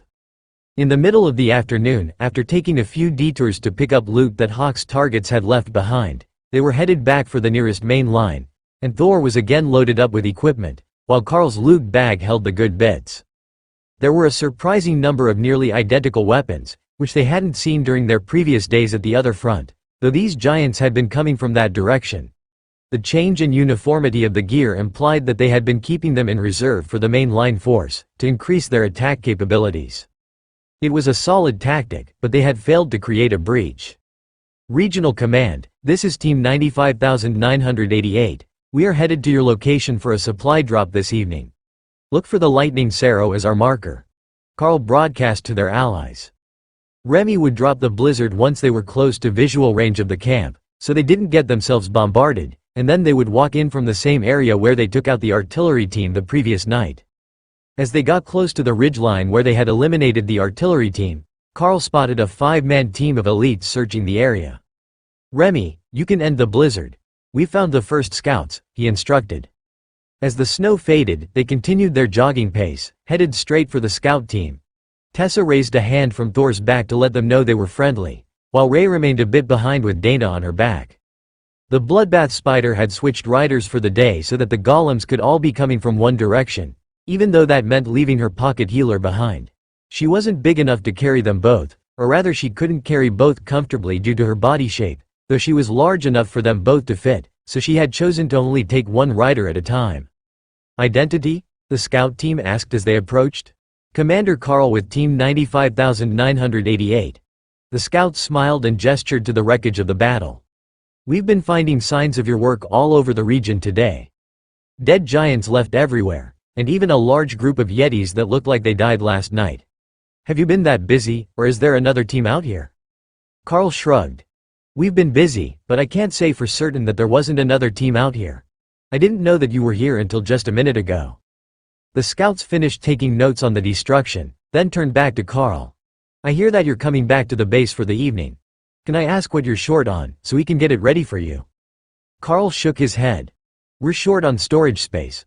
We loot the giants so that they can't reuse the equipment of the dead, and we've got numerous weapons and magical armor with us.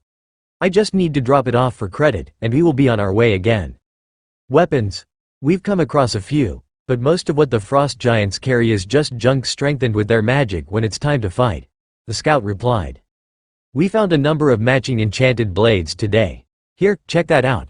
Simple, but effective, Carl explained. The scout examined the weapon with great interest. It was a large sword for a human, a short sword for a frost giant, but surprisingly light, and Carl was right. The enchantment was basic, just enough to make it cut as if it were a commander rank weapon. It was the sort of thing that the army would issue to line soldiers if they had the ability to make them in large numbers. How many of these did you recover? Because we could use these for the warriors of the scout teams. The soldier asked, eager intensity growing in his eyes as he imagined the possibilities. Carl turned to Lotus, who was sitting closest to the bags on Thor's back. About 30, I guess. There's a bunch of other gear in here, and I lost count. The nature priestess apologized. Identical items normally wouldn't equip for the same person, so keeping a spare set of giant strength gloves or wearing 2 sets, one inside the other, simply didn't work. That had led to them loading a lot of gear into the storage bags on Thor's back now that they all had a copy of what the giants had to offer. At least the parts of it that they could use. Dana was somewhat disappointed to learn that she couldn't use the Ring of Giant Strength. The giants also weren't very creative with their gear, and it was just the same thing in different appearances on every frost giant that happened to have a magical item. If they were trying to improve their own gear, Carl would have felt like he got scammed. However, as they could keep trading it in until every elite they met had frost giant gear on, it was a great money-making opportunity for them. The scout shook his head in dismay. You lot are monsters. We haven't even killed 30 commanders this week, and here you are bringing us back 30 commander-rank swords for the day. Lotus giggled. Technically, a bunch of these came from last night, when we came here to avoid that cold front that moved through the other main line.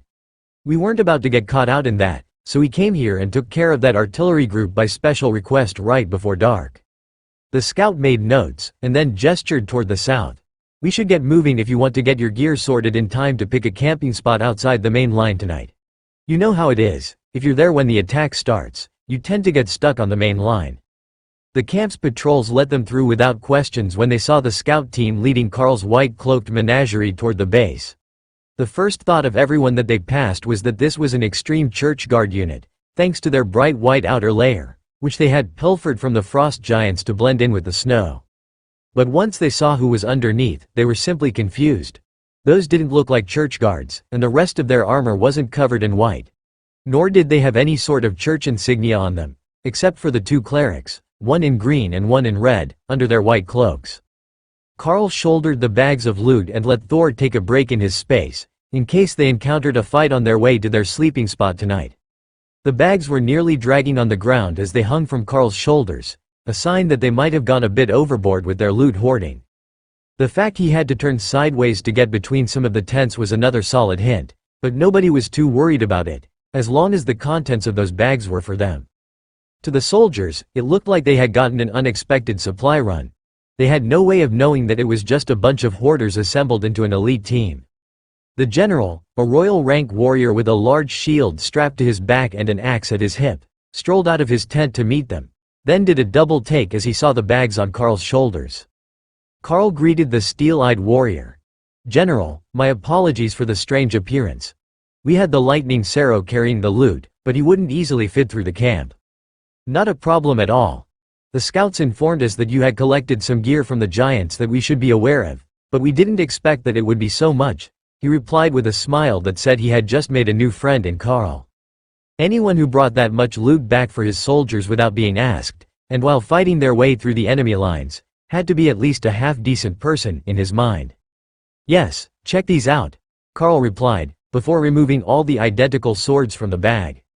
Not identical in appearance, that actually varied wildly between weapons, but the enchantments on them were all exactly the same. It only took a second for the general to realize that as well. Interesting. We have known for a while that the giants aren't big on variety, but I think you might have just found proof that they're using a very limited and precise magical tool to do all their enchanting.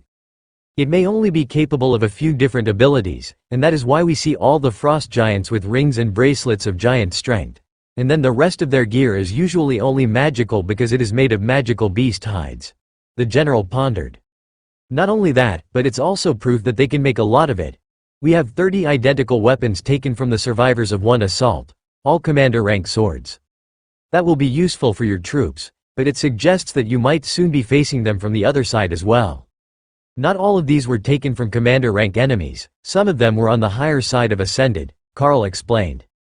That's not good at all. The reason Ascended elites can so easily go 2-on-1 against a frost giant of the same rank is because it can't quickly get through their barriers. But weapons like this wouldn't have the same problem. How did you deal with it? I see that your mage is still Ascended, the general replied. The commander-rank Lightning Sero has the ability to spread his barrier to everyone in the group. Between that and the circle of protection, we don't have too many issues. The general nodded. You have a solid group. I'm not certain what we are going to do about large numbers of those swords showing up in the next charge, but we will be able to make good use of the ones you brought us. As you have likely already noticed, despite your status as a student, commander-rank gear is hard to find. There might be a piece or two at every depot, but that's about it. When we're fighting against dozens of commander-rank frost giants at a time, every weapon counts. The mages can bring up barriers for us, and the priests can issue blessings, but nothing truly replaces a good weapon. Carl smiled as he gestured to the bag. Those aren't the only weapons in there, it was just noteworthy that they were all identical. There are a number of giant strength items in there as well, and some commander rank and ascended rank armor. We grabbed everything that looked decent and wasn't destroyed in battle.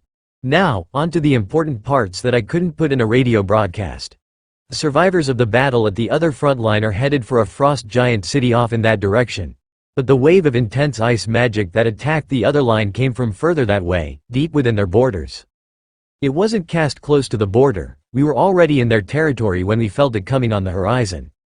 The general hummed as he considered the new information. I think I might know where it is coming from. There is a crystal mountain, a massive block of pure ice, that keeps their nation frozen, right at the center of the frost giant's territory. The area it could keep cold was always the limits of their borders, but now, I have reason to believe they found a way to access and enhance it. That's not official, by the way, just this elite's thoughts on the matter. But I've been in combat for 10 straight years now, and I've seen some things. The problem is that we don't have any more information about it than some old drone footage and a team who saw it once a few years ago. Until someone actually goes there, we can't know for certain, but it would be suicidal to ask anyone to actually do it. And we can't spare the elites who would have a chance of survival. Carl chuckled. Well, I know it's not going to be me unless I'm taking your army with me. The general laughed. It would have to be an overlord. That's the only combat force we have that could logically survive both the intense cold and the powerful frost giants who patrol the region around their sacred mountain.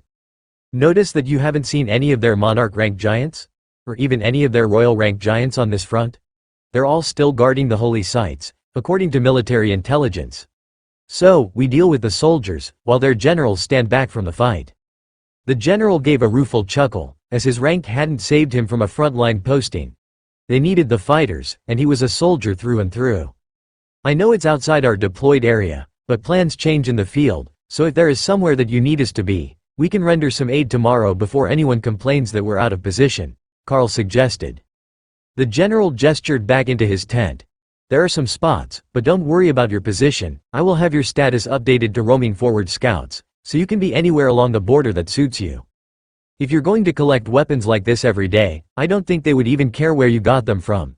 We need them that badly. Especially commander rank blades and giant strength rings. Those can be used by almost every warrior class. Then he led them inside and stepped to the far side of a table with a collection of stones set on top of the map. I know it looks sketchy, but it's the easiest way to update troop movements, and if there is a chance that the camp will be overrun, the first thing we do is knock it over. It means we have to restart our map placements later, but it also means that the enemy won't be able to use the map to track our troops, he explained. Carl nodded. We're familiar with the trick. And the fact that most officers don't put all the assets on the map. We got a rather shocking wake-up call when we landed here and saw the discrepancy. The general smiled sadly. See, that's an executive-level issue. They always think we're overstating the situation in the field. Perhaps it's hard to hear with their heads that far up their ass. The general tapped a spot on the map, further from Golden Dragon Nation territory, and almost directly in front of this offensive line. That is the target I would like for you to inspect. It's too far to move the main line, as being that far forward would let them sneak behind us. But I think there is something there. A relic, or some other powerful magic. The giants keep moving past that point, and our scouts suspect that they are gaining some benefit from it, but they haven't been able to get close enough to verify. We're not the priority line, just the B-team elites with a bit of artillery on a quiet mountain pass, so we don't have commanders to spare for scouting teams, he explained. Tessa smirked as she got some sort of divine inspiration that made her eyes glow red. Well, for a day at least, you've got us. We've only got one proper commander with us, but we've got 3 commander-ranked beasts as well, and that makes the fights a bit more even, she announced. If the war dragon thinks it's a good idea, then we really have to go see what they're hiding out there. For all we know, it could be a massive weapons bunker. Or it could be a simple shrine to some ice goddess, but either way, we will take a look for you in the morning and report back. Carl agreed. I appreciate it. Have you picked a spot near camp? I know better than to ask you if you need a tent, the general chuckled. Yeah, the big trees to your east will do for the evening. We usually set up in one of the trees, Carl explained. Why in the trees? The general asked. Because I am the thing that goes bump in the night. Ray answered in Carl's mind. To engulf the silly bird in blizzard, Remy added. For better. You brat, I knew you were making the air evil on purpose, Hawk complained. Carl smiled as he listened to their answers. Many reasons, but mostly it's more comfortable to be there than on the ground, and there are fewer tree-climbing enemies than walking ones. The general nodded in agreement. He might not know a technique to make sleeping in a tree comfortable, but if Carl did, that was fine by him. The elites never wanted to stay in camp unless they were office sorts or out of supplies, so he wasn't going to get offended that they wanted to sleep nearby. Alright, happy hunting, and I will expect your reports tomorrow when you leave the location. The general insisted, dismissing them to get back to work. Ray made them a nice fort in the trees, while Hawk kept a close eye on Remy, to ensure she wasn't sneakily casting a minor blizzard spell to keep the blowing snow active around their camp. Blizzard Snake was definitely untrustworthy. She must have been learning bad habits from the frost giants. The worst part was, he couldn't even throw things at her because she was just a stupid snake, and she would probably eat it. If he made her sick, Carl would be mad. The next morning, they packed up camp, leaving the double-walled fort which had served them well for the evening, and began to make their way toward the spot that the general had marked on the map. According to Hawk's scouting, it was hidden within a valley full of blowing snow, where he couldn't see the ground from above, and he wasn't going to fly down into it, in case the winds were strong enough to keep him from flying. He was powerful, but his feathers were rather delicate, and once they were pushed out of place by extreme winds in the wrong direction, he would be forced to land. Hawk says that the snow is blowing too hard to see down into the valley, so we are essentially going in blind. I will have to call him in or have him sit on someone's pack when we enter, as the high winds will cause issues with flight. Actually, we might have to tie Dana and Lotus to Thor and Ray, or they might blow away as well, Carl joked. Well, it was intended to be a joke, but when they got to the edge of the valley and felt the raging winds, it started to sound like a more practical idea. They waited in the trees near the ridge line while they tried to make a decision, and watched as a group of frost giants left the area, headed to the other front. Then, a half-hour later, another group went the same way. Hey, don't you think there is something odd about those giants? Lotus asked as she watched the second group. Carl inspected them more closely. 1 commander, 9 ascended. Standard group formation, the usual assortment of weapons, blades with a few axes. Lotus shook her head. No, that's not it. Let's wait here for another group. Memorize this group as well as you can, and I think it will make sense. Carl did, and then they waited half an hour for another group to come out. 1 commander, 9 ascended, an assortment of weapons. The same assortment of weapons. Same outfits as well. We must have never noticed because the groups mix later, but those groups are identical, Carl gasped. Exactly. That's why we were getting so many of the same swords. Not because there's some obsessive frost giant blacksmith, but because the groups are being cloned. Tessa's eyes glowed red again, and Carl smiled at the war cleric. We're going down soon, we won't let your goddess down. The group has just gone, so we should be alright to head in and start searching now. If they could spit out a group every few minutes, the border would have been long since overrun. Carl led the group into the blowing snow, down the ridge and into the bottom of the valley. They could only see a few meters in front of themselves, so unless they stumbled across a group accidentally, nothing would be hunting them. The lack of visibility, even with thermal vision, made it seem like an impossible task. But once they were close to the valley floor, the storm ended, raging above their heads and revealing an entire valley full of frost giants. There were hundreds of them in the area, standing around a pulsing blue pillar of crystal. Yes, I need the good thing. Put that shiny stone in my swamp, Remy insisted. First we need to get there, and get rid of the giants, Carl laughed. The groups here were the same as the last 2 they had watched leave. 9 ascended for every commander, and now that Carl could see them side by side, identical faces on the commanders, but with different patterns painted to obscure their features. How that had escaped everyone was a mystery, but nobody really tried to memorize frost giant faces. Oh look, a welcoming party. Tori sighed as the frost giants began to turn toward the interlopers. Tessa nodded. Well, let's not let them down. If anyone has a hidden secret skill, now would be the time to show it off. Carl quickly checked his points. 21 left. He had a variety of options available from his skill tree, he just had to make a choice. Balance skills. 50 points, evolution, cause any bonded pet to evolve into a form 1 rank higher than when the skill is used. Usable once per beast, some materials may be required. Skill Master rank 3 available. 100 points. Allows all skills to evolve to a skill 1 tier higher than their current tier with practice. Tier 2 skills, 10 points, brutality, increases the size and strength of the target beast by 10% per rank, 40% for commander. 10 points. Barrier, creates a barrier around the Beast Master or selected target at the Beast Master's current rank. 10 points. Bestial regeneration, greatly increases the target's healing factor. 10 points. Refresh, eliminates fatigue for 10 minutes per rank, 40 minutes a commander.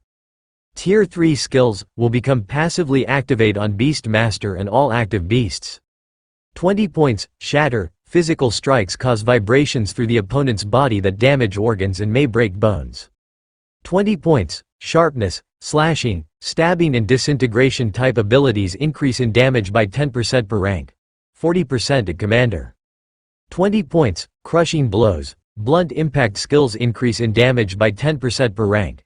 Effective on damage caused by shatter, 40% at commander. Carl looked at the skills for a moment, and then the abundance of targets in front of them. There were definitely a few options there which would work out well for him today. Sorry, Thor. The next one will be for you. Carl apologized as he made his choice. 20 points. Sharpness, slashing, stabbing and disintegration type abilities increase in damage by 10% per rank, 40% at commander. Sharpness learned. Rend and shred were both slashing type skills, as was lacerate. Unfortunately, chain lightning was not a disintegration ability, but he would take what he could get. Once haste and terrorize were activated on everyone, and the spider golems were summoned, they were ready to face the frost giant charge. Back into the snowstorm, Carl ordered, intending to limit the enemy's line of sight. Lotus yelled back, "No, don't. They're using their magic to keep it active, and it will deal damage now that they know there are enemies here." So, they were trapped under the storm, unless they could march up out of the valley through hundreds of meters of commander rank, blizzard, and blinding snow while under attack. The frost giants were charging, so Carl strapped his large sword to his pack for the bonus energy steal, then sent out a flurry of arrows charged with chain lightning to slow them down. With the benefits of sharpness and terrorize, the arrows were punching holes clean through the ascended rank giants when they hit bare flesh, and the lightning was doing its job, scorching flesh and slowing their movements to give the spider golems time to shine. The two bone-white wooden constructs launched themselves into the frost giant ranks, and true to Ray's name, a rain of blood and body parts was the result. With nearly twice the damage compared to a regular commander rank golem that had the durable constructs bonus and 40% increased speed, they were eight-legged whirlwinds of death through the ascended rank targets. The mages unleashed their spells on the commanders, quickly grasping what the spider golems were after. They were eliminating the overwhelming numbers, while leaving everyone else to deal with the stronger targets. Carl led the group forward, away from the storm, so they weren't ambushed from behind out of the snow, and turned his arrows on the larger frost giants. Thor's circle of protection flared around them as the ice shard attacks came back in return. Their lightning barriers were holding, and while the lightning Sarah was at the front, he wasn't actively fighting, he was just focusing on maintaining their defenses while the golems did all the close combat work. "It's a good thing that you don't need arrows," Tori panted as she created more magic missile orbs. The refreshing abilities of Thor helped, but she was burning mana quickly to keep up her damage rate against the giants one rank higher than she was. "Cut back the individual power of your spells, we're going to be at this a while, and we can't have you exhausted," Carl reminded her. Dana had already done that, and was relying on multiple hits to cause serious injuries, instead of putting extra effort into individual spells. Hawk was on Thor's back, using rend in wide arcs to damage anything that got near them. It wasn't royal rank, but it was the easiest spell on his energy, and he could keep these attacks up all day. They still cut deep into the frost giants, and for a moment, he envied Ray's lacerate ability. If rend made them bleed like that, it would be so much better. Ray was staying close to the group, targeting giants who made it past the first line of defenders, or who were giving Dana's stone golems trouble. And the ground everywhere around them was becoming soaked in cold blue frost giant blood as Carl slowly pushed the group forward toward the massive crystal.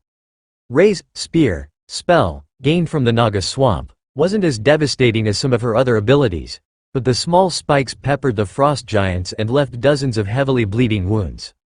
The combination with lacerate was proving to be quite impressive. Carl could see that there was a spell active at the base of the crystal, and the goal was to make it stop. It had to be the spell that was summoning more frost giants, and while it was slowly fading as their numbers decreased, they couldn't afford to retreat until it was gone. Ophelia pointed to a spot to their right, and Carl adjusted the group's movement to go see what it was. The werebear berserker ducked down and pulled a book from the corpse of a frost giant woman that didn't match the clones, before tossing the tome to Carl. It looked like a spell book of some sort, not a skill book, but it might be useful to Remy if the dead giant was a shaman. If not, he would just hold on to it for their berserker bear. Ray hissed in pleasure as she summoned a fresh group of spider golems, which appeared larger than Carl remembered them. Did she just upgrade her golems? Lotus asked. I think so. The same skill that allowed Hawk to improve fire body is active on everyone. Carl called back as he continued to fire arrows. His arms were getting sore, even with the refreshing effect, and he was mentally exhausted from the chain lightning, which he was only using now when there was a cluster of targets. An arrow caught an unfortunate ascended rank frost giant in the face, then hit the inside of his helmet, throwing the body backward into a commander, who glared at Carl with pure murder in its eyes. Tessa was laughing and glowing with red light as she cast some sort of area buff on everyone. This was the sort of war that her patron deity craved.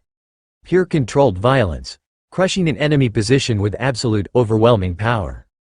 Every dragon priestess knew the ways of the dragon species. Might makes right. They all had their own ways of doing things, though the dragons made at least some effort to work together and keep society functioning. But when it came down to conflict, the strongest were the only ones with the right to speak. Tessa's spell completed, and the golems, as well as Carl's arrows, were coated in a layer of red energy that caused the frost giants to boil and explode after being injured. Carl had no idea what to call that divine blessing, but it was the most wonderful thing he could think of at this moment, as the entire valley of frost giants was headed their way. Carl switched to simply coating his arrows with fire from flaming body, and letting them loose into the charging giants. With Tessa's blessing active, the wounds began to boil, and even a hit to the leg would be fatal. They were getting closer to the spell on the ground, and the ring of frost giants, who were focusing all their attention on it. There's a weird little crystal in the middle of the circle. Remy noticed once they were 10 meters away, with a wall of commander-rank giants between them and the spell. How lucky are you feeling? Carl asked the spirit snake. Pretty lucky. You're totally going to get me that big stone after we finish, she replied. Then grab this next giant by the ankle, and I will send you to the circle to recover the little crystal. Once you have it, return directly to your space before they mince you into sushi rolls, Carl instructed. Carl switched to his maul, and Remy moved to his leg, prepared to strike when he got close. Carl leapt into melee combat and kicked his leg forward, tossing Remy onto his target giant, who raised a shield to block the strike of the oversized hammer, but was blown backward by 5 layers of flaming body on the blunt weapon. He flew right over the spell circle, even over the casters, who ducked to avoid a collision. As she passed over, Remy dropped from his body and swallowed the strange object whole before returning to her space and spitting it out. The storm overhead instantly stopped, leaving the battlefield in an eerie silence. I don't think we should have done that, Ophelia muttered as the huge blue stone in the middle of the valley began to pulse more violently, making the ground shake. I think you're right. Everyone, get on a ride, we're leaving, Carl ordered, grabbing Dana as he ran past the mage. Lotus climbed on Ray, while the stone golems grabbed Tori and Tessa. Thor tried not to laugh as he chased everyone out of the valley. This was a great game. They ran in, slapped the frost giants in the face, and now they ran away before they got slapped back. Hawk fired back into the giants chasing them, while the spider golems did their best to stop the tide and keep them in the valley. Now that the storm was gone, the bird took to the air, bombarding the enemy with a combination of rend and fireballs. Run faster, that stone is starting to crack, he warned, when the group was only 2/3 of the way up the valley ridge. The giants had fallen well behind them, thanks to the defensive efforts of the spider golems, but Hawk was right. That glowing stone was making the snow glow bright blue with the intensity of the mana surges it was experiencing. Remy did her best to hide her despair. That was supposed to be her prize, but now it was going to blow up, and she was left with just a cute little crystal statue of a fat lady. At least it had strong shaman magic on it, so she could keep it in her swamp and bask in the power. A blast of ice magic washed over them, shattering Thor's refreshing lightning, and dealing slamming into those caught in its path. Ray summoned her spider golems closer to protect Ophelia and Carl, only to watch the outer layers of them being shredded by the violent magic before she made it over the ridge and behind a huge boulder to hide. The stone golems were shattered to dust, and the barriers over everyone shattered as Thor was hurled through the air, leaving a trail of damaged scales before he chose to return to his space. Carl felt his bones creak and vainly clutched at Dana as the magic sent him flying after tearing through the spider golem, but it didn't feel like anything broke. He would be sore later, but his armor held. He lost his grip on Dana, but hopefully, she would be alright with both him and the golem as a shield against the initial blast. When the blast had spread from the stone, Hawk had returned to hide in his space, avoiding any injury, but the frost giants weren't so lucky. Most of them were still gathered around the stone, trying to stabilize it when it had exploded. The blast sent a bright blue mushroom cloud up into the sky, dwarfing any mountain range. That would be visible from 1,000 kilometers away, all along the front lines, as well as in the frost giant nation. "Check in, is everyone alright?" Carl called as he got back to his feet. Thor made an unhappy noise from in his space, then brought the barrier back up over everyone, while the others all groaned in pain. The refreshing lightning, and Remy's healing splash, which she was throwing out at everyone now, were precisely what everyone needed, but it sounded like there were worse injuries than those two spells could easily deal with. Lotus cast her area healing spell over the group, and Carl heard Tessa curse as she reset her own broken arm so it would heal properly, before going to help the mages, who were in even worse pain, despite the numbing effect of the healing spell. Carl just lay in the snow for a few minutes, catching his breath as the healing spell took its course, and the pain from his joints began to fade. Looking over, there was some blood on Ophelia's fur, but nothing major, as the spider golems had taken the worst of the blast. It was the spell casters who needed the most help, and the clerics were both busy with the task. After 15 minutes, everyone was back on their feet with a golden glow surrounding them as the clerics worked together to cast a spell to repair their armor. It was a form of nature magic called Mend, quite useful if the gear wasn't completely destroyed. They hadn't had to use it before, but it was considered one of the basics for a wandering nature priestess or a war priestess. Especially a red dragon priestess who worked with orphans. They needed all the mending spells they could get, so the children didn't destroy the few clothes they had. Excellent. Job done, no casualties. I say we go back to the front line and take a few days to rest and recover, Carl decided. Lotus raised a weary hand. I vote we do anything but that. Do you have any idea how many questions there will be about whatever that was? I've never seen an explosion like that, and everyone would have seen and felt that. From a few meters away from Carl, Dana nodded. She has a point. I say we radio in and tell them we're not dead, then hide in the hills somewhere for like 2 weeks. She grabbed the radio from Carl's chest pocket and frowned. It's smoking. Carl doused it with snow, stopping the smoke, then flicked it off and on again. There were no lights, no sound on any channel, nothing. The radio is fried. Can someone get the emergency phone out of my pack? Carl asked. Dana unbuttoned the side pouch and took out the small emergency phone. Carl hit the button for a dial tone and got nothing. No lights on that either, though it wasn't smoking. Emergency phone is dead as well. He sighed. The barrier, combined with Lotus area healing spell, had already repaired the damage to the group, but it couldn't fix their communications gear. Well, maybe if we go find a scout team, we can tell them that we're not dead? That should be enough to ensure that they don't make our families cry, Ophelia suggested.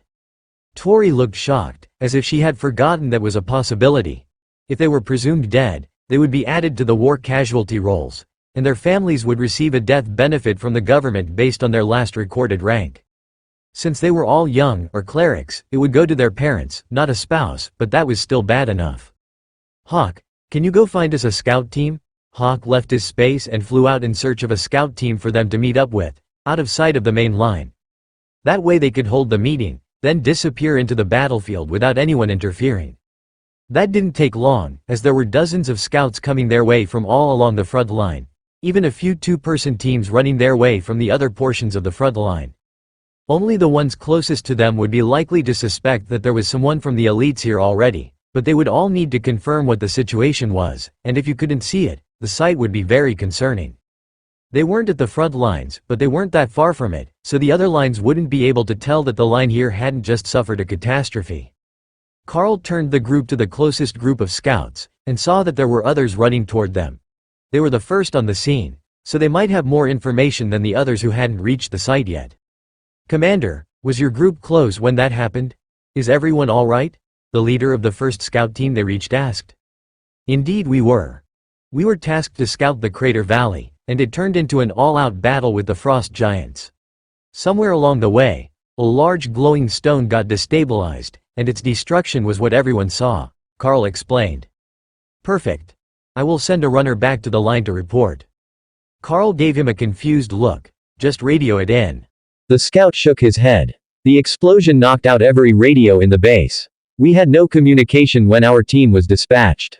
They should have some fixed soon. I heard something about blown fuses, but I don't have a working radio. Same here. Even my emergency phone is fried. We were still in the crater when the explosion happened, Carl explained. You're lucky to be alive. I will have the runner explain to the general that your team is fine. Where are you headed next? Into the wilderness between frontline groups. I will come grab a new radio in a few days, or poach one off another scout group, Carl replied. The scout smiled and nodded, then led his whole team back to the line.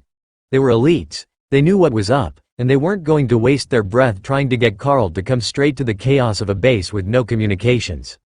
For the next 2 hours, Carl repeated the explanation to various scout groups, who returned to the frontline camps to give explanations, as anyone close enough to reach him that fast had lost their radios to the blast. It's time to go. Frost Giant Army, 40 kilometers out, coming for the crater from the city. Hawk informed them as the last of the scout groups was about to leave. You, Lieutenant, I forget your name. There is a Frost Giant Army battalion coming this way from the city. Can you run and tell the general that he's likely to have incoming hostile forces later today? Carl shouted after them. No problem, Commander. Make yourself scarce before they get close enough to spot you. Carl nodded and led the team away, headed for the woods between the two sections of battle line, where he could take the team and disappear into the mountain caves in only an hour or two. That would keep the frost giants from finding them, and if Remy cast a blizzard once they were out of sight, they wouldn't even leave a trail to follow. Yep, blizzard is useful, Remy agreed, while coiled around her new statue, trying to determine what it was for.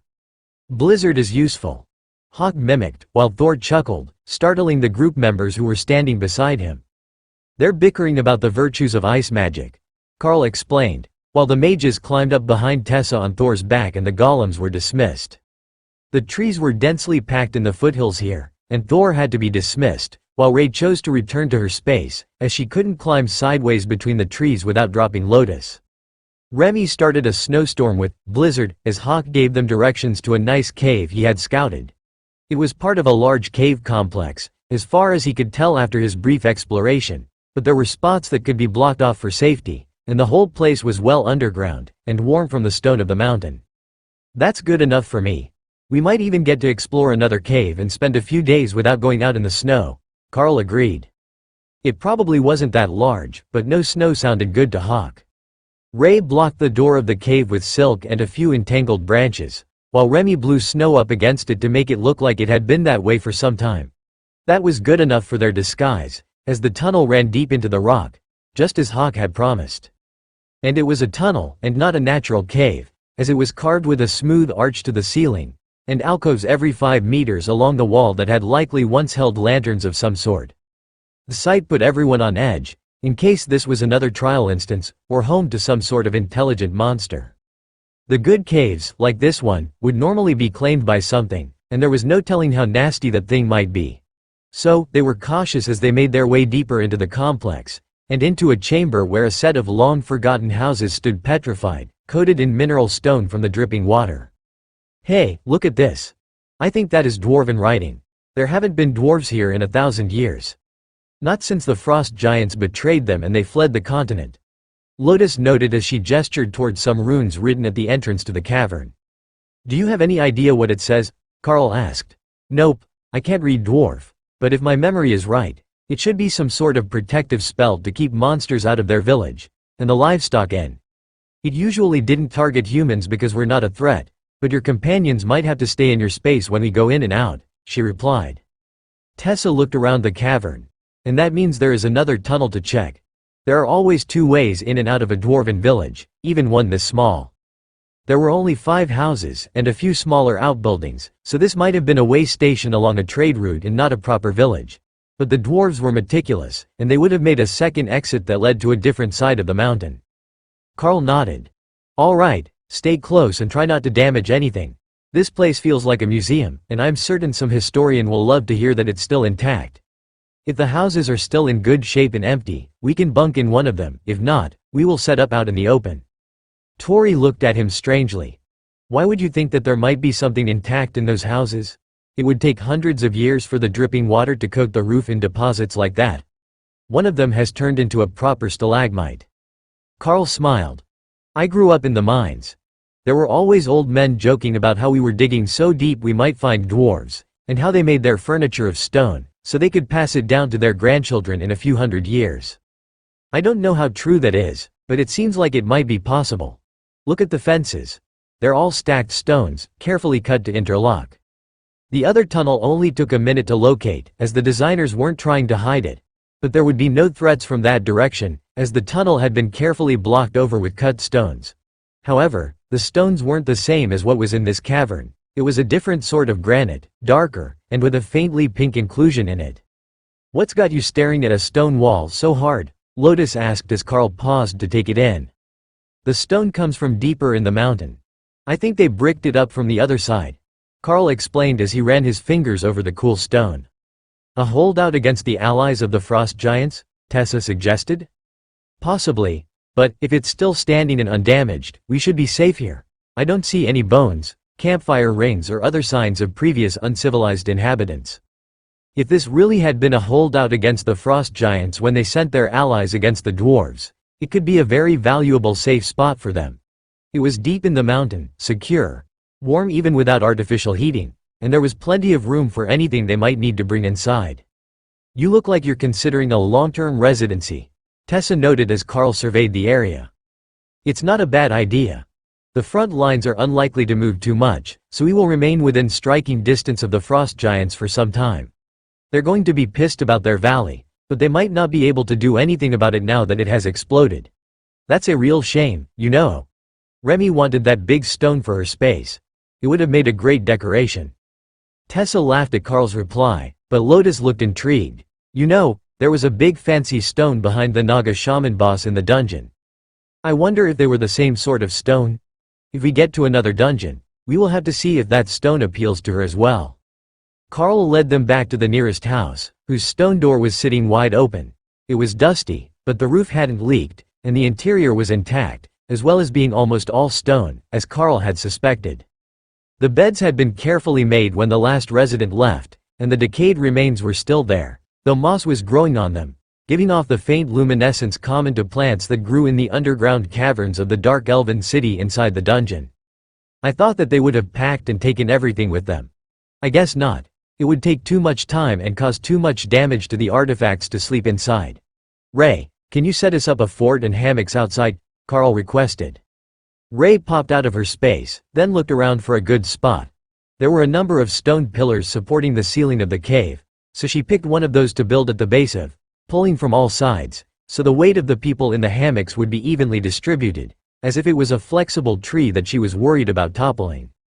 Then she returned to her space to rest. There was still light coming in from above, reflected through a crystal that lit up the cavern with the afternoon sun. When it started to get dark, she would come back out again, but for now, it was time to nap. The group was thinking the same thing, so Carl led them to a fire pit in the backyard of one of the houses. It had a metal grill plate over half of it, and it was obviously intended to be for cooking, with an adjustable hanger for your pot on the other side. "This is fancy. Get that stoked up with your lucky blade and I will start on dinner," Lotus informed them as she admired the way that the metal of the griddle hadn't corroded even after 1,000 years. It would need a good cleaning before it could be used, but she wasn't planning to use it anyhow. She was just going to put her pans on it once it was hot. Carl activated Flame Body on his spare short sword and went to place it in the pit. But the moment that the fire touched the stones, the pit roared to life, creating an evenly distributed fire through the whole pit. Carl removed the blade, and the fire went out, enthralling Lotus. "Just use the skill in the pit. I think you will be able to control it directly. That had to be pretty convenient for whoever made this place," she suggested. Carl extended the Flaming Body skill into the pit, which required him to touch it to get it started. But when he removed his hand, he could still control the skill, and the pit stayed burning. "Alright, we really are set now. Cook to your heart's content, and we will rest here for a day or two." Dana and Lotus smirked at each other. Don't you think this reminds you of something? Like when you accidentally broke something of your mom's and then hid until she calmed down? Lotus asked. Or ate a cupcake from the batch that was supposed to be for the church potluck, Dana agreed. For 2 entire days, the group rested in the dwarven village ruins, resting and rebuilding their strength. But Carl wasn't slacking. No, he was working hard to spread the energy from the focal points in his beast spaces and then rebuild them. The process of spreading the energy smoothly took an entire day, and then it would likely take him weeks to rebuild it back to its new peak level, but he could feel the difference in the spaces after putting it off for that long. With 3 commander-ranked beasts, the energy was flowing much more smoothly through his body after the process was completed, and he had an easier time activating his skills. The royal rank, flaming body, skill was becoming much more effective, though still limited by his own capacity. It was more efficient than the commander rank version for the amount of mana used, but because his cap for energy usage was lower, he still couldn't exert the maximum amount of power that someone like Prince Corbin could have. By Carl's best estimate, it was close to twice as strong as it would have been at commander rank, though. The jump between the 2 ranks was a large one, and while Carl didn't quite understand the difference yet, the feeling of power from flaming body was definitely not the same as it was from the other skills he could use. If it had been offensive adaptation that Ray had managed to advance, he might have a more detailed understanding, with 2 skills to compare, but it was her golems that had advanced first. Of course, if it had been offensive adaptation that advanced first, the amount of damage that he was doing at the commander rank might have made even the Red Dragon of War blush. That skill was truly overpowered to begin with, and having it a full rank higher than the user would just be disgustingly effective. They had no way of knowing what was going on outside, other than the silence when they went to sit by the door and listen for movement. There was nothing close enough for their senses to pick up on the first day, so on the second day, Carl sent Hawk out to scout in the morning. There are still plenty of frost giants in the area, searching for us, I guess. They're big mad about something, and it has to be us blowing up their rock. Hawk explained as he returned to rest in his space for the remainder of the day. With the energy stabilized in an even layer on the 3rd day, and the new focuses forming properly, Carl sent Hawk out to scout again, updating them on the situation. Not so many frost giants as yesterday, but still plenty of frost giants to keep us busy all day. There are humans there now too, fighting. Hawk informed them during his dawn scouting mission. It sounds like it's time to go. There are other human teams outside now, fighting with the frost giants that are looking for us. Well, they likely don't know it's us they're looking for, but they're looking for the relic from the crater, Carl explained. But it blew up. Tori reminded him. Dana and Tessa both gave Carl matching suspicious looks. It did blow up, didn't it? Tessa asked. Carl took Remy and her new lucky statue out of her space to show to the others. I think that this is what they're looking for, he explained. A statue of the All-Mother. I mean, she's the primary goddess of shamanistic magic, but what does that have to do with the frost giants? Lotus asked. Tessa shrugged. No idea. But if it was in the crater, then it's not just a statue. Where did you find it? Remy wrapped protectively around her statue, in case someone tried to take it from her. Carl smiled and stroked the spirit snake's back as he answered. They were using it as the focus for the circle that was summoning more frost giants. I stole it to break the spell. Tessa nodded in understanding. And then the crumbling spell destabilized the frost stone, and everything blew up. All right, I see what happened now. Tuck that away again, and don't let it come out. It should be good for Remy, but the frost giants will sense its magic if they're close. Remy quickly vanished into her space to protect her statue, while the clerics tried not to laugh. The little spirit snake was growing quickly, but nobody had noticed because it was so cold that she never came out of her space. Or at least she never came far enough out that they could see her. Are we bringing our packs, or leaving them here in camp? Tori asked as she glared at the heavy bag. Unlike the others, the mages couldn't use the rings of giant strength, so they were working with basic human stats, and carrying their packs all day was tiring. You and Dana can sling them on Thor's back. It should help mobility, and he won't mind a pair of saddlebags if Ray helps us tie them on nicely, Carl suggested. Ray happily made a harness for the packs, and for the riders to hang on to while they sat on top of Thor's new white fur cape. It was warm, it helped him hide, and it had a hood. The hood was the best part, in Thor's estimation. Tessa had cut holes for his upper horns, so it would stay in place when he moved his head, and it kept his cranial ridge warm without blocking his eyes. The harness kept it securely in place, with the backpacks hanging at his rear hips and the riders in front of that, with Tessa sitting at the base of his neck, where she could more easily attack their targets. "We need to get you a lance," Carl decided, as the riders took their places. Lotus was back in her spot on Ray again, so they could ambush from the side without the bloodbath spider losing her pocket healer. That put both mages on Thor's back, but they would climb down as soon as the fighting started, as they weren't physically adept enough to stay on a bucking lightning Saro during battle. Carl led them down a path toward the closest group of human scouts, who were about to end up in combat with a frost giant hunting team, keeping the pace to a moderate jog, so that neither of the beasts was tired when they found their fight. "Can I engage?" Hawk asked, after relaying that the frost giants were about to reach the human scouts. "Go ahead, just don't get yourself attacked." The fireballs made it easier to track the scout from the ground, and Carl adjusted their route to intercept the frost giants.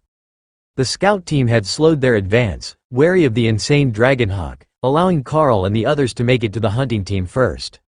It was just 5 ascended frost giants with spears, no fancy armor or magical weapons, but they had a large hound of some sort with them, who was sniffing at the ground, searching for something. It wasn't them, as the hound didn't make any signal that it had recognized them, but if they were tracking every group who had been near the crater, they would get to him eventually. Carl took out the dog handler with an arrow, while the others fell to Hawk's fireballs, leaving a very shocked scout group standing 50 meters to their right, unsure as to what they should be doing now. "Good morning everyone. I don't suppose that you have a working radio, do you?" Carl asked. The team leader smiled, and gestured for someone to bring one forward. "We do have a spare. All the teams do, now that we've learned the trick. The only ones that blew up were the radios that were in use at the time. The ones in storage with the batteries removed were fine. It took a few hours to realize that with all the chaos, and by then the scouts who had been near the crater had all dispersed again," he explained. "Got it. Keep the battery removed from the spare radio when we get one. Hopefully, that sort of thing won't happen again anytime soon, but you never know," Carl agreed. "You should call in soon, Commander. The General would like to have a few words with you, and he is requesting that you return to the base." The scout chuckled as Carl tucked the radio in his pack and put the earbud in. "I thought that might be the case, especially after 2 days of recovery time. All right, I will head for the base this afternoon, so I have time to make it back to my camp before dark." Hawk wasn't joking about the number of frost giants in the area. Carl could see 3 other groups from where they were standing, and if the giants had better eyesight, they would be able to clearly spot his group across the open fields, even with their white cloaks. It was a shame that he couldn't fire an arrow that far, but from Hawk's point of view, it looked like the frost giant front line had spread out into a search pattern, and they were combing the area looking for their lost relic. That thing must be significant to them, even though it's not their primary goddess. Lotus decided, as they headed for another group of hunters. Perhaps it's because she's a shaman god, and they needed the shamanistic magic to activate the stone that was letting them clone the warriors, Carl suggested. Lotus frowned. That could be, but it might be something else as well. The goddess is called the All-Mother, and she is a god of shamanistic magic, so it might be that only a holy relic of that one specific goddess would enable them to use the spell they need.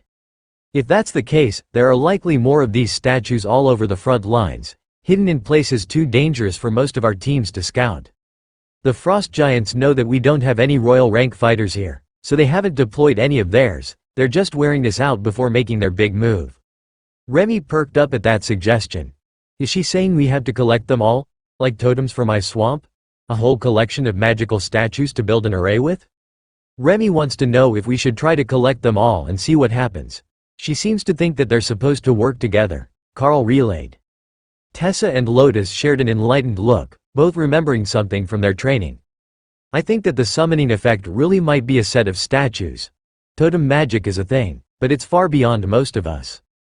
If there are a whole set of divine totems working together, representing a pantheon or a concept, then the totems might be creating all of the strange phenomenons that we are seeing, with the expanding borders and the appearance of new frost giants, as the totem magic tries to align the world to favor them, Tessa explained. And if we steal enough of them, the effect would stop, and the borders would begin to return to normal, ending their invasion. That is brilliant. We just need to find the others, Dana exclaimed. And I would get my own expanding swamp, Remy added helpfully. How that would work was a mystery to Carl, as the swamp was a mental space, and the maximum size seemed to be tied to her rank, but perhaps the statues would help her grow up faster. I think that we need to go to the base, and see if there are other places like the one that we attacked. If we tell them what we suspect, they might make a mess of attacking it, and then the totems will be moved again. But if we can get a few more before the frost giants realize that they're being targeted, I think that it might be enough that we can send the army after the others, Carl decided. So, you're saying, get the intel, attack another hidden spot and see if there is a totem statue there, and only then should we tell the army about the threat? Tessa asked seriously. Yes, I think that is the best strategic decision for us to be able to not only test the theory, but to end the war if we are right. Ophelia looked deep in thought as she made little piles of snow with her foot. I think Carl is right. The totems won't do anyone any good if they're spread out. The damage would be done, and the border would just stop advancing. But if we can get enough of them together, the effect should begin to fade as the totems align to favor us. That's how my totems are. The more that I have active, the stronger the effect is. I don't have the strongest totems yet, only bare strength, but once I have 4 of them out, my strength has doubled from its base level. Remy nodded along in understanding. Totems were shaman magic, and although she didn't know any of them yet, she was getting a much better idea of how they worked after watching them appear all around the werebear when she was in combat. Carl led them back toward the front lines to talk to the general, and Remy studied her statue, while trying to remember everything that she could about the totems that Ophelia made. She was close to a revelation, she just needed a bit more time to understand what she was missing. The scouts were waiting for them as they got close to the camp, despite the fact that Carl hadn't sent any radio messages yet. Commander, the general would like to see you in his command tent, the scout greeted them. I would have been more startled if he didn't want to see me, Carl joked. Lead the way, I don't want to walk in on anything unfortunate, my poor clerics have seen too much already this mission. The scout looked confused, but Lotus giggled at the memory of the startled artillery battalion commander when he was quite literally caught with his pants down. They heard the general's laughter when the scout stuck his head in to see if he was free, and then followed him inside. General, good to see you again. I trust that you got a relayed version of the events from the other scouts? Carl asked. Yes, all sorts of confused and conflicting reports. Now, firsthand, what happened out there? You did go to scout the location, did you not? The general asked. We did, and here is how it went. Carl went through the details of the engagement, including the snowstorm that made it look like there was no valley there at all until you were in it, to the clear area at the bottom, the identical giants, and the destruction, but omitting the bits about the totem Remy borrowed. I understand now. It makes sense that the frost giants are out hunting. They might be looking for the culprit, but also for any leftover magical items that survived the blast, shards of the frost stone, and other valuables. If there are still shards of that exploded stone, they will be valuable not only to the frost giants, but to other water and ice magic users. The general explained. Dana and Tori smiled. They shouldn't have too many problems finding a piece or two of the shattered stone to help with their magic. One other thing. Ascended Mage Tori, you have been reassigned. There is a new group here in need of a mage, and we unfortunately don't have the resources to keep an overstrength scouting group active in the wilderness. But I just got here, she complained. Carl's group was the best she had ever seen. They were competent, worked in unison without arguments or questions, and even better, they actually wanted to be there. Plus, there were 3 commander-rank beasts already in the team, more than doubling their combat strength. What more could you ask for? The group in question came in just after the general mentioned them, most likely because they had been waiting for the signal. 2 familiar elites entered leading 2 others with similar faces, suggesting that they might come from the same hometown or be relatives to each other. Their entrance was silent, but accompanied by the faint smell of giggleweed and leather oil. The Mackenzie brothers were here with 2 other warriors, and they had been assigned the first free mage, as far as Carl could tell. Bob, brother Doug, good to see you again. Carl greeted them with friendly hugs. Commander Carl. I didn't expect to see you here. Did you bring us our extra mage? Bob asked with a slight smirk on his face as he took in Carl's group. I suppose that we did. We were further down the line when the fallback signal was given, and we ended up behind enemy lines, so we've been poking their supply lines and attacking a couple of suspicious points, Carl agreed. With the help of a certain Spider and Hawk, who can spot and sneak up on giants with ease. It looks like you've got a reliable bunch, but I don't know these 2, Doug asked. Dana and Ophelia meet High Priest Doug Mackenzie of the Nature God, and his brother Commander Bob Mackenzie. Bob, Doug. Meet Dana the Golem Mage and Ophelia the Bear Totem Berserker. Doug gave Ophelia an appraising look. I bet she's comfortable in bear form. She's just big enough to be furry and warm. Ophelia looked vaguely offended, but Lotus was quite familiar with Brother Doug and the other nature priests. She gets like twice that size. No worries about being cold with her around, though she's been cuddling Tori at night, so we're going to have to fix our sleeping arrangements. The tiny priestess agreed. Doug smiled and lit a herbal cigarette. Sister Lotus, you're living too good. Why don't you lend us the Berserker as well? Bob and Carl shared a smile while the two nature clerics joked with each other, ignoring the fact that they were supposed to be in the middle of a meeting, or that the people they were referring to were literally standing right beside them. Once the general was done with them, he chased both groups out of his office. He would soon have more directions for both, but a scout could pass the message before they left. He had enough to deal with already without adding the stress of dealing with a stoned nature priest and a bunch of miscreant elite mercenaries. Only one mage in your group? Carl asked as he looked at the combination. Yeah, not great luck on the combo this time, but we've got a ranger, who's good with longer distance attacks. Our sisters were both sent to the capital for security detail, so we can't get them for the team this time. Bob sighed. Well, Tori is good with multiple target attacks, but it's a bit of a shame that you don't have a second caster. Then Carl paused. There was a spell that Ray knew which could likely be used by Brother Doug. The skill book ability required that he study and have some understanding of the skill, and he had certainly fulfilled that requirement, though it wasn't one that he could use himself. If you wait a moment and find me some paper and ink, plus one of those cigarettes, I think I can make a spell book for Doug. It's a nature spell, so a nature priest should be able to use it, he added. Doug didn't hesitate and brought out a stack of paper, intended for reports, as well as his good pen and a rolled herbal cigarette. Carl crushed the herb onto the paper as he took a seat at one of the tables in the dining tent beside the generals, and began to write out the spellbook. Ray got this in a dungeon instance as a reward, but I think it will be compatible. I managed to make a refreshing lightning version for the Blue Dragon priests, Carl explained. Doug laughed. I heard all about that. They're so excited to have a new spell to teach that they've been trying to get everyone they meet to learn it. The problem is, it only works for the Blue Dragon priests. Not even the shamans have managed to learn it straight from the book. Thor laughed at that one. He didn't know how human shamans played with lightning, but Remy's lightning and his lightning were totally different things that just looked the same. He was also eager to come out and play with his old friends, but the camp was so crowded that there simply wasn't space for him. Carl needed Ray to help him with the book, for the parts that he didn't understand, but between them, they quickly got the spell completed, and it formed itself into a skill book with a simple wooden cover, and a spear tip on the front. Doug took the book and flipped the cover open. That was all that it took for the book to vanish, while the others looked on in envy. You know, there is a supply tent here with the essentials. Why don't you get a golem book? One of the warriors with Bob's group asked Tori.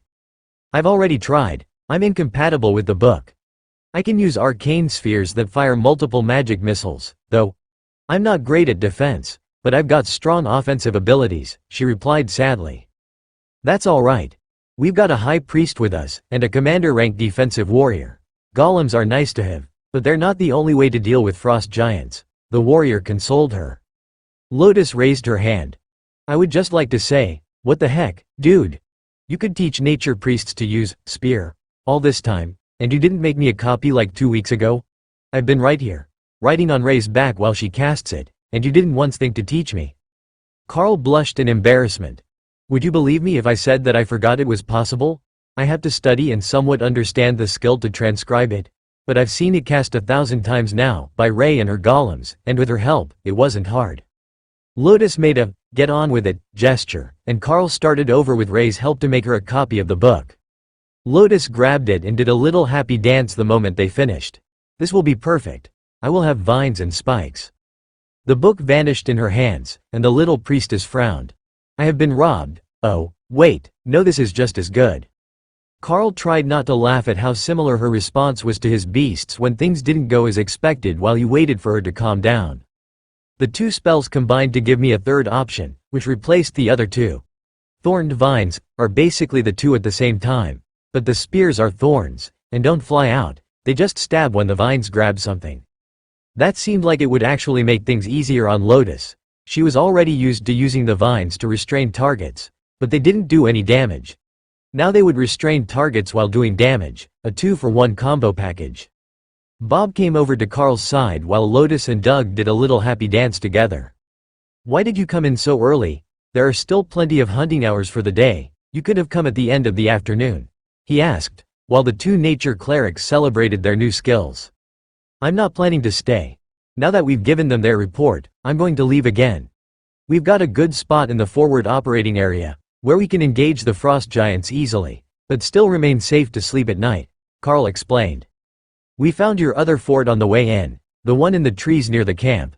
At least, I assume it's you. It is spider silk, and I didn't see any sort of monsters in the area other than the frost giants," Bob replied.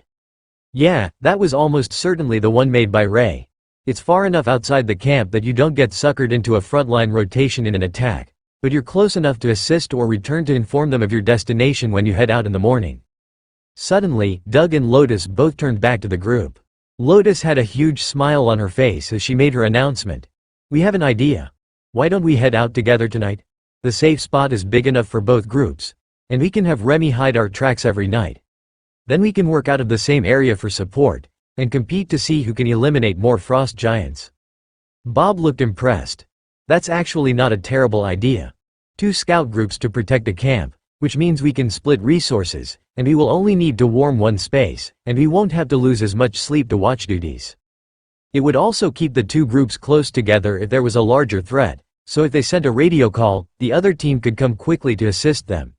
The official stance was that they didn't have enough elites to have large teams, but their 2 teams working out of the ruins was no different from all the teams that returned to base at the end of the day.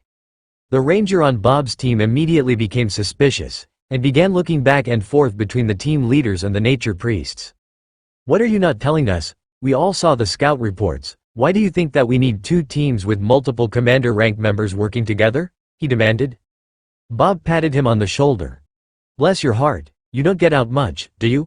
The official scout reports don't include anything from teams that were lost, or teams that haven't reported in, or any of the enemy reserves that are too far for our scouts to get a confirmed number for. In short, it's about a quarter of the total combat power that the enemy has in the area at any given time, and only gives a general idea of what you're likely to see on patrol. But the frost giants are all worked up today, so they're going to start sending more attackers forward. When they do, we will be glad to have the support nearby. Their team is fast, and if we call when we see a major threat, we can face it as a group instead of taking risks, then spread out to continue scouting." The ranger sighed. "I work for the Bureau of Natural Resources. I run an animal shelter for unwanted and abandoned pets. I didn't expect to get a draft notice in the mail so soon after the conflict started. That was truly unfortunate. Nobody wanted to be in the first round of draft notices." It did, however, solidify Carl's opinion that he had done the right thing by picking a team and coming in advance. The trip to the cave took longer than Carl had expected, as the other group was on foot, but they still managed to make it there before dark, and got Remy to use a blizzard to hide their tracks. "That's some serious paranoia you have, you know that, right?" the other warrior in Doug's group asked. "The frost giants are out here hunting for whoever blew up their holy relic, and given that we're the ones who did it, I thought it might be better if nothing could track us back to our sleeping spot. But you will like this place. It's an old dwarven village deep in the mountains, and it's got all the creature comforts. Or will once we have Ray set up a second fort with hammocks for you all," Carl explained. Tori smiled. The hammocks were a wonderful thing. Her mind briefly went to the muscled physiques of the men in her group. Then she shook her head, dispelling those notions. She was here to work, and after that last fiasco, she had learned her lesson about leading her group members on. No more flirting to get favorable treatment, it wasn't worth it. This time, she was going to prove to a group that didn't know about her past indiscretions that she was truly worthy of her place on the team, and that she had the skills to make a name for herself as a combat elite. As they got settled in, Ray started to work, building up a second tent in the town for the second group, again arrayed around a pillar using spider silk at the commander rank anchored to the floor and wrapped around the stone pillar as the structure. As they relaxed, the warrior, whose name Carl had learned was Harry Kim, began to dig through his pack for a dinner ration. The clerics burst into laughter, and the warrior stopped, confused as to what was so funny. It was definitely dinner time, and they might as well start cooking before it got dark. Doug explained with a grand gesture at the two priestesses. We have not one, not two, but 3 clerics here, including a high priest, who can all use advanced food creation spells. There will be no eating lousy ration packs in this camp. In fact, you might eat better here than you do at home. Harry smiled and put the ration pack away. Now that is good news. Me and Lao Tai, we're not used to eating ration packs. It would likely mess up our digestion for months. I eat almost all my meals at the office cafeteria, since they're free, and I only recently got the raise for my promotion to Ascended.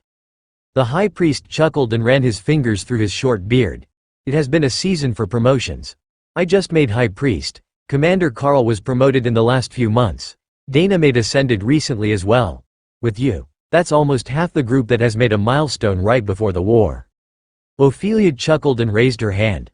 I made Ascended 2 weeks before we left, but I was only officially promoted at the end of term exams the next week. Harry laughed. I'm not sure if that makes me feel better or worse. Usually, the Ascended members are pencil pushers with a lot of involuntary experience, not promising students. The ranger joined in the laughter and shook his head. If I didn't know better, I would say that half of you were still in the second year. And before we get too far, my full name is Lao Tai, but please call me Tai. Well, I can say for certain that you are wrong, but not for the reason that you think, Doug joked. Carl nodded. Ophelia is in the second year, but Dana is in the first year. Tai gave her an assessing look that narrowed, his black eyes almost looked closed. First year and Ascended. What the hell were they thinking? Even letting you out of the academy, much less to a forward scouting team. Now both the Mackenzie brothers and all of Carl's team were laughing. Commander Carl is also a first-year student. The monster of the academy. Compared to sending him out, sending Miss Dana with him was a small thing. Bob finally explained. Thor saw that as his opportunity. Everyone was laughing, that must mean they want to play, so he came out to bump up against Doug, begging for head pats. Who gave Thor a cloak? That is adorable, he asked as he reached under the hood to scratch between the lightning Sarrow's horns. It's cold outside, and it helps him blend in. I'm the one who cut the horn holes for the hood. Tessa replied with a soft smile for the happy Sarrow. Bob and Doug tag-teamed Thor, showering him with attention as he pranced around happily. It was good to have happy people around again instead of serious people. Tai stared at Thor for a few minutes, then turned to Carl. That's a commander rank lightning Sarrow, isn't it? No wonder you've grown so powerful. How did you manage to bond a beast that strong? He actually started as an egg, as did the others. No, that's not a restriction of my class. Just an oddity of fate. A combination of resources, combat experience and training made him into the Sarrow that he is today. Tai looked amused at the phrasing, but more intrigued by the mention of others. They said that you had a commander rank beast. Was it actually more than one? 3 actually, and 1 more that's still at Ascended. Thor you have already met, then there is Hawk, a dragonhawk, who does our scouting duties, Ray the bloodbath spider, who is our resident attack golem specialist, and Remy, a newborn Naga spirit snake, who is still at Ascended rank. The ranger nodded in understanding. Now I see why they let you out of the academy. The beasts need it, and with them, you might as well be with a full commander rank team, plus some extra support. How much trouble do you have with the frost giants? None of your team members are giant-sized, and only Thor is particularly durable. Against the 5 commander teams, we are a bit slower than we are used to when fighting teams with only 1 commander rank frost giant. But we are still not in any real danger. With Thor's barrier over the whole team, plus the blessings of the clerics, the circle of protection and the golems from both Ray and Dana, we're actually at a reliable advantage. Tai smiled. In that case, I won't hesitate to call on your team if we find ourselves in a bind. Normally, it's considered bad manners to pull another team from their mission unless it's an emergency, but if you've got strength to spare, you will probably be able to finish up and come to us in time. Ray headed back to her space for a short nap after she finished creating the second fort for the Mackenzie team, and the clerics made their way to the fire pits to start cooking. Doug had a skill that created a small fire, and that was enough to control the cooking area, where they were happily scrubbing away centuries of dust and preparing the area for an elaborate meal. It was going to be fairly late when they finished cooking, but neither team was rushing to head out in the morning. They would head out when they were good and ready, then hunt until mid-afternoon and return here. With the number of frost giants that Carl's team had reported, they wouldn't be short on targets, and they would be exhausted well before the sun went down. This is quite the fortification. How long do you think that we will be able to continue to use it? Harry, the ascended warrior with the Mackenzie brothers, asked, his ice-blue eyes glinting with curiosity. Bob shrugged. For at least the next few weeks, unless the frost giants mount an offensive that puts the main battle line out of reach of it. I don't see them pushing the line that far back, especially now that their holy relic in the area is destroyed, but unless we can find another and destroy it as well, they are unlikely to retreat either. So, it is a stalemate, and we just continue to wear them away and keep them from building up enough of a force to challenge the general. Carl nodded. We are almost certain that there are more locations like the one that exploded, most likely near the other main lines. But what we suspect is that we need to pull the cores of them together to be able to reverse the changes they have made. Simply destroying them likely won't be enough. So, Mateen was planning to scout further, to try to find similar hiding spots near the other lines. Bob smiled. And with the two of us sharing a fort, we can cover for you when command wants to know what your status is. Hawk went out extra early the next day, intending to make it to the next pass, so he could check the frost giants that had gathered near the next portion of the main defense lines. That was the most likely spot for there to be another of the relics, and he would happily help them steal it if it was going to make the cold go away. Even if Carl gave to the snake again, he was in luck. They weren't even hiding this one. Or, maybe they were, but not from above. It was just like the other one, a magical circle next to a big stone, but this one was in the caldera of a dormant volcano, and it didn't feel the same. Instead of so much snow, it was bitterly cold, and the monsters around the magical circle were different. It was still frost giants, but not strong ones.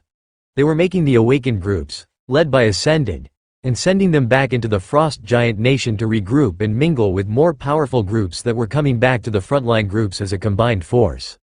With his enhanced eyesight, and a lot of silent cursing at the effort needed to fly in the thin air, Hawk had managed to get high enough that he could see most of the process around that same frost giant city. Quick math, which the Windspeed Hawks developed to help them guess where Earth mouse holes would be relative to the last ones they had found, told him that there should be one more likely hiding spot on the far side of the first spot they had found a magic stone.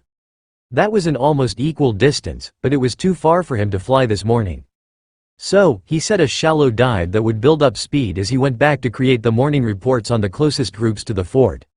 There were still too many frost giants nearby, and it would take time to get to the volcano where the next stone was hidden. Carl tapped his spoon against his canteen to get everyone's attention.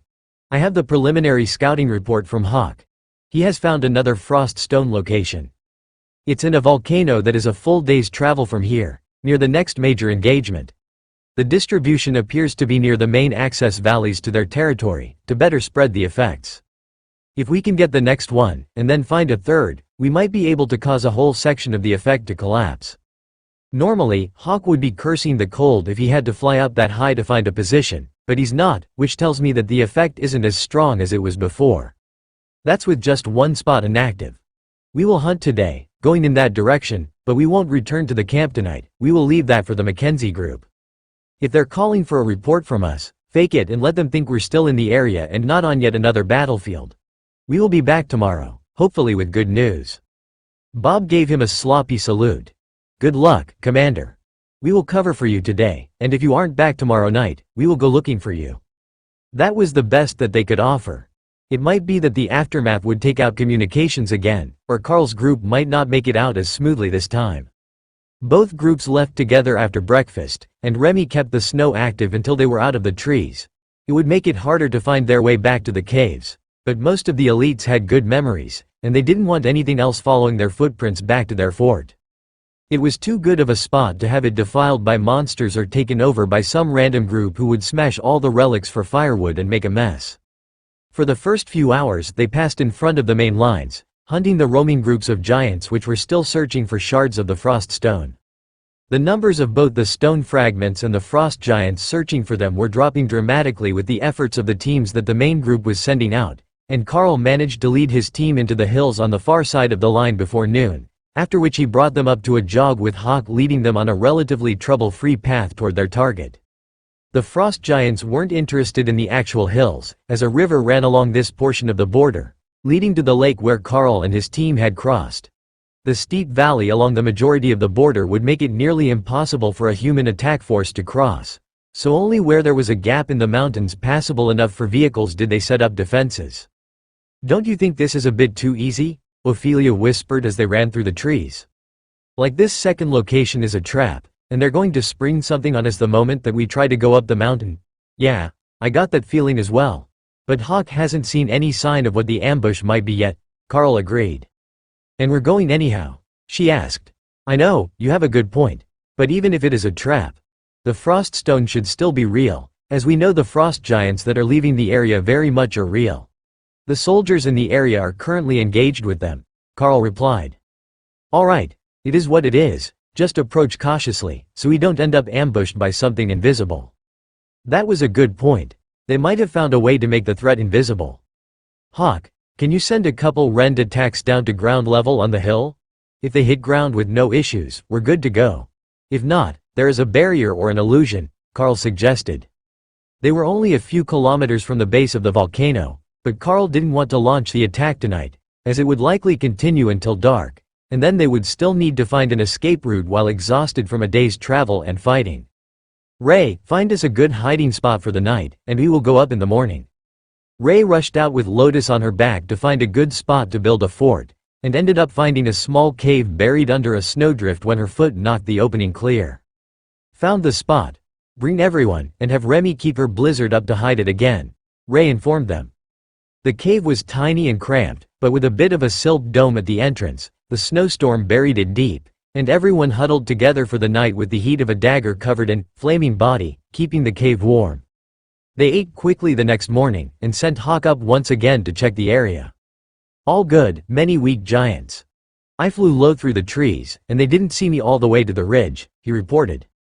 "All right, it looks like we're good to go. Is everyone prepared for this?" Carl asked. "As ready as we can be," Tessa agreed. Once they were out of their snowy sleeping location, Carl called out Ray and Thor so that everyone could get a ride on their way up, and began carefully following Hawk's route up the mountain. He had found a route that should be easily walkable, even for Thor with passengers, and if they didn't fall into a trap, they should be at the peak within 2 hours.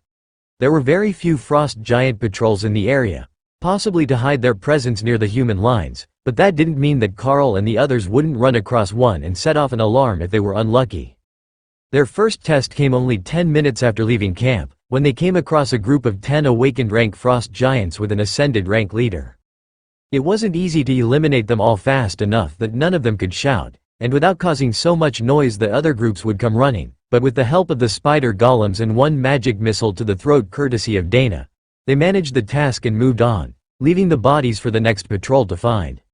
There was too much damage to the trees and snow to hide that there had been a battle, and taking the bodies would only emphasize that they were trying to hide their tracks, and that it wasn't a wild monster attack, so they simply left them and continued on their way. The blizzard spell that Remy kept active would make it hard to tell when the attack had occurred as long as nothing happened across it too quickly. Carl looked up the mountain. "There aren't many patrols, so let's keep going, with Remy's blizzard covering for us. It will be difficult to tell when we came through. Speed is our friend until we reach the caldera." They kept moving, using the blowing snow as cover, both for their tracks, and to keep them from being noticed. It seemed to be working well enough, and they made it most of the way up the mountain without being intercepted again, but the closer they got to the top, the stronger the feeling that there was something seriously wrong grew. "Ray, is there any sign that we're being tricked by an illusion?" Carl asked. "No, it all looks good, not like that strange situation underground. This place just feels wrong, like something bad is about to happen to us, but I can't see anything that could cause us problems," she insisted. Then she paused. "Whatever is wrong, it is here." Remy stared out of her space at the same time. "Stop, there is something here." Carl signaled for everyone to pause. The beasts had senses they didn't, and a few moments to understand what they were sensing wouldn't hurt anything. Carl closed his eyes, focusing on his mental space, the one he used for mediation, in hope that he would gain some understanding from the void.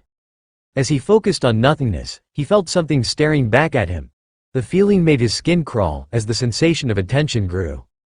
They weren't joking, something was really wrong with this place. Then, the ground began to shake under their feet, and the thermal vision that Carl only paid minimal attention to during the day began to show him hot spots everywhere on the hillside, and even more potently above them. Oh shit. The volcano is about to erupt, he realized. U-turn, it's time to leave, Lotus announced, pointing back. Ophelia was momentarily frozen, but when Thor began to turn around and run, she joined the group. The first spout of hot gas vented only a few meters from their path as they ran, and the rumbling of the volcano got worse. Thor and Tessa were glowing with golden holy light, which was unusual, as they would normally spread the effect to everyone. But, as most of the group was on Thor's back, it might be the best way to protect them from venting gas from below. Ray was doing a better job of dodging the vents, as she could see them coming, but Thor could feel the rumbling in the ground before they erupted, and he wove through the trees as he ran down the hill, struggling not to topple over forward. Like a warbear, with his build he was a bit top-heavy, and the steep slopes were hazardous for him when running downhill. The top of the mountain exploded in a shower of rock and fire, firing high into the sky. That almost certainly spelled the end of one of the statues, but this time they weren't lucky enough to have recovered it. A sense of power drew Carl's attention behind them, and what he found was the horror of every frost giant in the world. There was a massive mottled red dragon bursting free of the volcano, flying easily among the explosion of magma and stone. Lotus, look back. What is that? Carl shouted over the roar of the volcano. She only looked for a split second, then shuddered and looked forward. That is a magma dragon, a form of chromatic dragon. But I don't think they're supposed to get that big. Even an ancient forest dragon doesn't have a wingspan that large, she shouted back. Do you think it might be on our side? It looks pretty mad at the frost giants, Dana asked. Lotus just laughed and shook her head. Magma dragons aren't really known for their kindness or humanitarian actions. It's better that we just get out of here before it turns its attention in our direction. As if to prove her point, the magma dragon tail swatted an enormous glowing red boulder in their direction, headed straight for their group. Everyone scattered as it crashed down between them with an impact that shook the ground even better than Thor's earthquake skill. Carl was momentarily blinded by the steam from all the melted snow from the impact trench, but quickly realized that they had fully evaded the attack, and they could keep going. Wait, shiny rock for me. Thor cheered as he picked the boulder up with his horns and moved it to his space. It was still radiating huge amounts of heat, but as it cooled, Thor could see that it was a naturally blue crystal, a large portion of the frost stone from the top of the mountain, that the dragon had used as an artillery projectile. It would look good next to Thor's pond once it cooled enough to regain its natural blue appearance, Carl decided as they ran down the hill and away from the tidal wave of molten stone making its way down the slope behind them. But the flow was not the greatest danger, at least not to the common people who weren't on the volcano's slopes. The massive cloud of ash and fire had blackened the sky, turning day to night, and blanketing the snow in a thick layer of ash. Maybe this was their plan all along? That volcanic eruption is going to throw the entire region into an artificial winter. It will take months for that cloud to clear, and even longer for the temperature to start coming back up. Lotus noted, looking backwards from her perch on Ray's back. Remy is a shaman. Tell her to make the cloud go away. Shamans do weather, right? Hawk insisted. An extra winter when they were already in winter seemed like it should be prohibited by some sort of rule. That was just too much winter in one place for Hawk to accept. Remy thought about it for a while and then shook her head. If there is an overlord-ranked shaman, they could blow all of that back away from us, but I don't have that much power, I'm just a small snake. Remy was doing her best cute and innocent act, even curling the hood of scales around her head to make it look like she was hugging herself. Hawk wasn't buying it, but Thor thought it was adorable. However, neither opinion changed the fact that Remy simply didn't have the power to change the weather over hundreds of kilometers and blow the ash cloud away from the Golden Dragon Nation. But worse than that, the prevailing winds were blowing out of the Frost Giant Nation, and would be moving more of the ash into human territory, and after that, into Stone Giant territory, where Lotus knew it would stagnate as the air off the ocean halted its momentum. The Stone Giants would not be happy, but this had to count as a force of nature, unstoppable and not preventable. It might not have happened right now if the Frost Giants hadn't either deliberately or inadvertently upset the Magma Dragon, but it would have risen from its slumber eventually and the result would have been the same. I hope your stamina is beyond impressive because both the lava flow and the ash cloud are gaining on us, Carl informed Ophelia as they reached the bottom of the hill, over half an hour later. It's good enough to run all day, but what way do we run? She asked. Upwind. That will take us back over ground that we've already covered and toward the first incident, but we know there is a force there, even if everyone is busy with the chaos, Carl explained. Does the wind even matter to that? She asked, pointing upward at the mushroom-shaped cloud. Honestly, I have no idea. Later it should blow the ash away, but it does kind of look like it doesn't care. The volcano was making its own weather now, and the wind was blowing outward from the eruption, rapidly heating everything and melting the snow all around them into slush. Do we go for the main line? Lotus shouted as they moved down into the open, hoping to make better time than they had through the hills and trees. No, go for the dwarven village, Carl called back. That seems safer, and if it wasn't for their barriers, the ash would be burning their clothes already. There were spots on the trees that were already scorched, despite the snow which had built up on them, and to Carl, that meant there was likely to be a massive wildfire. How to escape an erupting volcano had not been one of their school subjects. As they ran, the radio communications made it clear that the erupting volcano was neither the only, nor the worst, disaster that the border region had undergone that afternoon. Along the border, 7 other locations had either exploded, collapsed, or undergone dramatic events involving dragons. It was nearly impossible to piece it all together, but from what Carl could decipher, the location where the frost stone had exploded when they looted the statue had exploded again, only this time it had released a massive frost dragon, every bit as angry as the magma dragon at the volcano was. It had rampaged through the front lines, uncaring of whether the target was a giant or a human, and then flown off into the frost giant nation surrounded by a storm that hid everything within 50 kilometers from observation. Carl couldn't see any logic in the frost giants setting those dragons free, and from the number of incidents, it did seem likely that it was their intention to set the dragons free. Either that, or they had been trying to steal the powers of sealed dragons, and that was even more insane, as the other dragons would see that as an insult to their entire species. The humans might have successfully hid through such blunders, but the frost giants wouldn't be capable of finding a safe spot to hide and wait for the dragons to calm down. They didn't quite have to travel past the spot they had gotten the first statue from, but it was still nearly dark when they made it to the dwarven village on their fastest travel route. The entrance was heavily snowed in, and they had to have the spider golems dig to uncover the entrance of its layer of hardened ash and snow before they could enter. Then, they piled it back over the entrance, and let Remy's blizzard layer more snow on top to hide the fact that they were ever there. They could hear the other team inside, the Mackenzie brothers laughing and joking, while the 3 other voices were much more nervously making remarks about the radio messages. "Good evening, lady and gentlemen. We have returned," Carl announced as they walked down the tunnel and into the village, forcing him to return his beasts to their space, as they could not cross the threshold between the tunnel and the cavern. "Good to see you all intact. We thought for certain you were going to be blasted to the moon when that mountain erupted. How did you make it out in time?" Bob asked, curiosity clear in his pale eyes. "We never made it to the top at all. The magma dragon broke free while we were climbing the slope, so he turned around and ran," Carl replied with a shrug. "Good call. Doug here has been doing some research as a nature priest, and he has found an interesting fact about the dragons that were spotted today." Bob agreed, then gestured for his brother to explain. "Not all the spots that we heard of incidents from were known to have a dragon present, but the ones that did were the prisons of dragons who had gone against the gods or the elders. They are the rebels, who would kill without reason or mercy. Now, it doesn't take a genius to realize that there aren't enough frost giants to take this border in any sort of reasonable time frame. Their allies are the real threats here, and they might be the driving force behind the invasion. All that command can tell us is that the frost giants attacked first, and that the giant clans are working together, so I've made a few conjectures of my own. First, the frost giants are idiots, but strong with shamanistic magic. They're using that to expand their borders. Second, they set up a bunch of locations of power on top of buried rebel dragons, and the general assumption would be that they intended to set them loose against the human armies. But that's not what I think. I think that they were set up. That they were told that these were places of power, and not that they contained insane ancient dragons, who would kill their soldiers as readily as ours." Doug paused to catch his breath, while everyone else absorbed the ideas that he had shared. Dana looked confused.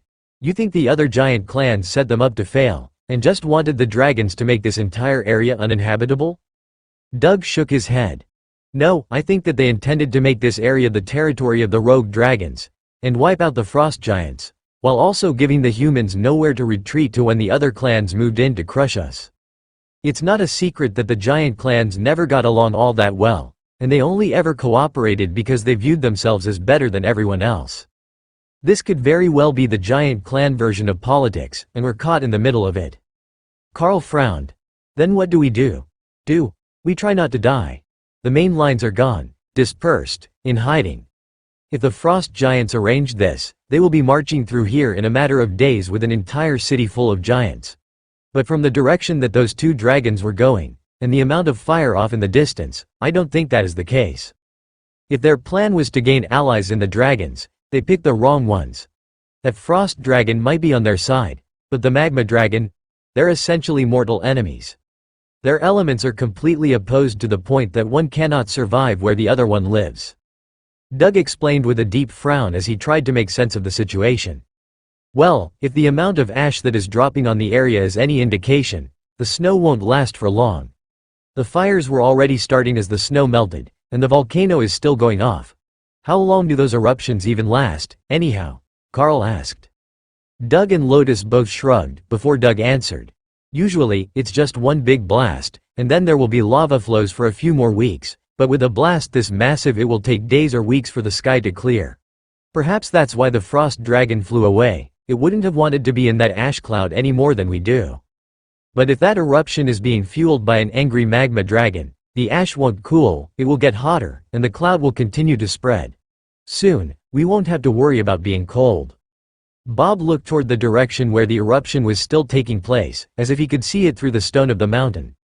That's all well and good, but it doesn't answer the question that both of our teams were sent here to learn the answer to.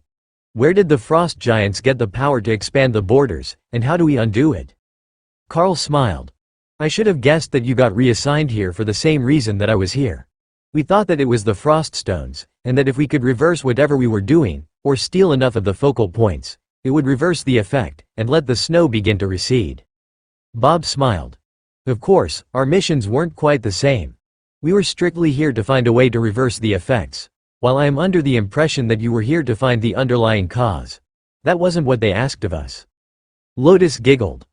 I wonder if huge pissed off dragon melted everything with a volcano is enough to get the bonus for reversing the cold effect? That made Bob's whole group laugh. I suspect that they won't let us claim credit for this one without explaining how we set the dragons loose, and then we would have to take responsibility for that as well. Lotus waved her hands. The word, responsibility, was anathema to the Green Dragon's followers and other nature priestesses. Harry, the warrior with the ice-blue eyes that came with the Mackenzie brothers, looked toward the entrance, which was now ominously silent as the door had been buried by ash and snow. Hey, how long do you think that we will be stuck in here? I mean, we have radio signal still, but I get the feeling that going outside in the next few days will not be easy or wise, he asked. Doug just shrugged. It's a volcanic eruption. They can't give us crap for being buried inside. But fortunately, we have a spot far inside the mountain because that hot ash would make it distinctly uncomfortable in a smaller cave, even if you escaped the fires. All units along the volcanic line, we are reforming 100 kilometers from the border. When it is safe, make your way back toward the reformed line outside the burn zone. Units who are unable to retreat, sound off for attempted rescue. The line general requested over the radio the next morning. Carl looked over at Bob Mackenzie, who just shrugged. We're pretty much fine where we are. We're not going to be affected by the fires in here. The dwarves planned for things like that. So, we might as well just wait it out, as we're already in front of the main lines, he suggested. Line command, this is 95,988. We are isolated in front of the lines, past the fire threat. We will shelter in place until the situation is resolved. Carl informed them, right before Doug called in to inform them of the same thing. If command suspected that they were together, they didn't say anything, only confirming that they wanted the two teams to continue daily check-in protocol, so they could confirm that they were alive and well. The other soldiers and elites were quickly escaping from the area as the snow melted, and the forests began to burn under the hot ash, which seemed to be intensifying, instead of dissipating, as it should have after an eruption. The magma dragon was still somewhere in the area and staking his claim on the region around the volcano, adapting it to more perfectly suit his personality and racial environment requirements. He was a proud and ancient being, locked away for a millennium, and now that he was free, It was obvious to the two nature priests that the dragon intended to make himself a new home right where he had been imprisoned. It would be nice if we could get communications from further away. Now that they're retreating, it's not going to be easy to even get the daily communications out to the lines. There is a channel for long-distance, low-quality communications, but that won't let us hear any of the news from the other fronts. Only get our signal through to the lines in Morse code. Bob explained. The rest of the group gave him blank looks and he laughed. There is a translation on the radio. It's a series of long and short tones. It makes it easier to understand distant signals, and the command staff will have both an automatic decoder and an expert on hand to translate signals. It's only to be used for urgent messages, and you keep it brief. Normally, what we would send would be something like our name and then all alive, he explained. Not long after, the radio signals on the main channels started to get less frequent, as the teams that could be recovered were led to safety. The ash was clogging up the vehicles and making it hard to breathe, but a major cleric barrier made it relatively safe to keep moving, as long as you weren't too close to the volcano, where the dragon's magic was already imbued into the ash, and causing it to burn through barriers. Bob laughed as the radio finally had a moment of silence, with nobody attempting to transmit. This might be the most relaxing mission I've been on in a while. Tessa chuckled at the notion. Only for the next few days. Things are going to get hectic again after the frost giants regroup and try to eliminate that dragon from their border. They might even come back with the frost dragon. Carl considered that for a moment. Their elements lined up, and the dragon had flown off into their territory, but that was no guarantee that they were on the same team. In fact, if they really had been trying to siphon power from the dragons, they might have made a new enemy of the creature. Carl took some time to work on rebuilding the energy focus in all the beast spaces, and noticed that Remy had made some interesting alterations to her swamp.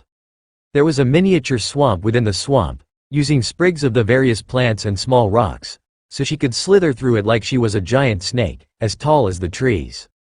It was cute, like a child's playhouse, and Remy looked happy with her construction, so Carl didn't mention anything about it as he continued to build the power in the spaces. It would still be quite some time before she was fully grown, but the other three were slowly moving up through commander rank and didn't seem to be limited by anything yet. It was simply a matter of time, lots of time, until they managed to advance again. The large frost stone that Thor had obtained had been transferred to Remy's space, and was serving as the focal point behind a platform like the one that the Naga bosses in the dungeon had been standing on. Remy had the book that Ophelia had found opened on the platform, where she had built up a set of strange statues. They had been placed around the perimeter of the space, and she was currently working on some sort of skill, Carl assumed. She was intensely focused on something, and she was adjusting the position of the items on her platform, then focusing again, and making more adjustments. Comparatively, Hawk was making small flying mice out of his fire. Thor was napping in his pond full of holy stones. And Ray was carefully rearranging the corpses strung up in her forest. It took a while for Carl to understand what the little snake was up to, but Remy was trying to create a totem. Each of the stacks of stuff was designed to represent something, and she had even made a bunch out of mud, then adorned them with shiny things to get them just right. He couldn't tell what sort of effect she was going for, but it looked like the frost stone had been permanently changed by the magic of the magma dragon. Even now that it had cooled her swamp, the stone was still glowing red and not ice blue, though it was still giving off a strong sense of magic. Perhaps that was why Remy was having so much trouble trying to get her totem experiment to work, but as she was basing it off the ones that Ophelia made, there was a chance that she would need to make extensive modifications anyhow to make a shaman-type totem. It didn't really matter if she was successful, though. Remy had found a learning project that was keeping her attention for more than 5 minutes, and that alone was impressive. Even if most of it was just making statues of herself out of clay and then decorating them to see if they would become magical. It seemed a bit silly, but it was making her happy, and the fact that there were dozens of little Remy statues around the platform now was highly entertaining to the other beasts. Among the humans, everyone had a hobby to pass the time as they waited. Carl had chosen to meditate to work on his strength, as had the 3 clerics, though they had taken a mid-afternoon break to play with the beasts before focusing again. They were just beginning to relax for the evening, secure in the fact that they were underground with the entrance to their bunker buried under ash, when a roaring from above them caught everyone's attention. It wasn't the deep roar of the magma dragon, it sounded smaller, but similar in tone. Then there were more roars in the distance, and the sound of flapping wings. Doug laughed as the dragon flew away. I hope that's a territory fight about to break out. Because if that idiot of a magma dragon has attracted a mate already, it's going to take forever before it's safe to leave the mountain. That was a thought that hadn't occurred to them before. The magma dragon was turning the area into a perfect nest for himself, but what if there was another single magma dragon in the area? It seemed unlikely, as there were no other volcanic areas that Carl knew of, but anything could seem possible if you knew little enough about how the world worked. And he knew exactly zero about how magma dragon mating rituals worked. Whatever happened, it was in the distance because they didn't hear anything else that night other than a few more messages from the lines, reporting that there were no frost giants approaching their new position today, and that the black cloud of ash was still blotting out the sky. Once that changed, and the ash began to cool, they would head out to see what survived. The first of them to see success in their endeavors that week was Remy. On the third day after they had hidden inside the village to wait out the volcanic fallout, she managed to reach a level of success with her totems that none of the others had expected. "Well, did you find something good in the book?" Carl asked as the overjoyed spirit snake came outside to show off for everyone at the same time. Remy shook her head, and gave a smile that made her fangs drop, startling the members of the other group, except for Doug, who had been expecting it. She focused hard, glowing with red energy for a moment, and then a small Lamia statue appeared on the ground. It was four-armed, with brown scales and a cream underside, where Carl had been expecting it to be blue and gold like Remy herself, but the head definitely looked like Remy. The statue just sat there, looking almost lifelike, until Remy asked Carl for some help. "I need a target," she explained. Remy needs a target for her spell. Carl informed the others, causing Dana to create her 2 golems for the spirit snake to work with. "There you go, Remy. Show us what you've got." The mage laughed, unsure what the statue was actually going to be able to do against a golem. Unless it was a form of golem itself. The totem rotated to face the golems, and then began spitting flaming balls at the golems, leaving them scorched and dripping with some sort of thick burning liquid. "Flaming serpent totems. They burn and poison," Remy declared proudly. After a dozen fireballs over the course of 30 seconds, the golems were looking ready to crumble and the totem vanished, but that was more than enough for the group to see what they could do. "Burning poison? That's a new one. I thought she was an ice element creature with a secondary lightning attack?" Doug asked. "She's a shaman-class creature. A natural-born spirit snake shaman," Carl explained. "So, she's basically an elemental caster, with a full range. Those totems will be a game-changer for ambushes. They can be left behind, and they will attack enemies without putting anyone in danger," Doug realized. Remy's shock startled Carl. She had never considered using them that way. "How were you thinking they should be used?" Carl asked the little snake, curious as to how her mind worked. "You put them on your backpack, and they fire poison fireballs at anything trying to bother you." Hawk laughed in amusement. There was no doubt about it, he had been the inspiration for that totem, sitting on Dana's backpack and firing fireballs. "Maybe stupid snake isn't as stupid as I thought," he mused, keeping the communication as a whisper between him and Carl, so Remy couldn't hear him. "Remy says she thought they would be good if you put them on your backpack, so they would go where you go, and protect the group. They only last 30 seconds or so right now, but I think that with some practice and time, that can be extended," Carl relayed to the group. "Oh, that's not bad. A defensive snake totem." Ophelia agreed, then frowned. The totems were too small to see over her head when she was in bear form. But they could at least watch her back or something, she guessed. But just casting them on the ground to the sides of the fight would be good enough for most situations. It would allow them to attack without being in the way, and like her own totems, which expired quickly when she wasn't fighting, they could be constantly moved to be in the best position for the current situation. Totems were easily crushed, and these ones would be targeted because they actually did damage, so you wanted to keep them some distance away from the main fight. If the enemy had to turn their back on you to crush the attacking totems, you got free swings at them while they were defenseless. "Once things calm down, I will work with Remy to show her all the ways that you can use totems in a fight," the bear totem berserker announced with a smile. She didn't have any offensive totems yet, but her class was known to gain them once they reached commander rank. The advancement made by Remy served as motivation for everyone else, and they all increased their training that week, as they waited for news from outside that the ash cloud was beginning to dissipate. The fires were raging through the mountains, only stopping when they reached natural fire breaks like rocky cliffs or wide rivers. That had turned a huge chunk of the mountain range around the volcano into an uninhabitable nightmare, and there were reports from the scouts that there were fire elemental creatures roaming the area when they went to inspect it. If nothing else, that should keep the frost giants away, but the ash cloud was lingering much longer than it should have, and wasn't spreading out to darken the skies over as wide of an area as the radio reports suggested they were expecting. The dwarven village had proven to be an incredible radio antenna after Doug had attached their antenna to a vein of metal on one wall, and they were able to receive, but not easily transmit, clear signals even the 100 kilometers from the new front line. The rest of the front line wasn't that lucky. The spots where there was no massive ash cloud, or enraged magma dragon, were facing intensified assaults from the frost giants, who had been displaced from a few unfriendly areas along the border. Now that they only had a few areas to launch their assault through, the frost giants hadn't given up. They had only focused their reinforcements on the more hospitable areas, which was giving everyone a headache. The defenders couldn't afford to transfer too many soldiers, in case the frost giants moved back to the less friendly portions of the border, but they needed as many as they could get on the portions of the line where the attacks were still taking place.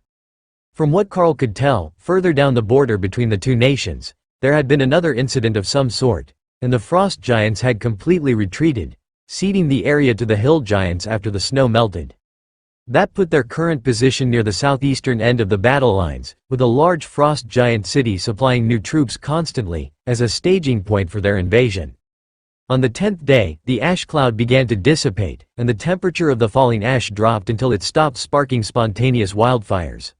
There was still a layer of blowing ash all over the region, sustained by the dragon's magic so it would never truly fade, but what was blowing out of its territory wasn't harmful to anything but a housekeeper's sanity. That was their sign. The worst of it was over, and the reports said that they were outside the dragon's territory, so the falling ash should have mostly ended, though they were still close enough to get some blowing at them. Shall we go see what is outside, and get back to work dealing with the frost giants? We can strike what dares to come close to these hills and return here every evening, Bob Mackenzie suggested. Carl nodded. That works for me. We can work our way into the frost giant nation and attack troop patrols as one large unit, to cut down on the number of reinforcements that the main line is getting. They're still being drowned in numbers by the weaker giants, so there is almost certainly at least one more of the summoning spots active. If we can trace it back, we might be able to do something about it. Tori and Ty both gave Carl matching looks that said he was insane, but a strong desire for vengeance burned in Tessa's eyes. I owe them for the broken arm. Do you have any idea how much that hurt? If it wasn't for Tessa being clear of the ridge, I likely would have lost it before I could get it in place and healed, she growled. The ranger sighed, narrowing his black eyes as he stared at the war cleric, trying to decipher her intentions. Well, if there are the 10 of us, we should be all right. They normally send their reinforcements in groups of 10, so even if we hit an all-commander group, it won't be too bad.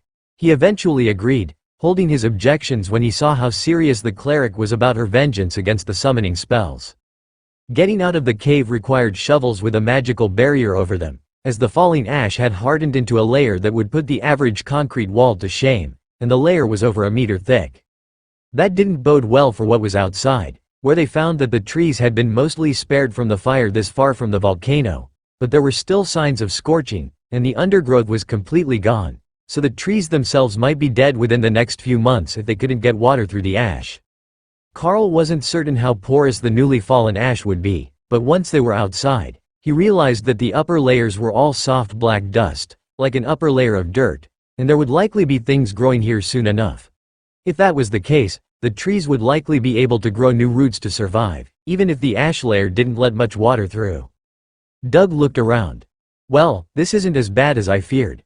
We're outside the dead zone, and the ash didn't burn down the forest around us, though the trees are pretty scorched, and I see that some of them boiled off and exploded. If we head a few more kilometers, we should be out of the ash entirely, and that will be where we run into frost giant reinforcements skirting the destruction. They don't deal well with heat or fire magic, as I'm sure we all remember. Hawk laughed in his space. No, they did not like fire magic at all. The combined group made their way forward, now able to keep Ray and Thor out, as the smaller trees were gone, and all the underbrush was buried under the ash. It would make it a bit harder to hide their tracks back to the dwarven village, but the frost giants would be hesitant to follow them inside anyhow. They weren't too concerned about humans finding the place and making a mess, as there weren't any others reported to be in the area. They were way behind the enemy lines, and the frost giants hadn't been attacking through the ash zone at all, so the scouts stopped where the ash started. It was the perfect setup for them to hunt. Nobody in the way, nobody to ask questions if they did something strange, or give them trouble about going in a combined group instead of as two separate teams. Carl sent Hawk up, and the bird immediately found that there were teams of frost giants spread out all the way to the horizon, and all headed this way from the city, going for the next section of front line, near where the first explosion had happened. With the hills and scattered trees, most of the groups couldn't see each other, so if they timed their attacks right, they wouldn't even alarm other groups, despite the hundreds of frost giants that were spread out through the hills. Ladies and gentlemen, we're in luck. There are more frost giants out there than we know what to do with, and they're free for the taking. We're inside their borders without a scout in sight. Anything we kill is ours, Carl announced. And what are you planning to gain from this? Harry Kim, the warrior with the Mackenzie brothers team, asked curiously. Hopefully, another smashing tool, or maybe a chopping one.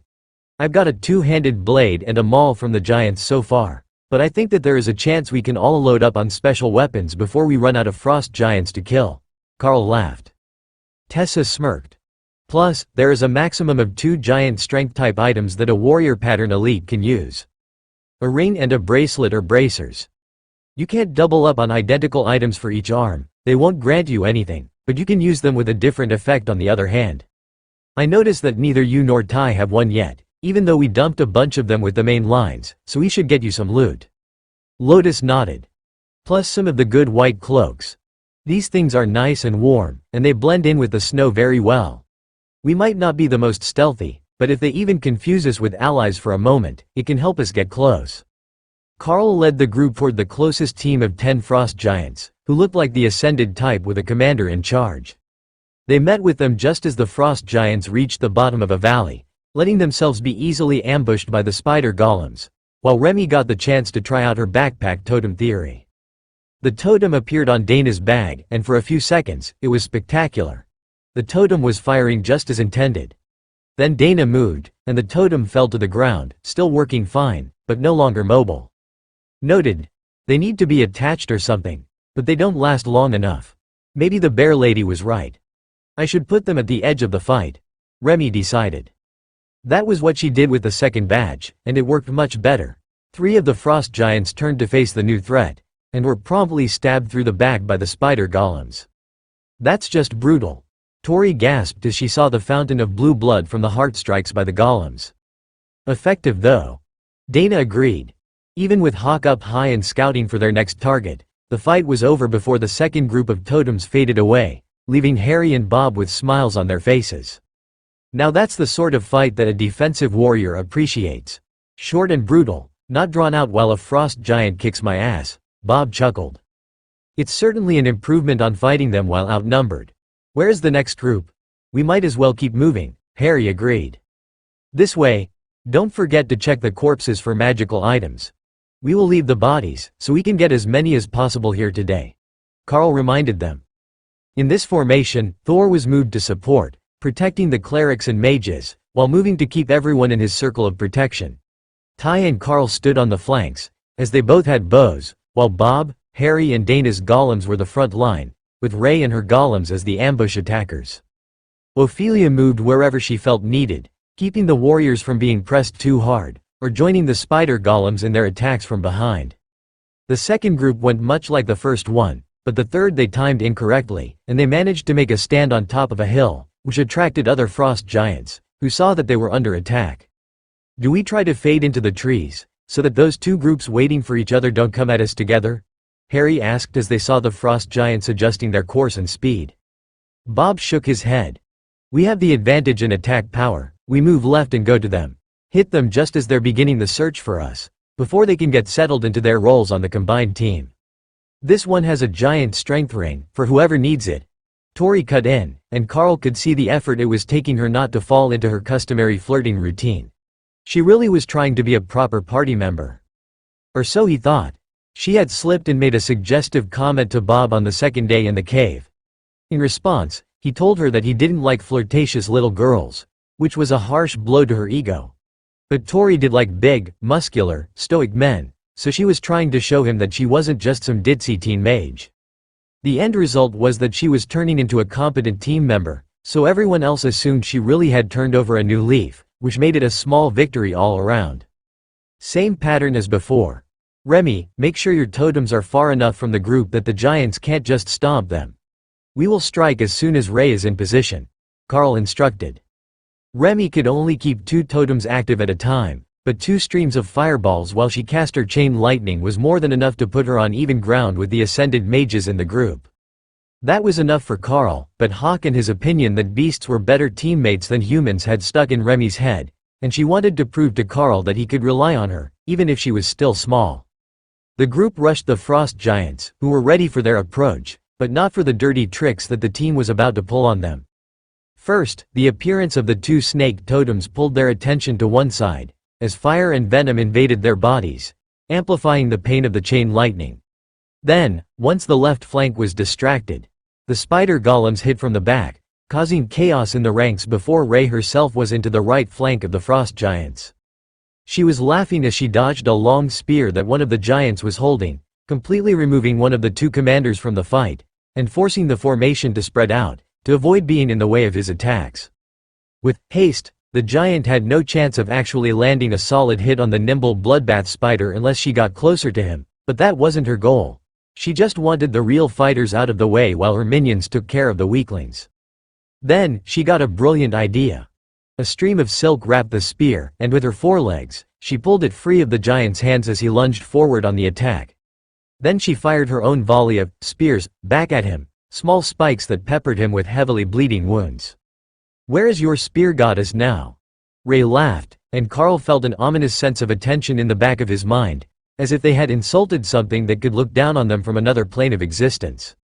"Maybe don't insult war goddesses," Carl suggested as Ray hurled mental insults at the enraged frost giant, who was finding it impossible to catch her. "Then I will make him give the pointy stick to our war cleric and have her teach the frost giants how to use one," Ray retorted. She whipped the strand of silk, sending the spear flying clumsily toward the clerics. "Tessa, catch. She says it's for you, since a Sero knight needs a lance," Carl joked. Though she was confused, Tessa caught the flying spear, which instantly bonded with her, creating a golden shafted and silver-headed spear that looked infinitely more impressive than the crudely enchanted item the frost giant had been using. Instead of a crude metal wedge, the spear now had wide, 3-sided blades as long as her forearm at the tip, with a hooked crossbar, like a boar spear, to keep it from running all the way through the target.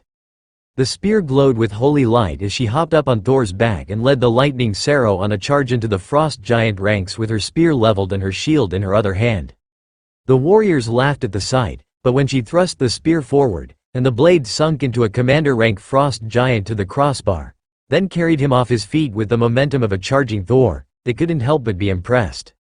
The spider golems closed on Thor's flanks, so nothing could attack him as Tessa shook the spear free of her target, and they came around for a second charge.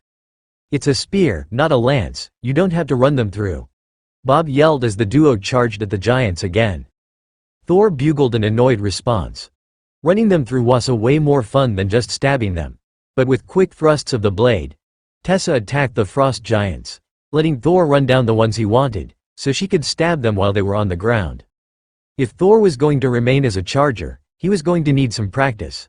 The happy prancing was not at all dignified. The second charge carried them out of Ray's side of the battle, while the ascended ranked giants scattered and tried to survive the affections of the spider golems chasing after Thor. As for actual damage, it might not be the most effective. But as a chaos tactic for breaking an enemy formation, Thor's method was unparalleled. The frost giants didn't last much longer, and the next group was still over a kilometer away, on the other side of the ridge, when the last of them fell. "Check the bodies quickly for other good things. There are more giants coming. Thor, this time you and Tessa are in reserve. Stay back unless you need to charge to rescue the warriors, but no charging right through the lines," Carl admonished. Thor nodded and stomped his feet. He was a good Sero, he would help however they needed, even if it meant all barriers and no smashing. "You can come forward and smash them with Tessa if they try to run away at the end," Carl allowed, knowing it would make Thor happy. The next group came over the ridge as they were finishing the looting process, and Thor promptly forgot his instructions, and opted to go with Tessa's motion to charge into battle with the spider golems. Carl realized that he really should have told Tessa as well, to prevent exactly this, but the stone golems were on their way forward, and the combination of a rampaging lightning Sero and 2 spider golems had taken out the commander before the reinforcement group even realized that they were in trouble. Then the arrows from Carl and Tai reached them, sending lightning and fire into their ranks, while the warriors moved to flank the existing frontline formation. The spear seemed to have an affinity for Tessa, and it adjusted from 2 to 3 meters long with a thought as she fought the frost giants, giving her the reach she needed in battle, while also shortening enough that she could still stab them when Thor got up close and personal. Insulting war deities might not be the brightest thing they had ever done, but it seemed to have worked out well for their war cleric. Once the battle was over, everyone took a break to refresh while Lotus made them a light snack and some fresh water. Harry smirked at Tessa as she rested against Thor's flank. "You know, you have to be the least cleric-like priestess that I've ever met," he joked. "You just aren't around the Red Dragon priestesses enough. We love to fight, we just don't often get as many great opportunities as I do. If I was the only cleric in the group, I wouldn't be able to charge into combat with Thor. I would have to hang back, as the group couldn't afford to have me injured. But with 2 others, including a high priest, it's no problem at all if I buff up and head for the front line." During the Consolidation Wars, many of the Red Dragon priests fought that way, with healers in the back and the war clerics up front among the warriors, keeping offensive buffs active and defensive blessings spread through those who needed them most. Harry nodded. The war clerics have always been a bit nuts, but nobody doubts their bravery. The golden standard for military units is that they shouldn't retreat until the war clerics tell them to. If they can last until the Red Dragon's clerics think it's best, then they've done all you could ask of them.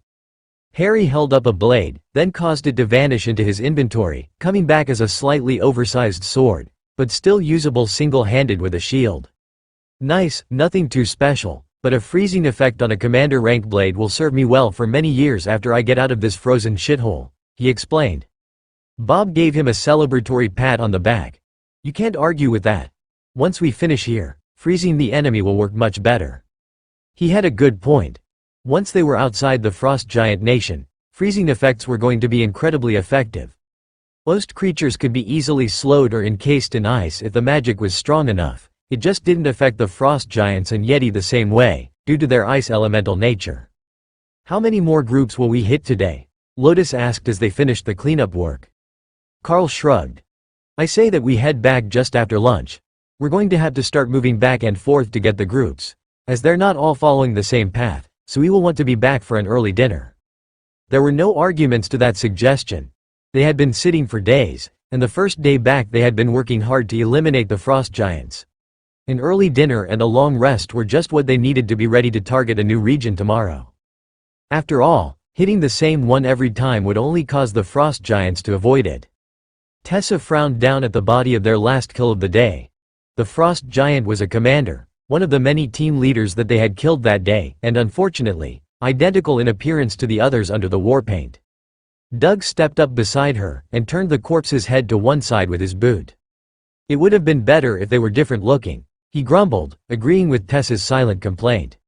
"Well, we can say for certain that they still have the means to summon more frost giants, and we now have a decent idea where they're coming from," Lotus added helpfully.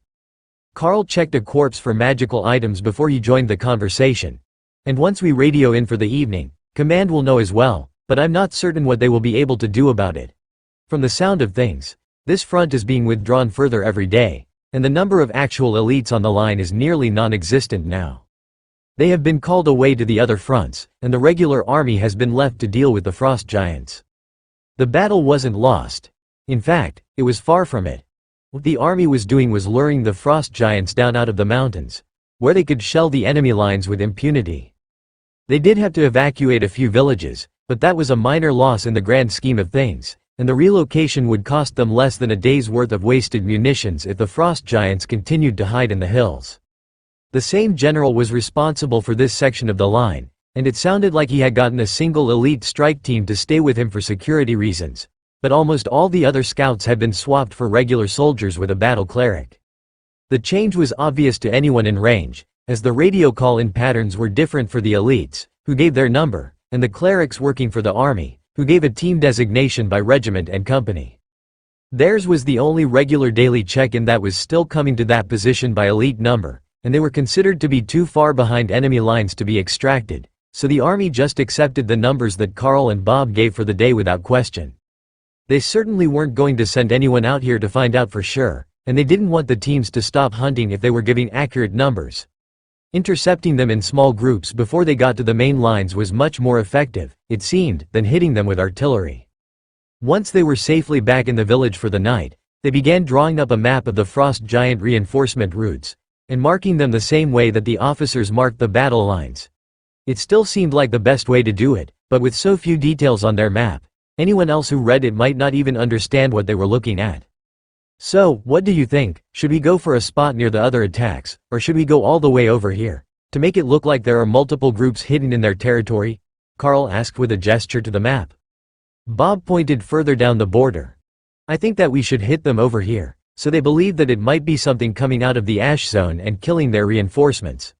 They would naturally suspect it, and it would make for a good cover, instead of sending them looking for humans immediately. Carl looked to the others, and they nodded in agreement. Alright, that sounds like the best plan we've got. I will have Hawk scout the area in the morning, and we can attack the frost giants further down the border, closest to the ash wastes, first. With their plan made, they settled in for the evening, keeping a light watch from inside the village. The cave mouth was open now, as the presence of snow over the ash would actually make it easier to find them instead of harder. But when they arrived, the cave was open and nothing had ever disturbed it, so none of them were too concerned about it, especially with the spider golems standing watch in the tunnel all night, prepared to deal with anything that might try to attack them. Carl didn't have a turn on watch that night, so he woke up to the smell of breakfast cooking, and Hawk's first morning scouting report. We don't need to go down by the border. There are no frost giants there. The glowing red things ate them, he reported. Glowing red things? Maybe fire elementals? They are red, they burn everything they touch, and they really like turning frost giants into ash when they get too close to the border, Hawk replied. Hawk says that there are fire elementals in the ash wastes, and they are attacking the frost giants who get too close. Going there to fight them might get us attacked, but there aren't any more frost giants there this morning, even if we wanted to go look for them. Carl explained to the others. How did he describe them? Doug asked. Red and glowing, on fire, and they burn everything they touch. Doug nodded. Ask him if they look solid. They might be magma elementals, a hybrid earth and fire species. They're common in magically rich volcanoes, and the magma dragon might have been nurturing them. It makes sense that they would serve as the guards for his territory, but we need to know for certain before we report it. If it is a proper fire elemental, it looks like living flames and just moves through the air without anything to burn. Yeah, that first thing sounds right. They're kind of small, but really hot. They go dark red, almost black when they touch the frost giants, but when a bunch of them did, the whole giant burns to nothing. Carl relayed the message, and Doug relayed it back to the main lines. We are going to have to change our plans. If we're working near the ash wastes, we should burn all the bodies, so the giants can't tell if the group was eliminated by us or the elementals. If we're further out, we can leave them like usual and work through them at a higher rate. More importantly, we need to pick a new area to target for the day. If this is the first time that the creatures of the ash wastes attacked out into the snow, then it might be the start of a new conflict as the dragon attempts to expand his own space as well. Or, they might have just been too close for comfort, and his minions were defending their border. The elementals have an innate hatred for water and ice element magic. Bob explained as Doug sent the reports back to headquarters. Understandable. Hawk replied as Carl explained the situation to the beasts. When it came to elemental affinities, Hawk was definitely on the side of the magma elementals, but it was more important that the frost giants not know that they were being hunted from this particular edge of the ash wastes. If the frost giants thought that this was the weaker end of the dragon's defenses, and not just an outlying area covered in ash, then they might well send a full offensive here, and the 10 of them didn't stand much chance if they were caught in the open by that. Everyone knew it was a dangerous game they were playing, taunting so many of the frost giants.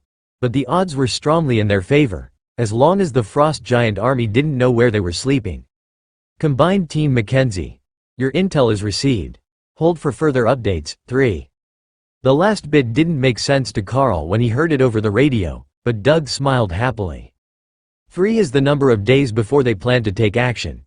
As that action involves us, we can guess that it's going to be an offensive of some sort, to try to push the frost giants back. For all we know, the freezing enchantment might have been broken not only near us, but all along the line, and the borders might be returning to normal, the nature priest explained. Or they could be running short on clones, and the front lines are actually making progress, Tessa reminded them. Right.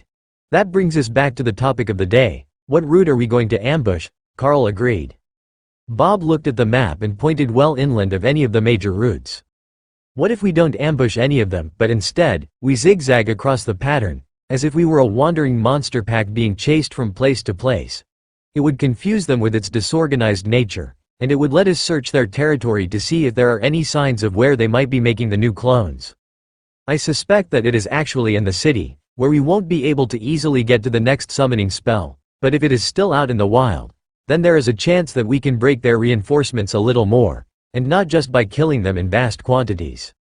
If one spell can make a group every half hour, we would have to kill them every 15 minutes during daylight hours just to keep up. That isn't feasible in the long term, so it would be better if we could find a way to either distract or delay them, assuming that there isn't a good way to stop the cloning. Carl nodded. That works for me. The main lines will thank us for every frost giant that we kill, and if we happen to find something that can stop them from continuing to make more attackers, it will be even better. I know that we reported it, but who knows if High Command took it seriously enough that they are going to actually do something about it and not just throw more bodies on the line to face an unending tide of frost giants. Eventually, even we will get tired and worn down by the fight, so anything that has a chance to change the balance is worth trying. They led the group out again, hunting groups of frost giants, who were no more on guard than the first day back had been. That made no sense, as they hadn't cleaned up the bodies. They had to have passed at least a few dead groups of giants on the way, but they hadn't taken any additional precautions, and they were barely paying attention to their surroundings.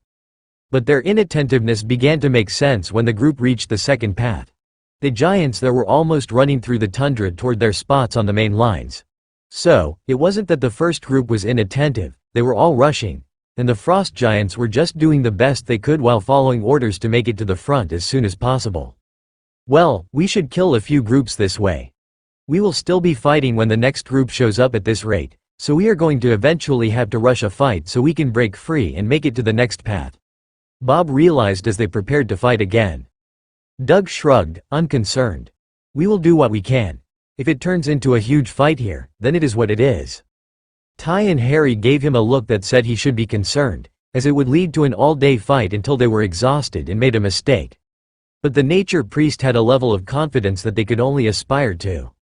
Today, Thor was pulled back to the second line, defending the casters, but by the time that the fourth group made it to their battle, that proved to be a valuable bit of foresight.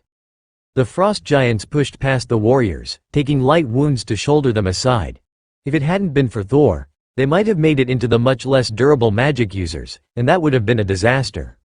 With Thor's lightning barrier on them, they weren't just squishy and easily killed, but they didn't have giant strength, so they could end up being grabbed and hurled through the air, while they were unable to fight back. But with Thor blocking, the giants ended up boxed in, and were quickly dispatched by the arrows fired by Carl and Ty. This is a mess. Ray, finish those quickly, and we will withdraw to the first line, but further toward the city. That way, we can make a fighting retreat at the end of the day.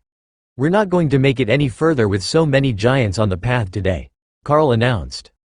Hawk broke away from the fight to scout them a route to the next fight, assuming that they could get away from this one, but came back with bad news. There is no more first line today. They're all on this path. The elementals have chased them away from the ash wastes, he explained. Hawk says we have 2 routes worth of frost giants to fight. They abandoned the line closest to the dragon's territory. Carl informed the others. Bob nodded. Finish these as quickly as we can. If we can charge into the next group, we can take them by surprise. Advancing into them, so they don't see the other bodies, should give us a little bit of an advantage, and we can use all we can get. When the day starts to wear us down, we will retreat toward the ash and see if they follow.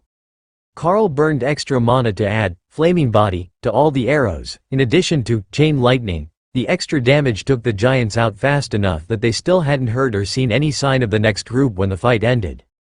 So, they charged forward, away from the growing pile of corpses and into fresh snow, where they could ambush the frost giants from inside of Remy's blizzard. The change of pace was just what they needed, and the group picked up a new rhythm, hitting the frost giants hard, and then taking a short breather before charging into another group. They didn't move far between fights, just enough that the next group didn't realize that the blinding snow wasn't a natural phenomenon, as the day was windy, and blowing snow was a constant phenomenon in their lands. They managed to keep the pace until the middle of the afternoon, when Hawk informed them that the flow of giants was slowing, and that would give them a chance to retreat and hide before they got too hungry. There wasn't enough of a break for them to sit down and eat a proper meal, so they had been snacking between fights. That was enough to keep going for a while, but it wasn't good for a whole day's worth of combat. They weren't uncaring bureaucrats who saw fighters as data on a sheet, just numbers to be added and subtracted, so they would let the rest of the frost giants go, and take care of themselves first. They were about to retreat when Lotus pulled an interesting item from the body of one of the commander-ranked team leaders. Check this out. I think that it's a drawing of the statue of the Allmother that Remy is holding on to. They're still looking for it, so there has to be something special about that particular statue, she announced as Ray flipped the tiny cleric onto her back for the run. Did we find anything similar on the others? Carl asked as they jogged off toward a stand of trees closer to the ash-covered lands near the volcano. No, the tube that it was in caught my eye because they never have scrolls or anything with them, and I'm not sure that they even have a written language to read. But it's just the drawing, so I don't know what they are planning to do when they find it. For all I know, it might be a drawing to get someone to make another statue, Lotus realized. Carl shrugged and slowed his pace once they were out of sight behind the trees and headed into the ashes. Anything is possible, but my guess is that they can't recreate whatever magic is on the old one, so they want it back, and they've got the reinforcements looking for it. We just happened to find someone who didn't dispose of the instructions before leaving town, he offered. Bob frowned as he replied, an expression that made him look much older than he actually was. We will know more tomorrow. If there are more scrolls, then it's a new thing. If there aren't, then it was a one-off, and likely not so important. But I get the feeling that the giants are getting desperate. They are running to the lines, which could only mean that they are urgently needed. None of us heard anything on the radio, but that's no surprise. We can barely hear the messages from the closest front, and during the day, we can't even hear that. Despair is good. Let them suffer. Ray cheered. The radio reports of the soldiers on the line were so happy to have a reduction in the frost giant numbers that it felt cruel to report in their numbers that day. The main lines were celebrating that the frost giant reinforcements were finally slowing down, but that all came to a crashing halt when they found out that it was only because Carl's merged group had killed hundreds of giants today, and nearly prevented them from resupplying their lines.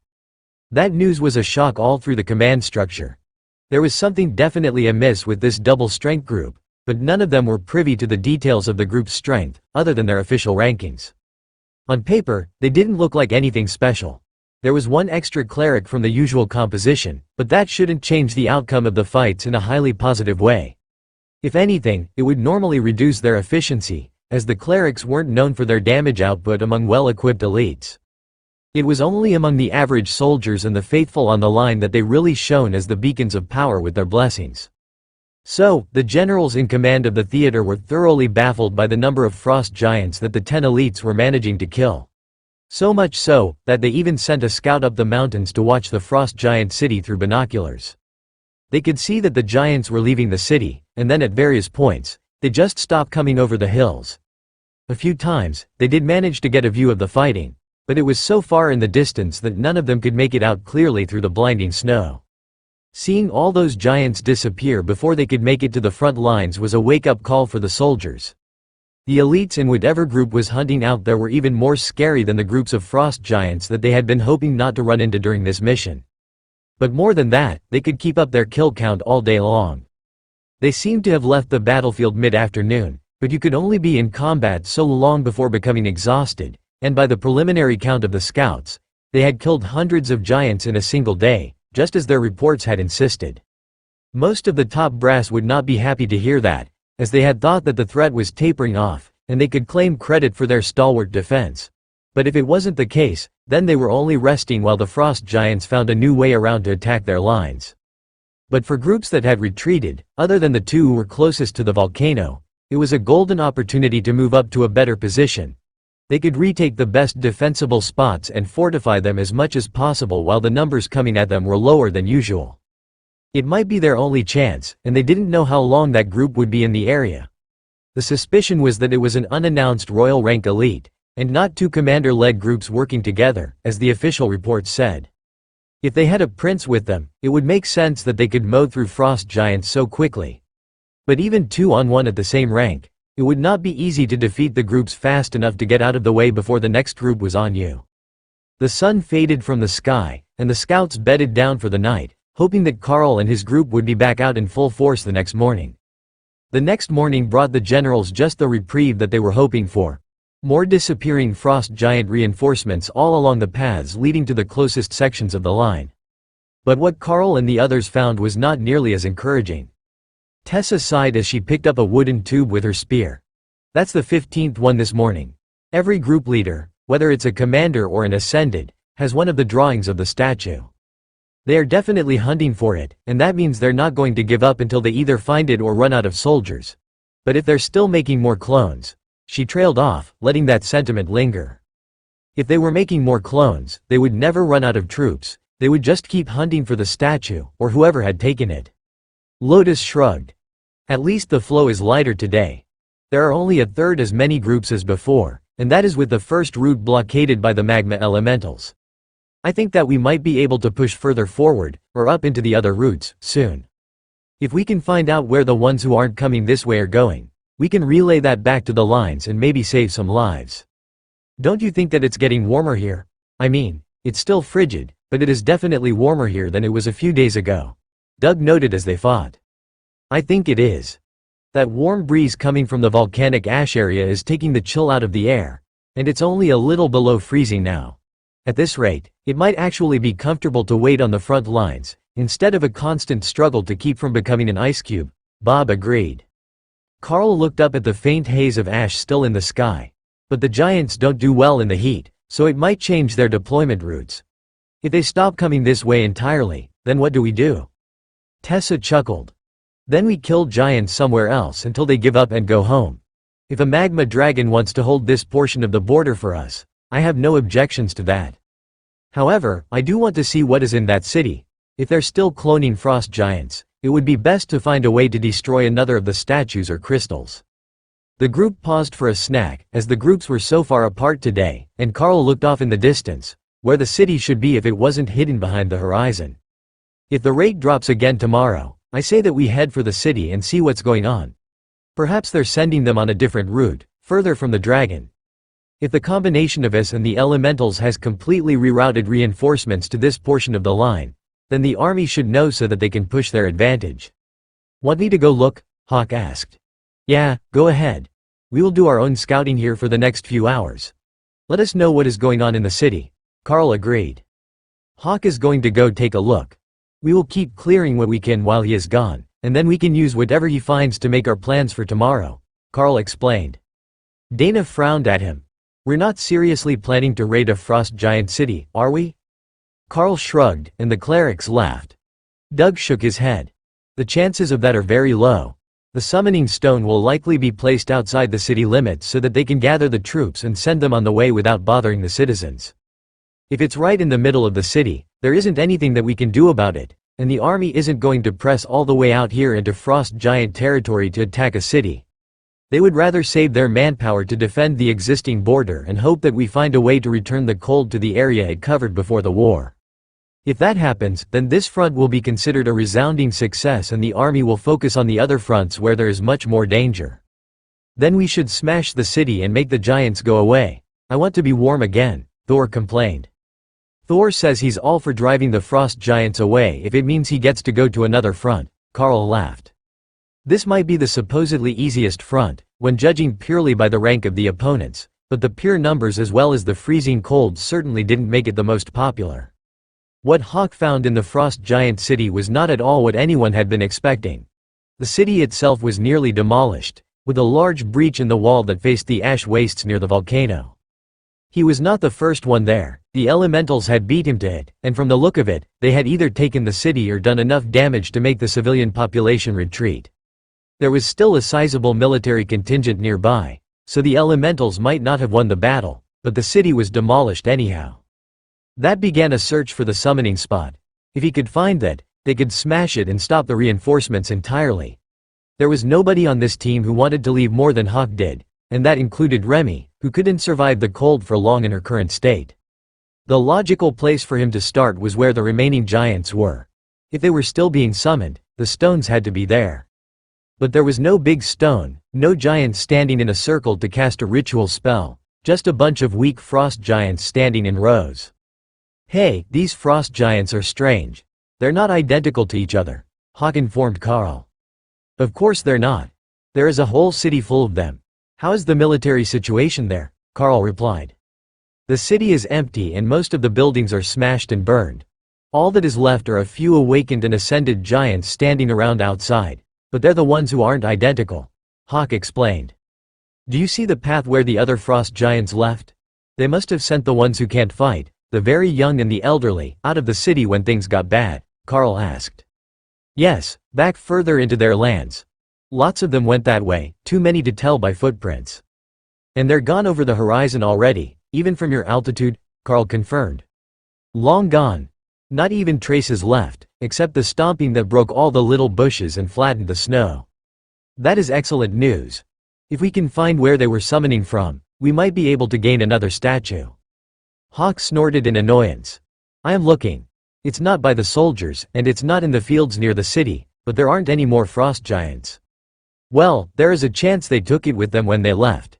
But we will head there tomorrow and clear the area if there is a small enough group left for us to fight." "That sounds good. There can't be more than 300 left, but they're almost all awakened, and they don't even have the good weapons with them," Hawk agreed. Now, Carl just needed to sell the idea to the others, who would naturally be very wary of approaching a frost giant city, even if it looked abandoned. They might not have taken their slave species, who would have been ordered to defend what was left, and whatever took the city would not be happy to see random humans either, so no matter what they ran into, it was likely to end badly for them. Carl didn't realize that everyone was watching him so intently until he turned to talk to them, with the intent to sell them the plan to go check the frost giant city. "Well, out with it. I can tell that it's a bad plan already, but we might need to do it," Bob insisted. "The frost giants have abandoned their city after it was attacked and mostly razed to the ground. That is why the number of attackers dropped today. They were too busy fighting to send anyone to the front lines. However, there is still an awakened ranked garrison of giants there, plus any slave species or possible attackers who might still be in the city. What I am thinking is that we need to find out if they managed to take the summoning materials with them, or if they were destroyed in the attack," Carl began. Bob nodded. "Because if they left with them, the attacks won't slow, they will just be reinforced from a new direction, and that doesn't help us at all.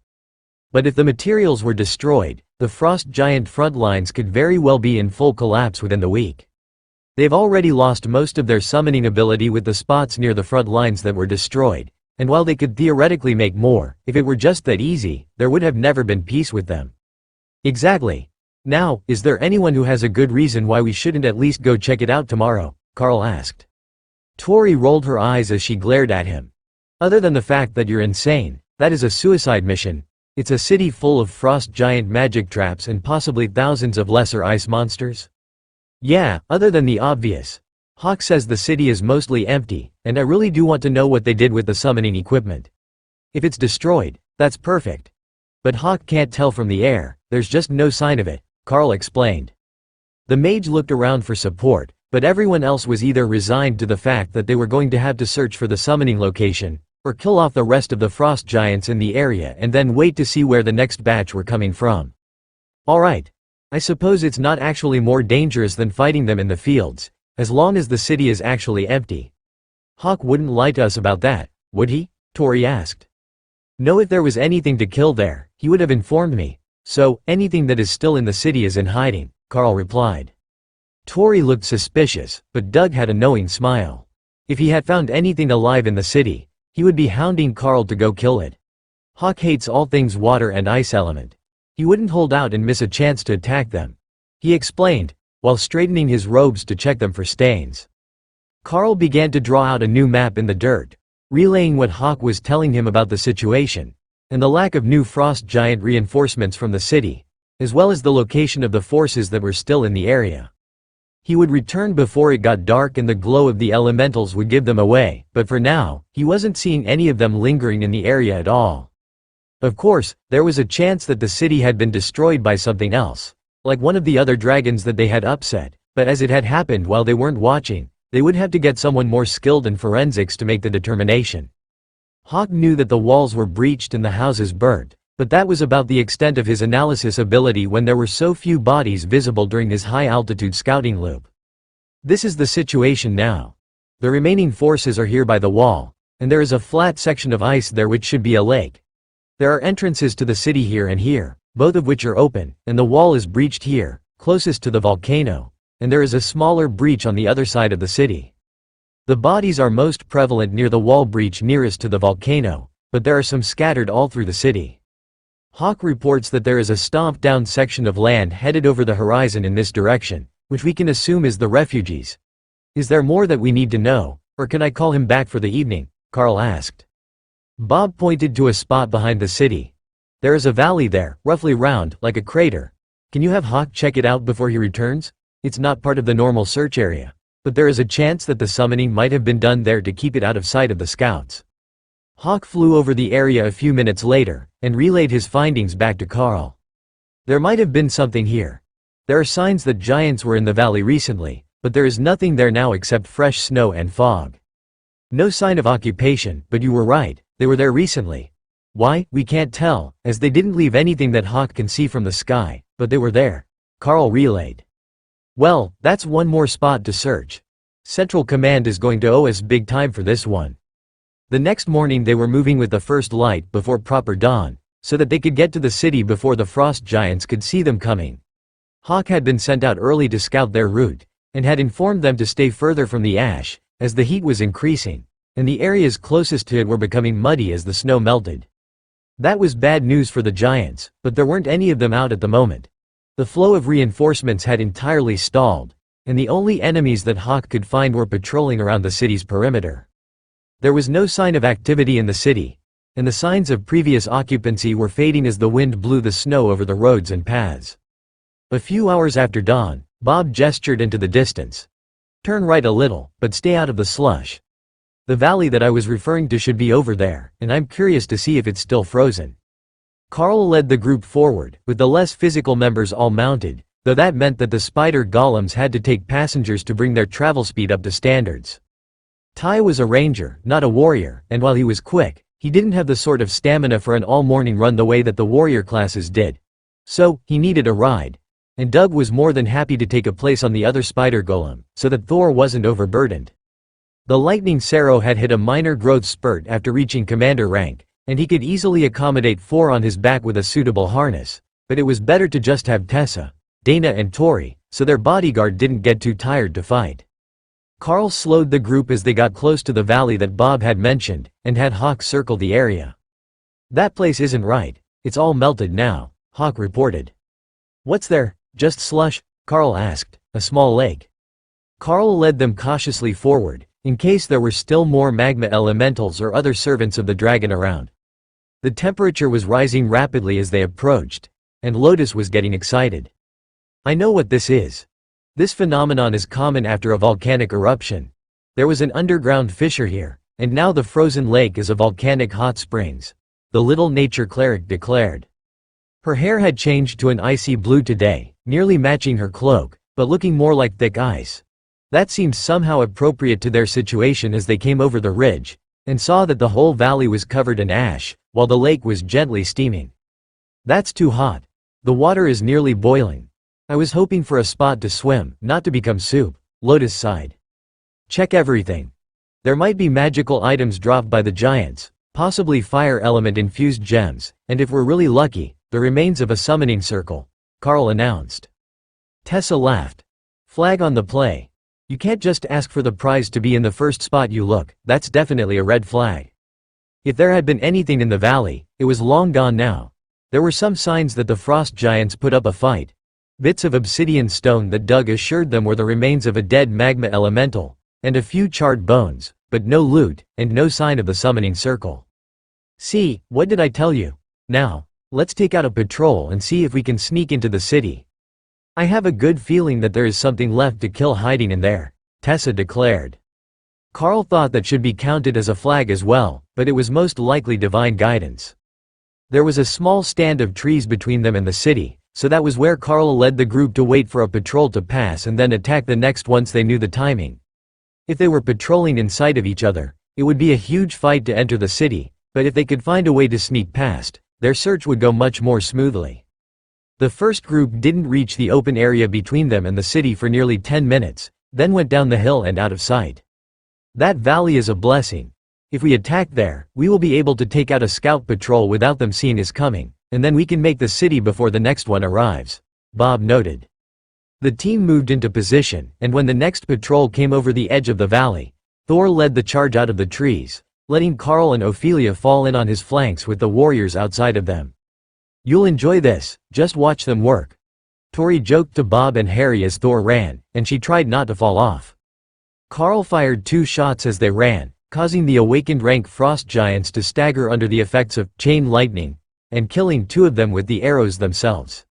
Then he switched to his hammer, coated with flaming body.